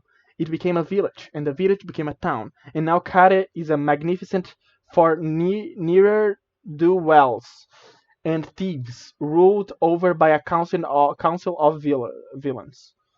Let the city do, it cannot be avoided. Holy shit, this is the whole city? Look at the map. Be a man of peace, not violence. I love when games let you do that. I mean, I trick people. I literally have a spell that makes me have fake gold. Literally, I have a spell that I can make fake gold and I can use to buy stuff and or distract people. And then, as soon as I'm out of their sight, the gold disappears. It's literally like tricking people. You would go around it if you could, but on the far side of the north gate, the only entrance to the backlands and the next stage of your journey. If your quest is to succeed, you must enter the city port of traps and make it out alive. Look at the map. Oh my god. We're on part 2, baby. I guess I'll continue. I have some time still. I can do like 2 more hours. What a con, man. Yes. Alright. The city part of traps. We start over here.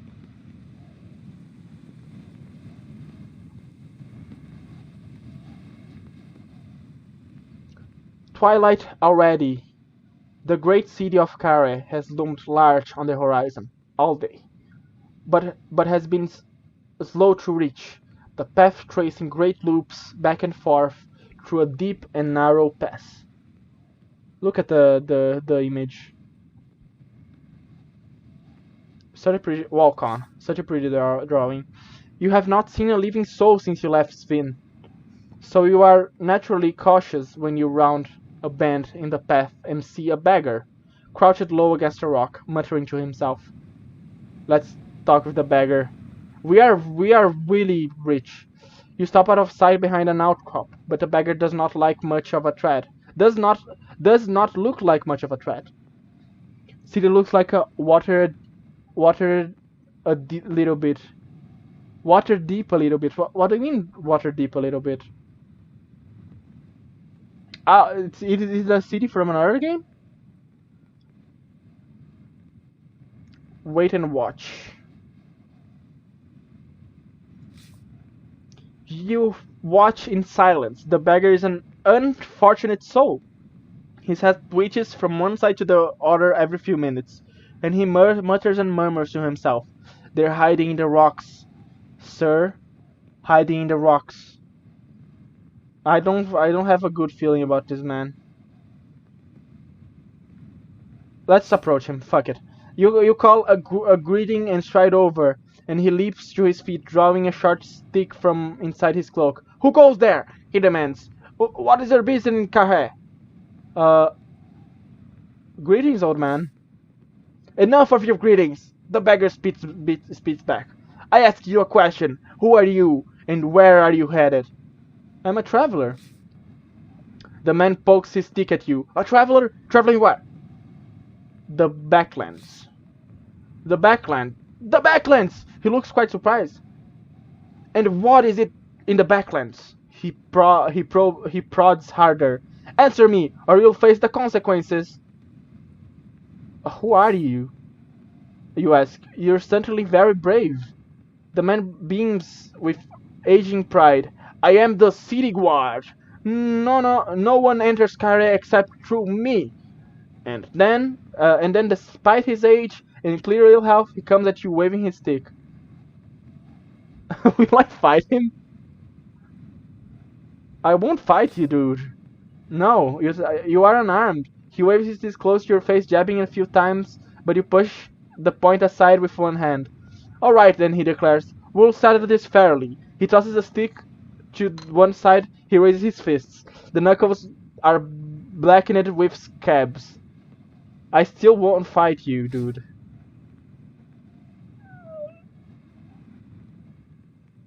I still won't fight you, you reply. I mean it. The beggar makes a short braying noise like a laugh, and then lamps you on the nose. It's surprisingly painful, and he's ready for another swing. Strike, hit him back. Yeah. Motherfucker, dude. I should have just punched him. I lost 2 stamina on that little exchange there.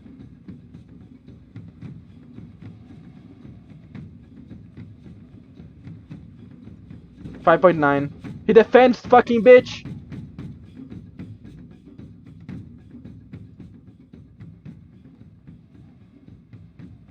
Hey, what did he do? It's a fist fight. Damage is lower and power refreshes more quickly. Okay. The beggar is not a powerful opponent. You should be able to easily overpower him. So you begin with a heavy punch, giving it everything you have. A heavy hit is more likely to win the round, but will leave you undefended and weaker next turn. The beggar lifts his fists. Undefended? It's not defend, it's block. Fuck. The beggar lifts his fist in defiance, so land the minimum amount of damage against him. Prepare to see stars, he declares. You'd better put them up. For a stronger attack, pull your character to the right to defend poor character. Okay, he's giving me a tutorial in the start, I see. This is like a tutorial. Oh, that was actually a really powerful attack. To attack pull your character. You defend yourself, the beggar attempts a strong attack, but you receive only a small amount of damage. He will be weaker now, so his next attack will be lower. Why you? He grumbles, preparing a medium swing. This time I've got you. I should think if you want to try it. Yeah, he's gonna do a low attack, so I'm gonna go with 2.4. Oh!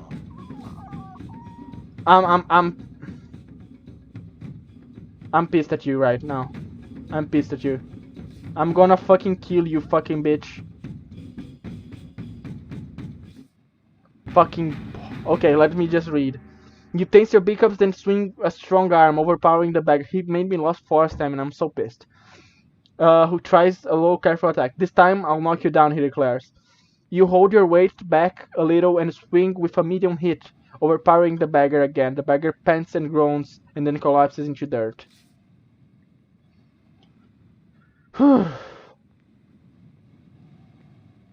You roll your sleeve back. Alright, then he murmurs into the ground, weakly waving a hand. You can pass. Freaking hobo. Let's help him up. Holding your hand, you help him upright. He sits up and dusts his own tattered clothing. A grey cloak that was once a uniform. He is shivering. The evening is drawing in, and you must get cold out here. You don't have any food, do you? He asks. Nope. I am no food. I have no rations. Just a smoked hobo. Yes. No, you shake your head. I'm sorry. The man sighs and shakes his head. No matter then. There's plenty of meat on a grass bowl if you know how to nibble them. Come with me. Oh my god. Do we take a hobo with us? I don't know if that's a level up sound. For taking a hobo with us.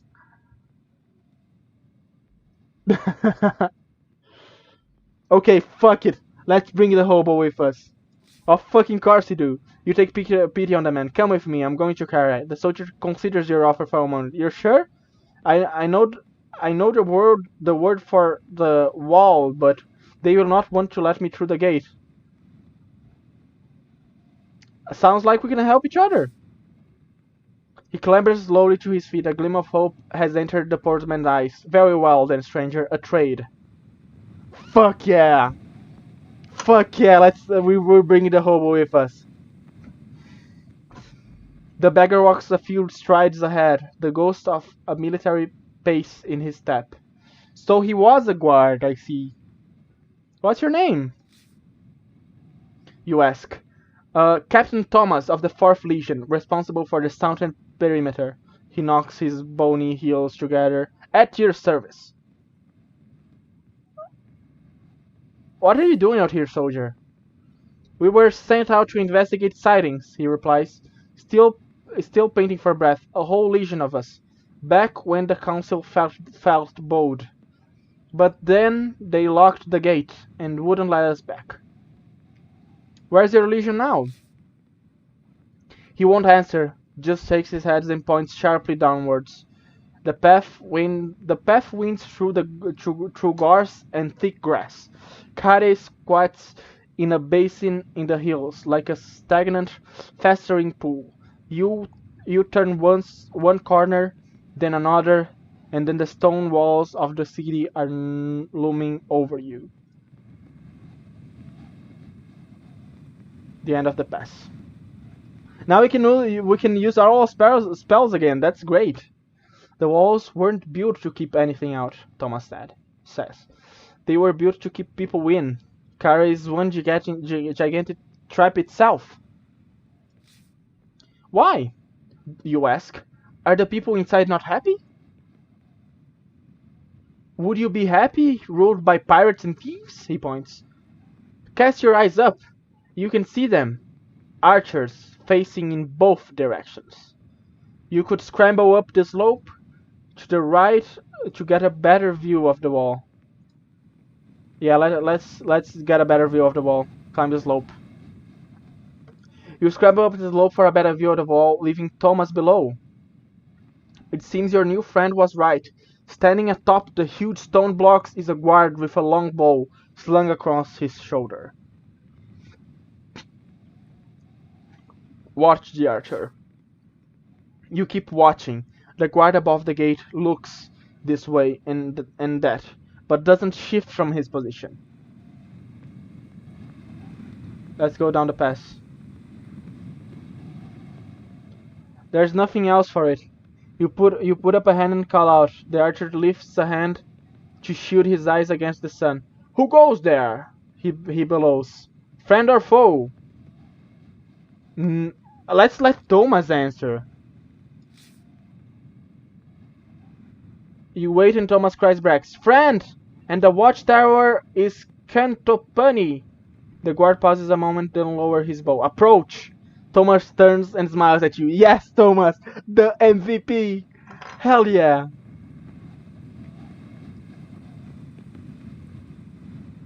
The south gate stands before you. It is as... Pog, dude, Thomas is the best. What the fuck? It is as tall as 2 men, and would be broad enough to ride 3 horses through, if only it were open. But instead, it is locked, and there is no other way into the city. Luckily, of course, you have the key. "Over to you," says Thomas, stepping back. "Unlock the gate with the Sphinx chief key." You quickly remove the Sphinx chief key from your pack and slip it into the lock. The tumblers click as the key turns. Thomas hangs back. "Good work, but do you think it's safe to go through?" Let's wait." "Let's wait," you say. Thomas nods. A few heartbeats pass, but you hear nothing from inside the yard. Then he shakes his head. "I'm going for it." "Thank you, stranger." And with that, he dashes away inside. You hear nothing for a moment, then the sound of shouting voices and feet rushing away. "Let's go in after Thomas, dude." Shipping is, you find the yard deserted. The old soldier has cleared it out for you. You push the great gate closed, the key still in the lock. Whoever's the next ruffian to visit Kahe may be, he will be grateful for your little gift. Damn, Thomas jolted away through the gate. Hopefully he'll be alright though. You pause just inside the shadow of the gate. To your left is a low stone building with metal barrels for windows. Ducked behind the building. Try the door of the low building. Let's try the door of the low building. You go over to the door, it's locked, but the key is still in the keyhole. At the moment, 2 soldiers march around the corner. Dive inside the building. With heartbeats to spare, you leap inside the building.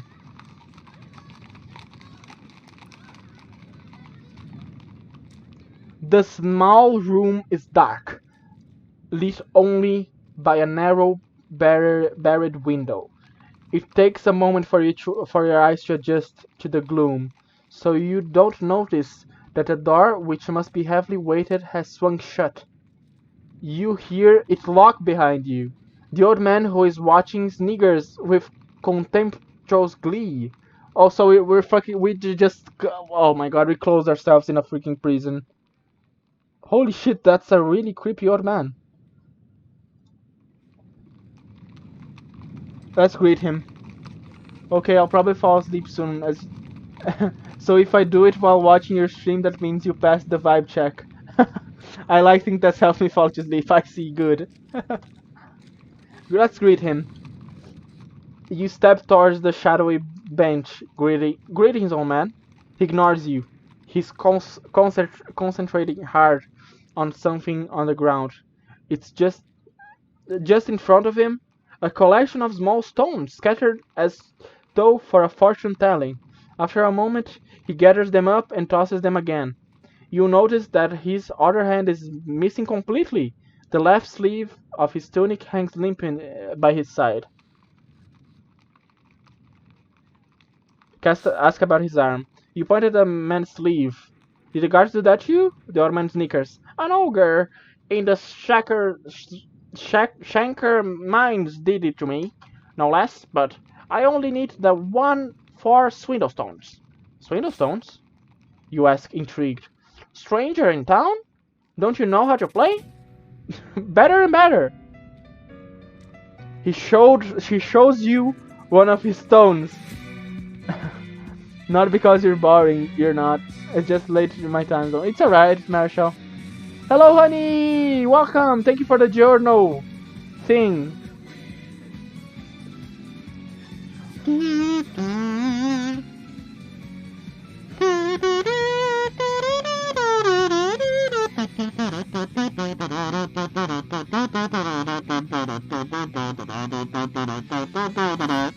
Yes. Yes, Kazoo.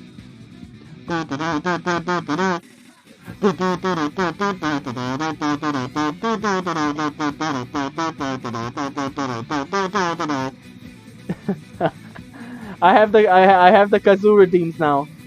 So if people have points, they can request Kazoo songs, I guess, as well. Thank you, thank you. Swindlestones, you ask intrigued. Stranger in town? Don't you know how to play? Better and better. He shows you one of his stones. It's a strange, far-valued die. Sit.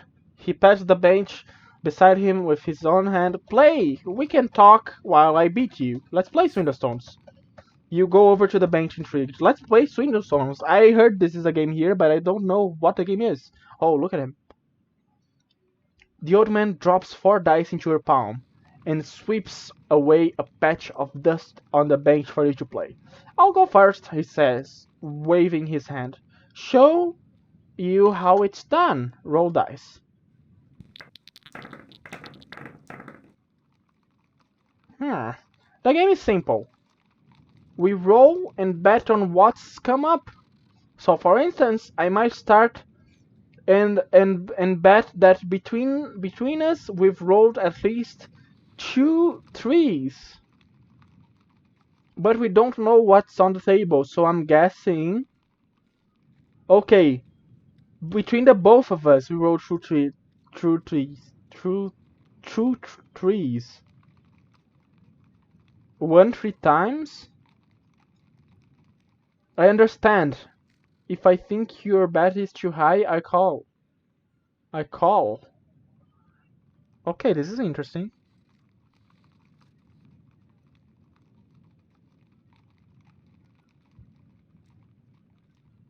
Uh, Let me think. It's between both of us. I know we have 2 trees.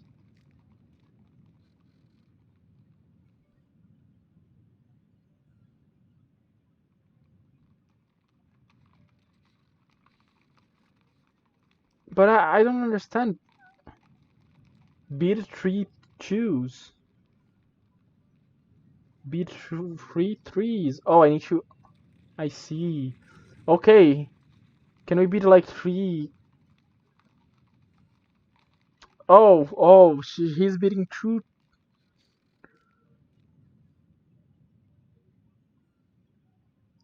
We have 4s. 4 4s. 3 4s maybe. Let's beat 3 4s. Huh.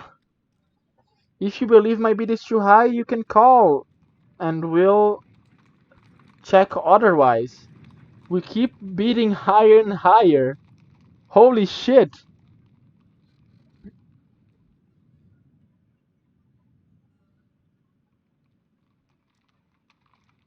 Damn.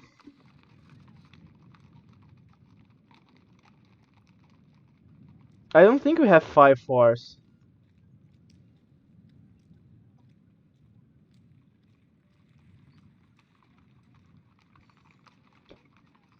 And I don't think 5 of anything is possible. Only 5 3s maybe.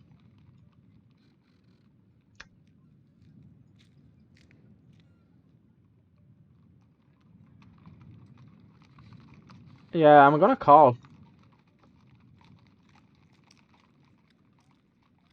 Only 3 4s, the round is yours. Fuck yeah. Okay, I'm trying to get it at least. Oh, so now I have. Oh, he loses 1 dice.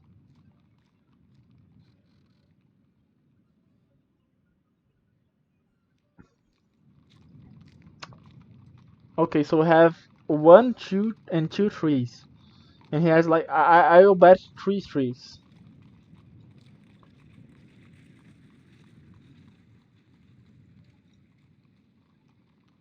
Doomed.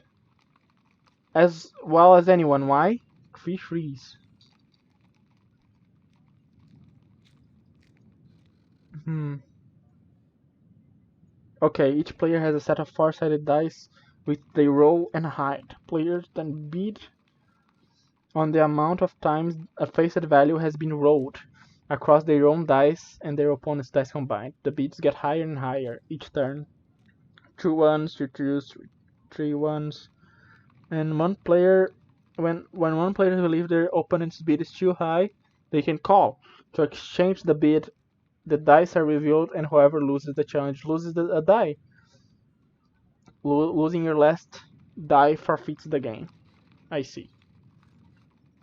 He's going for 3 fours. We don't have any fours, unless he has 3 fours. His build is too high, dude. Yeah. Only 1 4. The round is yours. Yep. He's only 2 dice now. Huh. I'll start with 1 3. I'll go with 2 3s then.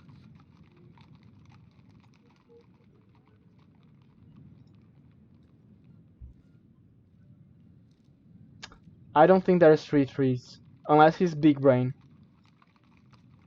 Fuck, he had 3 3s. Fuck! Okay. What a fucking genius.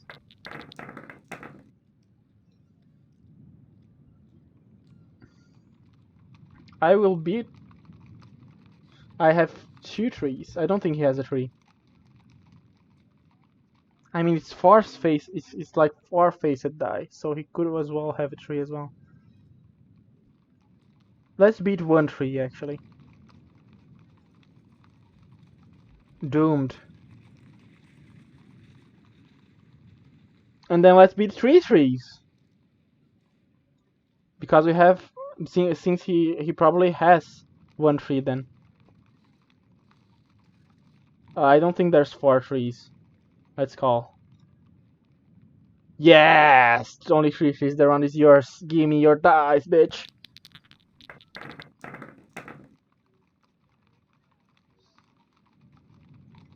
So...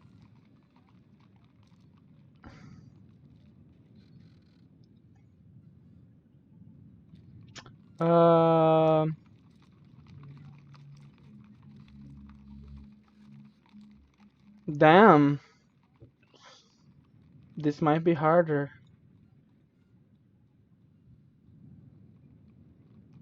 He's saying that it's 2 4s. That's impossible. Call. Yeah, there was 2... Fuck, it was 4s, not 3s.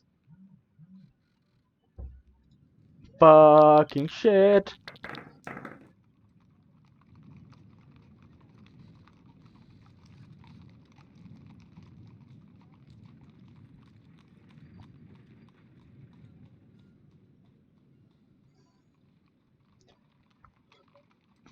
Two 3s.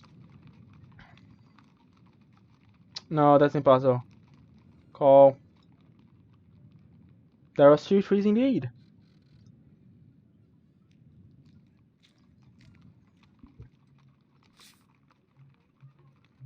I won, don't I? The old man nods, gathering up the dice. I went easy on you, of course. Rematch? Thanks for the game. Thanks for the game. You stay standing once more. I enjoy beating you. The pleasure was mine, the old man says, bitterly putting his dice back into his pockets. He leans back against the stone work and hums quietly to himself.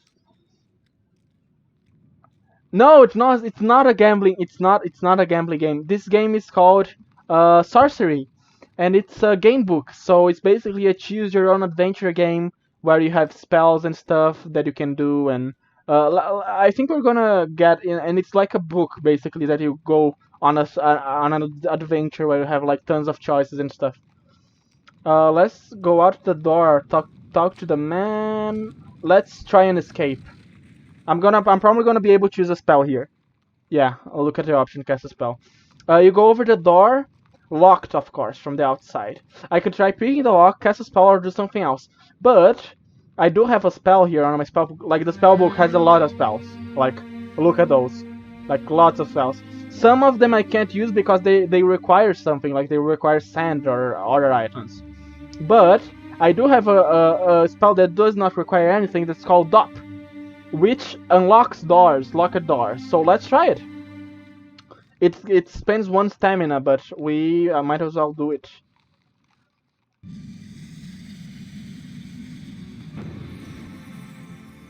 Dop.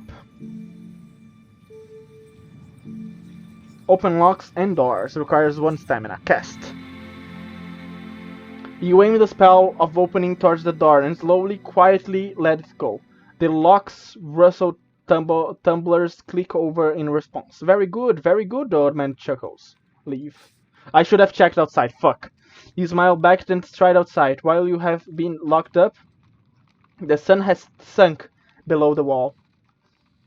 You should be able to walk right out of here under cover of darkness. The old man is less confident. He races out of the door like lightning. The old man ran as well. Well, the old man is spry despite his age and is quickly far ahead of you. All right, let's go to the junkyard. We're on part 2 of the game book, by the way, honey. And look at the size of the city, by the way. It's huge. This is the part 2 of the book, like the map of the part 2. And there are 4 parts. You buy the two first parts come together, and the third and fourth installments you have to buy separately. But they do save like your progress on the cloud. So when you play the other games, you'll have your same items, same gold, same stamina as you had as you got last, like from the last stuff. And the game does seem to have a lot of options and different paths you can go. And it has been really fun. It has been really fun. A junction, let's go there. At the end of the yard, the road splits. Looking left, you see the guard lined up in rows, running drills. Best not to head that way. To the right, the road leads towards the first building of Kari. You can just see the old man disappearing off in this direction. Let's go.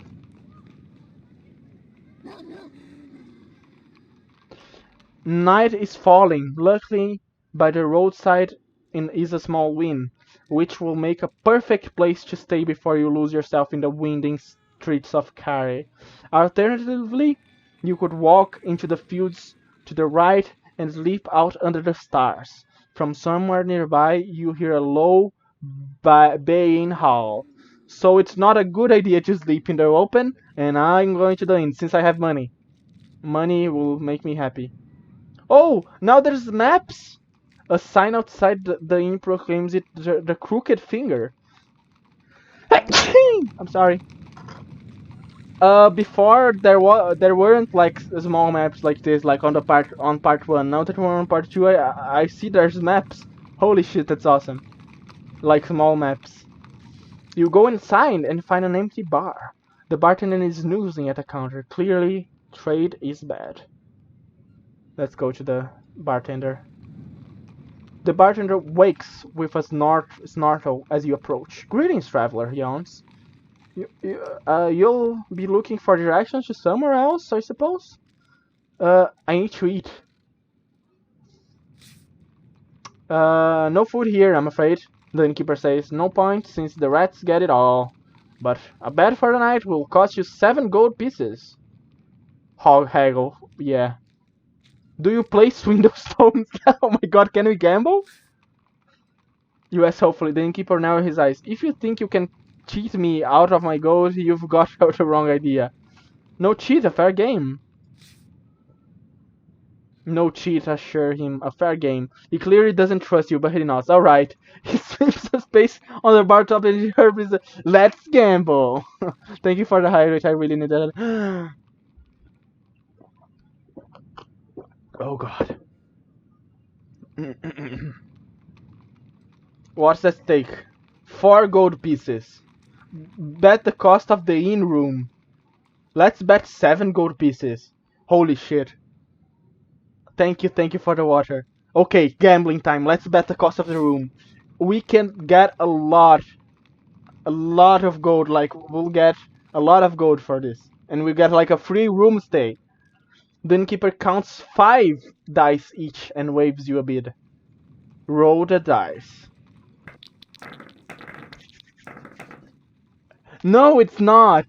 The game, like the part one of this game, the part one of the story didn't have Swindle Stones, but now it does have Swindle Stones. It's a recent thing, and I'm now. Ooh, I can four choose. So my strategy will be I'll start with one chew, and let's see where he takes it. Beat one chew. Oh, okay. So he has at least one chew with him. So let's beat three chews.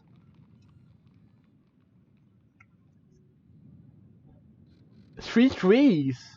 Three fours on really three fours. Okay. So he believe. Okay. So let's beat four chews. Haha. Call. I literally have four chews, dude. Oh wait. He has one chew, doesn't he? There are five chews. The round is yours. Yes, we won. We win these. There was really four. He didn't believe there was like more than four chews, dude. My luck was good on that one, and now he has one less dice. How is my luck today? We have two chews, two fours, and one one. He bets there is one four. He probably has more than one four. Let's bet there are two fours then. No, let's bet there are three fours. Let's go straight for the three fours. Fuck, should we? Because it's kind of a risky play. Because if he has more than one, he can go four fours. Okay, let's beat one. Let's beat two fours then.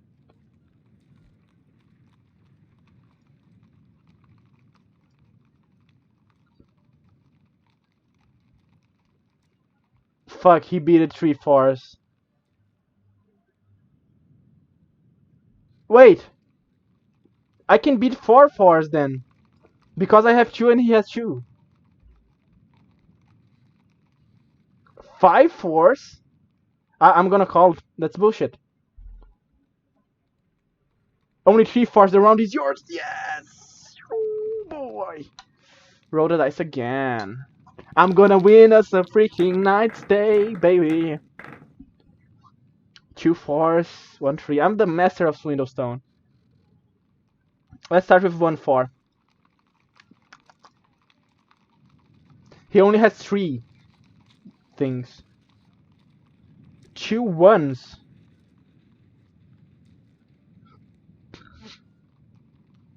I'm gonna bet two fours. I don't think he has any fours.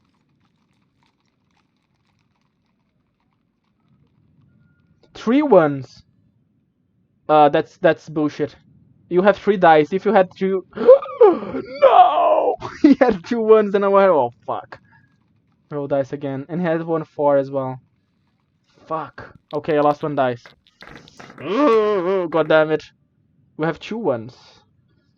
One one. No, I'm gonna beat two ones.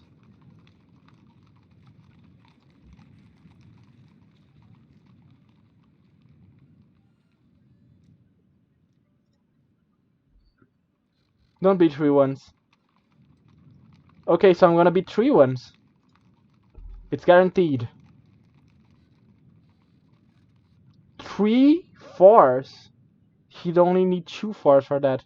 But I'm gonna call it. Or he's confident that he's gonna have three fours. Fuck. Let's call it.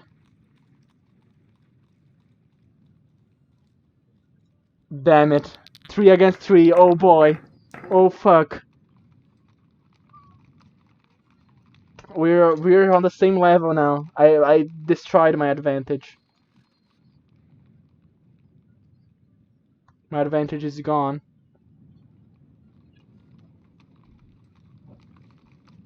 Let's open with 1 4. 2 4s. Now let's go with 3 4s.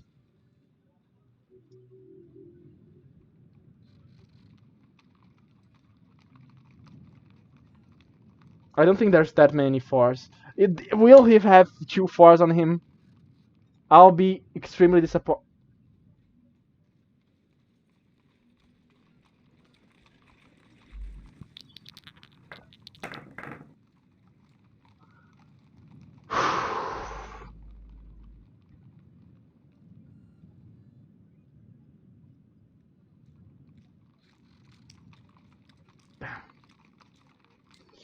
Damn. I don't intend to. I'm gonna beat 1-3 as well. 2-3s. Call.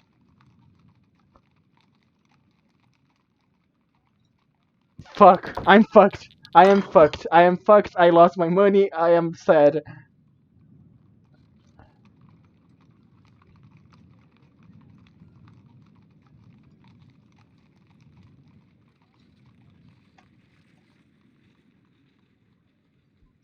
He has two choose then.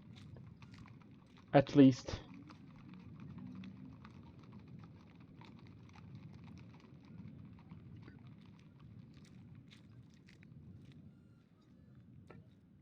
Let's bet 2-3s. Fuck. I'm fucked. Yes, I won! I won! There's hope. There's hope. There's hope. There's hope. There's hope. There's hope. There's hope. There's hope. There's hope. There's hope. There's hope. Please. 1-4. I'm gonna be 2-4.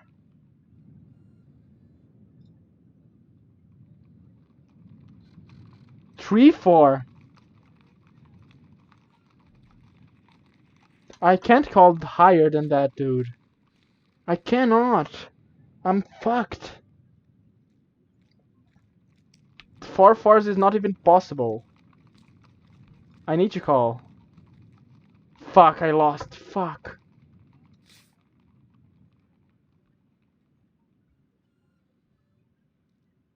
A rematch. I'm gonna gamble all my money away. The cost of the in room. I want my money back. I want my money back. I'm gonna lose all my money.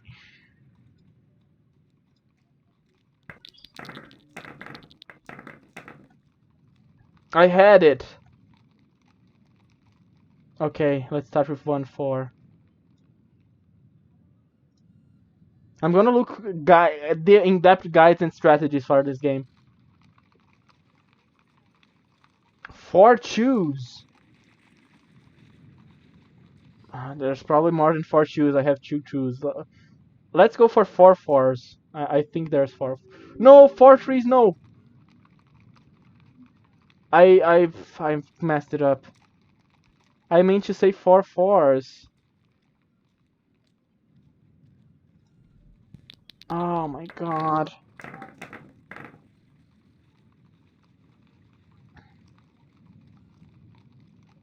One. Let's go 2-1.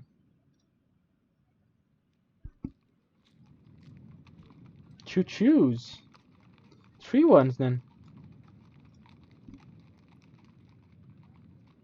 4 ones.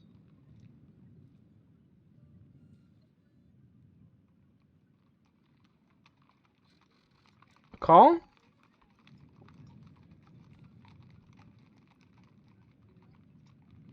I'm gonna lose all my money. God fucking damn it.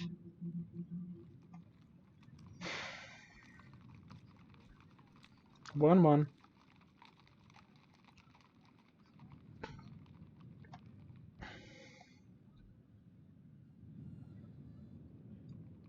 Maybe it is 5 choose. Does it have... If he has 3 choose at least, he can have a 4th one. Fuck it. 6?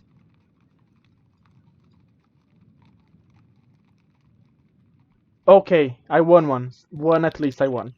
I won once. The game is not over yet, you fucking old man. Fuck. 1-4. I'm gonna go with 3-4.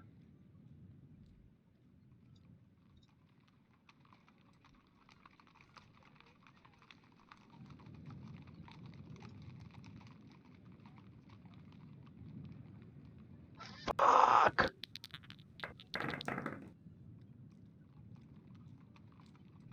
1-1. 2 3s. 3 4s.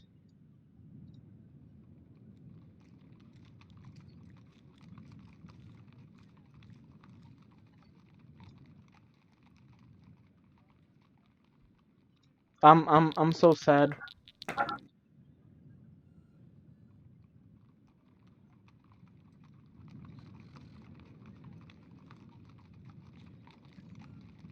Goodbye, honey. I'm sad. I'm losing all my money. Bye bye. Thank you for coming. Thank you. How did I lose so much money? Oh, fuck. Thank you for the posture check. I am so sad right now.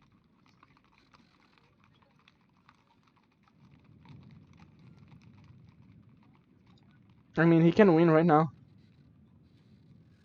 Wait.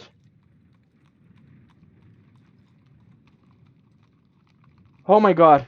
He messed it up a bit. Roll dice again. He didn't believe me when I said.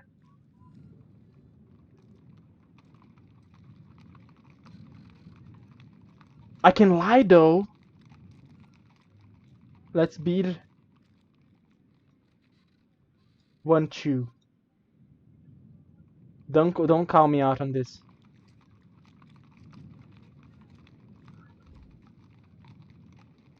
He probably has that. So let's keep the choose. Fuck! I only have one though.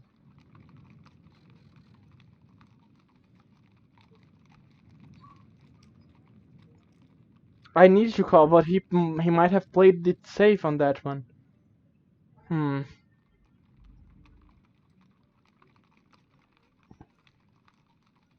go on 3 4s. I think he has one more.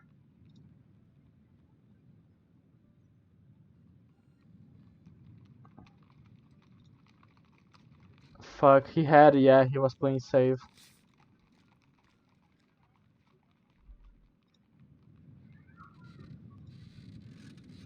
What the fuck? You fucking bitch. Fine.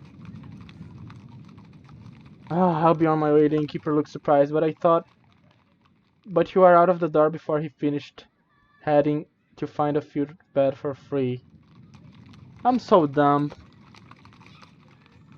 You strike off into the field and find a muddy dell in which to straight out. The stars are out, forming the constellations of the ocean. You feel a certain peace despite the hulking shadow of the wall. You settle quickly. The sound of the city drift to you on the night air. Shouts and screams and the occasional distant howl. You those fitfully turning in your mind what the innkeeper told you of the 4 spell lines required to open the north gate. Then halfway through the night you awaken to the sound of something scratching in the earth nearby. Sit up. You sit up, peer into the darkness, you see red glowing eyes and slavering teeth in the gloom. It is a werewolf, but how can that be? The moon is only crescent. Cast a spell. We will cast a spell as a foul beast. What spell though?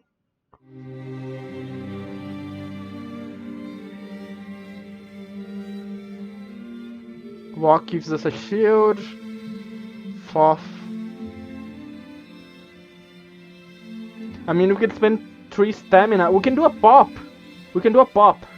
A pop spends like a pebble, but should serve. We have like 5 pebbles. Let's do a pop. I love pop. Pop is my favorite spell by far. Let's throw a grenade. Hand grenade time. Can we do a pop? No, we cannot do a pop. Fuck. What is a gob? Requires a goblin stoof. We do not have a goblin stoof.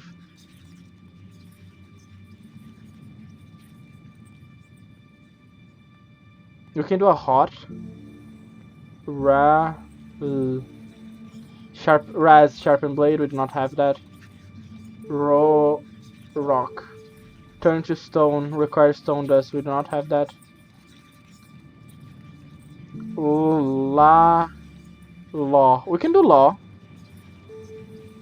Control non-intelligent creatures. Yeah. Requires 3 stamina. No, no, no, no, no, no, no, no, no. We can do a fireball if it's that hard. I don't know. How? Find safe passage.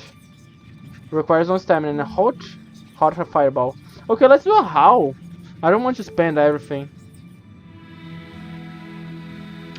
You cast the spell, but nothing happens. It seems that if the present moment there's no way to escape.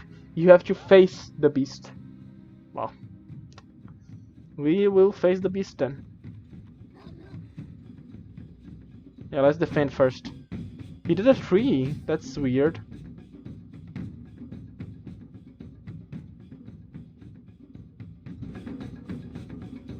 It doesn't seem that hard. Yeah, he isn't. He isn't that hard, actually. The werewolf places the mud before you, its armor flashing in the narrow moonlight. You raise your sword to defend yourself, expecting the monster to spring its bites at the air. The werewolf rears back and swipes you like a bear. You bring your sword about for a wild blow, and the strike catches the beast deep. It twists and barks at you. The monster crouches down into its armor and snarls. Cut. Oh, it's defended. You turn your blade around for a vicious attack. The blow hits the werewolf armor and dies away. As the werewolf growls weaker, its eyes glows redder and more desperate. Cut. Dead werewolf. You grip about for a manic blow, and the blade lands deep. As the werewolf weakly turns its jaws towards your leg, you lift your blade and plunge it into its throat. The werewolf gurgles as it curls around and the blade and dies. And let's continue. With the werewolf dead, you wipe your sword on the grass and try to calm your thudding heart. Let's search the body. You look over the beast's armor with disgust. It is finely made, tightly forged into a werewolf's shape. Part armor, part cage. Who made it? You see no marks or sigil anywhere. Prise it open. With the tip of your sword, you prise the loose catchers that hold the armor in place.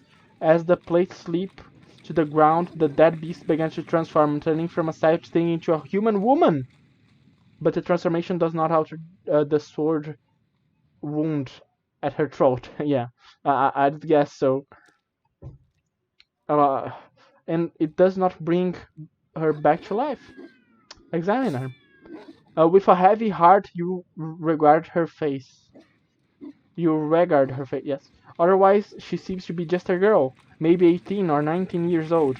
With the night now quiet and still, it is hard to believe that a moment before you were forced by a slavering werewolf. You're faced by a slavering werewolf.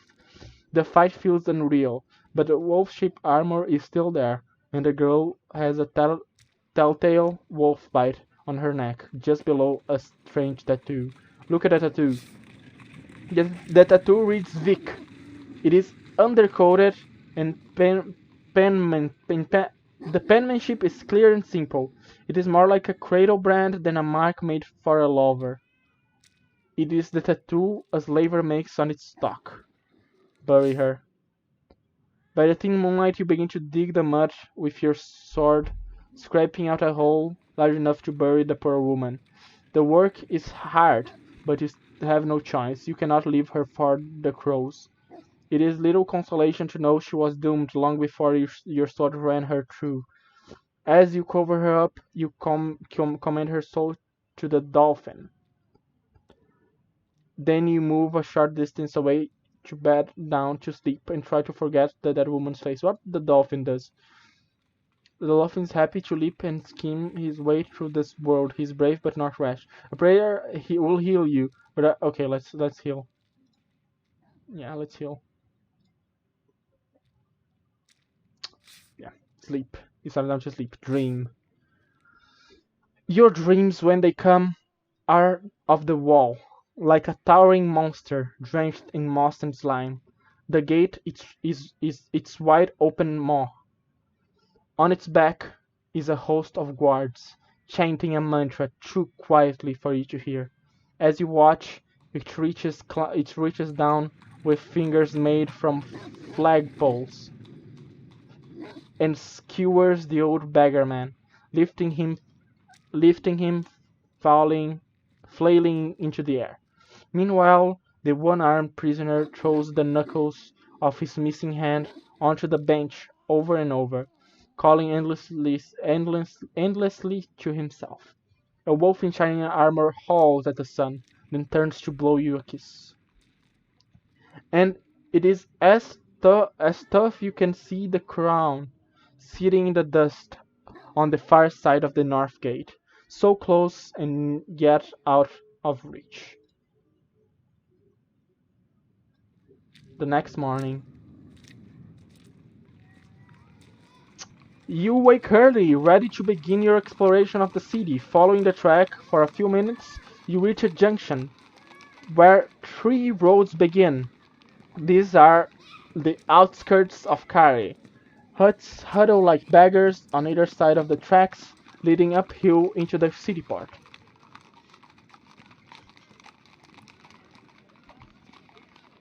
Pause to look around.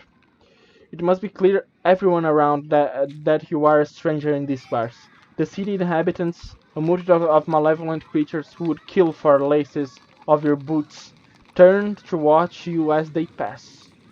You are sport, a figure to be jostled and robbed, and one who will most likely fall prey to the strange, elaborate systems of traps laid across Kari, but entirely settlers to protect themselves from one another. You know what it reminds me of? The City of Thieves from Adventure Time, like one of the earlier episodes. The freaking City of Thieves. Look at the paths.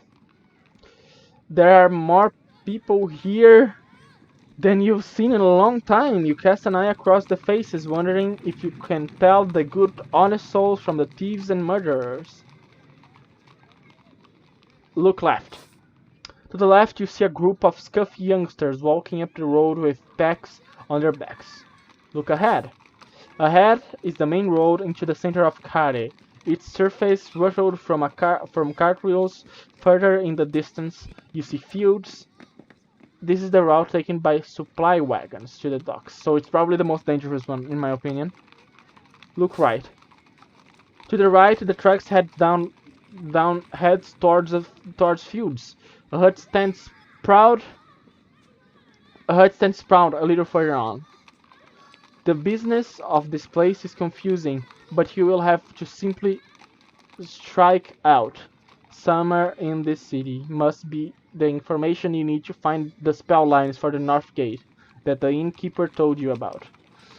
Uh, just that moment, a cart rolls down the road from the right and careens around the corner to take the main track ahead. On its back are stacked several crates. One teeters for a moment, then falls near your feet, its lid cracking open. Look in the crate. Kneeling down in the mud, you prise open the crate with your fingers. Inside a pile of smashed bottles. Thick purple liquid swirls about, littered with shards of glass. There are perhaps 4 bottles still intact, but you recognize the smell. It is Blingberry, a potion with many healing properties.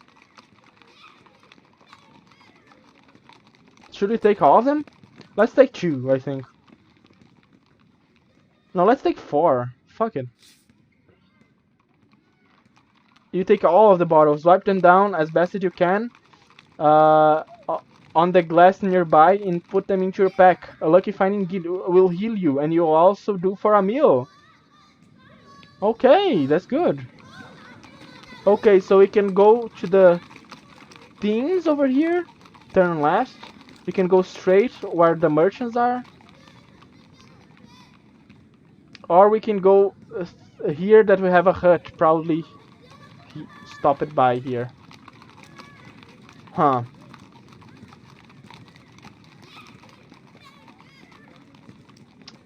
I think let's go here, there's less people here, so we're less likely to get robbed? Maybe? Let's go to the hut, I like huts. You head right along the wide track until you reach a large hut.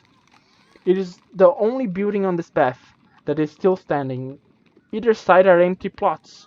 Once the houses of the farmers who planted the fields to the north, they are now collapsed and thick with weed. It seems that here, in the shadow of the city wall, is not a place for people choose to live. Look at the remaining hut. By the side of the door to the hut is a sign, delicately painted, Chainmaker. The door is just a crack ajar, and from within you hear a gentle tinkling sound, metal on metal, as though a creature in a chainmail dress was endlessly pacing the floor. Listen at the door.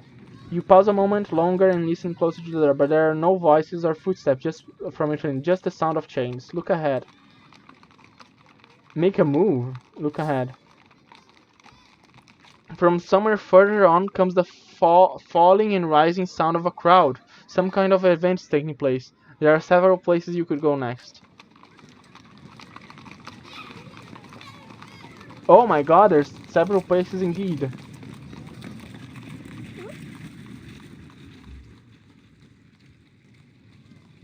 Cut through the fields. Let's go see the Chainmaker.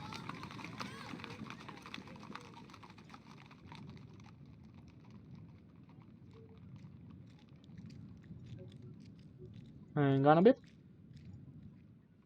You push open the hut and the hut door and enter. It is dark inside. The floor is sawdust, and the air smells of oil, polish, and burnt metal.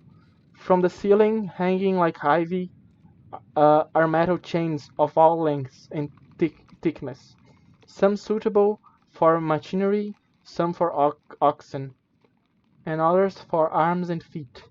The chains shift and whisper to themselves. There seems to be no one here.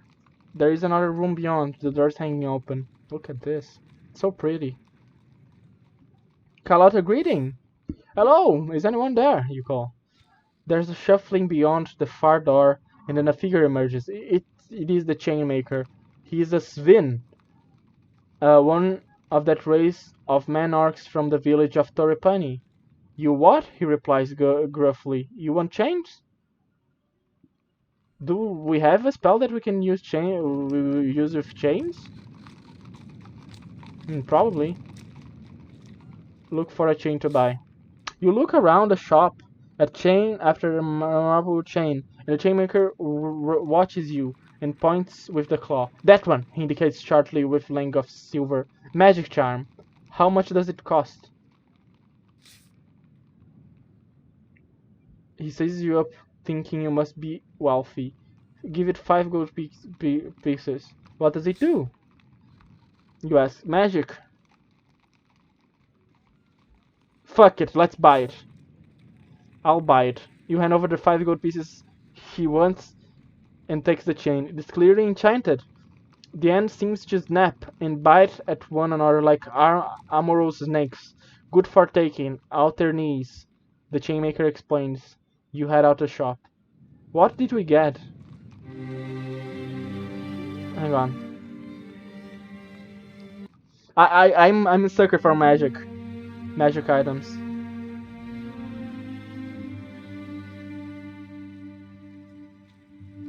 Treasures.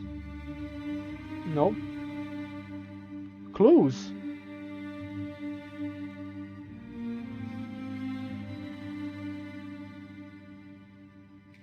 Oh, what?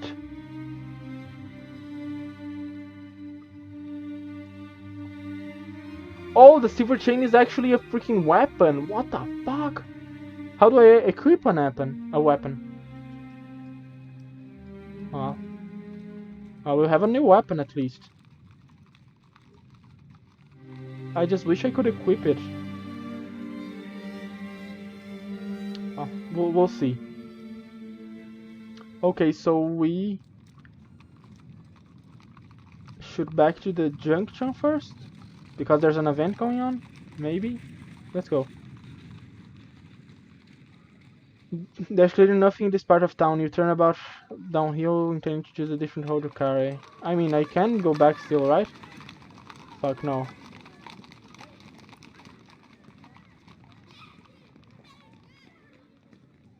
Okay, let's just take another path then. Let's go, let's turn left. You follow the road between homes and low holes. You notice one of the huts there has recently burnt down. It is a black smoking ruin. Let's scavenge for stuff. You stick your nose through the charred door flaps of the hut. Inside, it's a ruin of blackened cushions and burnt mattresses. In the very center of the ceiling is a ragged hole. There is no one here. Search the hut. You make a search on the hut, but the main thing you find is glass pipe from a hookah. This is probably all that remains. It is worthless, so leave it behind. Look under the mattresses. You mattresses and find one half of a black wooden mask. The other half has burned away, leaving the thing useless. There's nothing but charcoal now. Take it! You put it into your pack. It'll no doubt rub off all over your spell book, but never mind. Time to go. At least the hut does not smell of death. Whoever was in here clearly ran away in time, but there's no sign of water either. No one tried to put the fire out. Trash to some people, treasure for other people. So let's recycle this wooden mask. Stepping out of the burnt hut into the fresh air, you catch the eye of a tall, muscular creature. He's smoking a long pipe, and he nods at you. Greet him. You stride over, not afraid to meet the creature's gaze. Good day. The creature nods to the burnout hut behind. Friend of yours? It asks. Let's lie? Let's not lie? Of course, let's lie. Shame what happened there. Real pity. What happened? Accident, the creature replies, taking a menacing draw of his pipe. Fell behind on the rent, you see. Always forgetting to pay. The coal of his pipe flared for a moment. Who are you? The creature he said. Doesn't matter who I am. He tips out his pipe and grinds the ashes underfoot. Things are going to be different around here very soon, friend. Vic, for first noble. With that, he stalks away down the street, humming to himself. You have one new clue. So this Vic guy is... Can we go back? Hang on. No, we cannot. You continue up the narrow road. It is packed either side with mud brick hovels, but most are deserted. A few creatures pass by, heads turned down. They do not look at you. This part of the creek part is barely habited, so you are unlikely to find clues to the North Gate spell here. There will be more people to talk to near the docks. You pass a drinking fountain, dribbling water into a chipped stone bowl.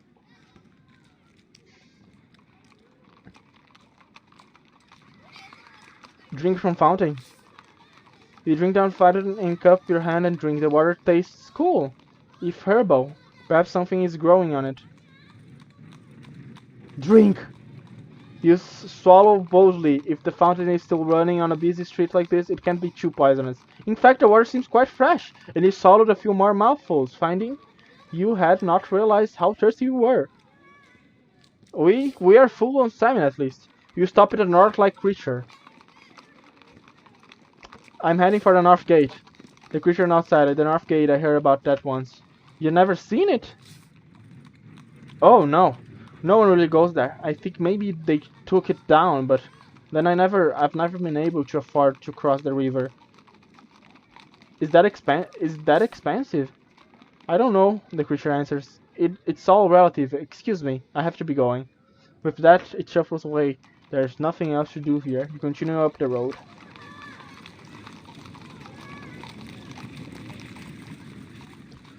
This part of town feels abandoned, like the drying strip of the sand left behind by falling tide. A little further on, the road approaches the first stone building you have seen since the hut by the gates. It has windows of glass and wide yard uneven. Inside its uneven high wall. Inside its uneven high wall. Whoever lives here is wealthy and understandably cautious.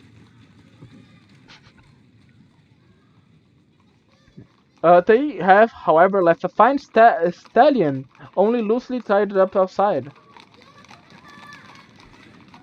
The horse. You approach the horse, it snarls nervously, wary of your presence. You might be able to calm it, or even talk to it with the correct spell. I don't think I have enough for that spell. What is the spell again? I need the green wing for that spell.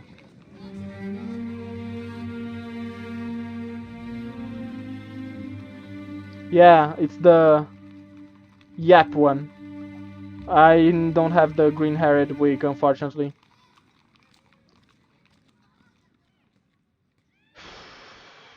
Talk to the horse. You try a few words in common tongue, and then a few whispered in more gentle language of your boyhood in Chawberry Wood. The animal listens, with its ears cocked, giving you a strange, distant look. But of course it does. It's a horse. Still, it appears calmer in your presence now. Perhaps you have made a friend. Leave it. Yes. You do not need the horse carry in carry anyway. So you step away from the horse and leave it. I don't want to steal. I don't want to get in trouble. I want to see the house though. Oh boy. You step through the gate of the house into its wide front yard. It was once a magnificent place with fish ponds, now stagnant, fountains now cracked and dry, and small groups of quiet trees, now overgrown and garden like whispering old men.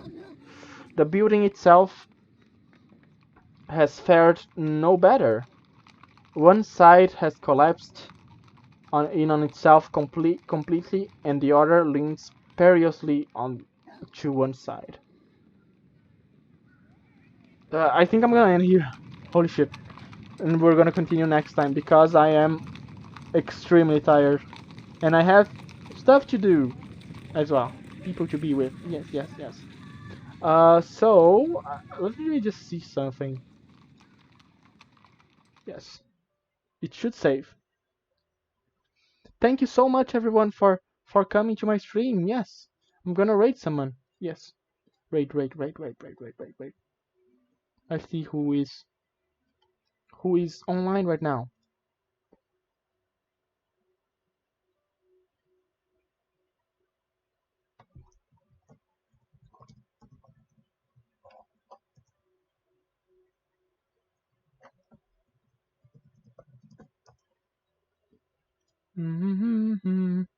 Let me see who is streaming. Someone. Moop maybe. Moop. Oh boy. No, no. Pause that. Pause that. Yeah. No. Pause that. Okay. Let's raid Moop. Scarlet. She's my friend. Yes. Raid. Oh, I'm so tired. Thank you so much everyone for coming. Thank you for supporting me. I really love this game. I really love this game. Ah. Okay, we'll be starting our raid right now. She's playing Health Taker, a really awesome indie game as well. Thank you so much everyone for coming. I hope everyone has a nice weekend. Tomorrow we're gonna continue with Dark Souls, and we'll probably suffer. Yes. I hope everyone has a nice. And my voice is gone also for talking that much. Bye bye. I love you all. See you. Rainy raid.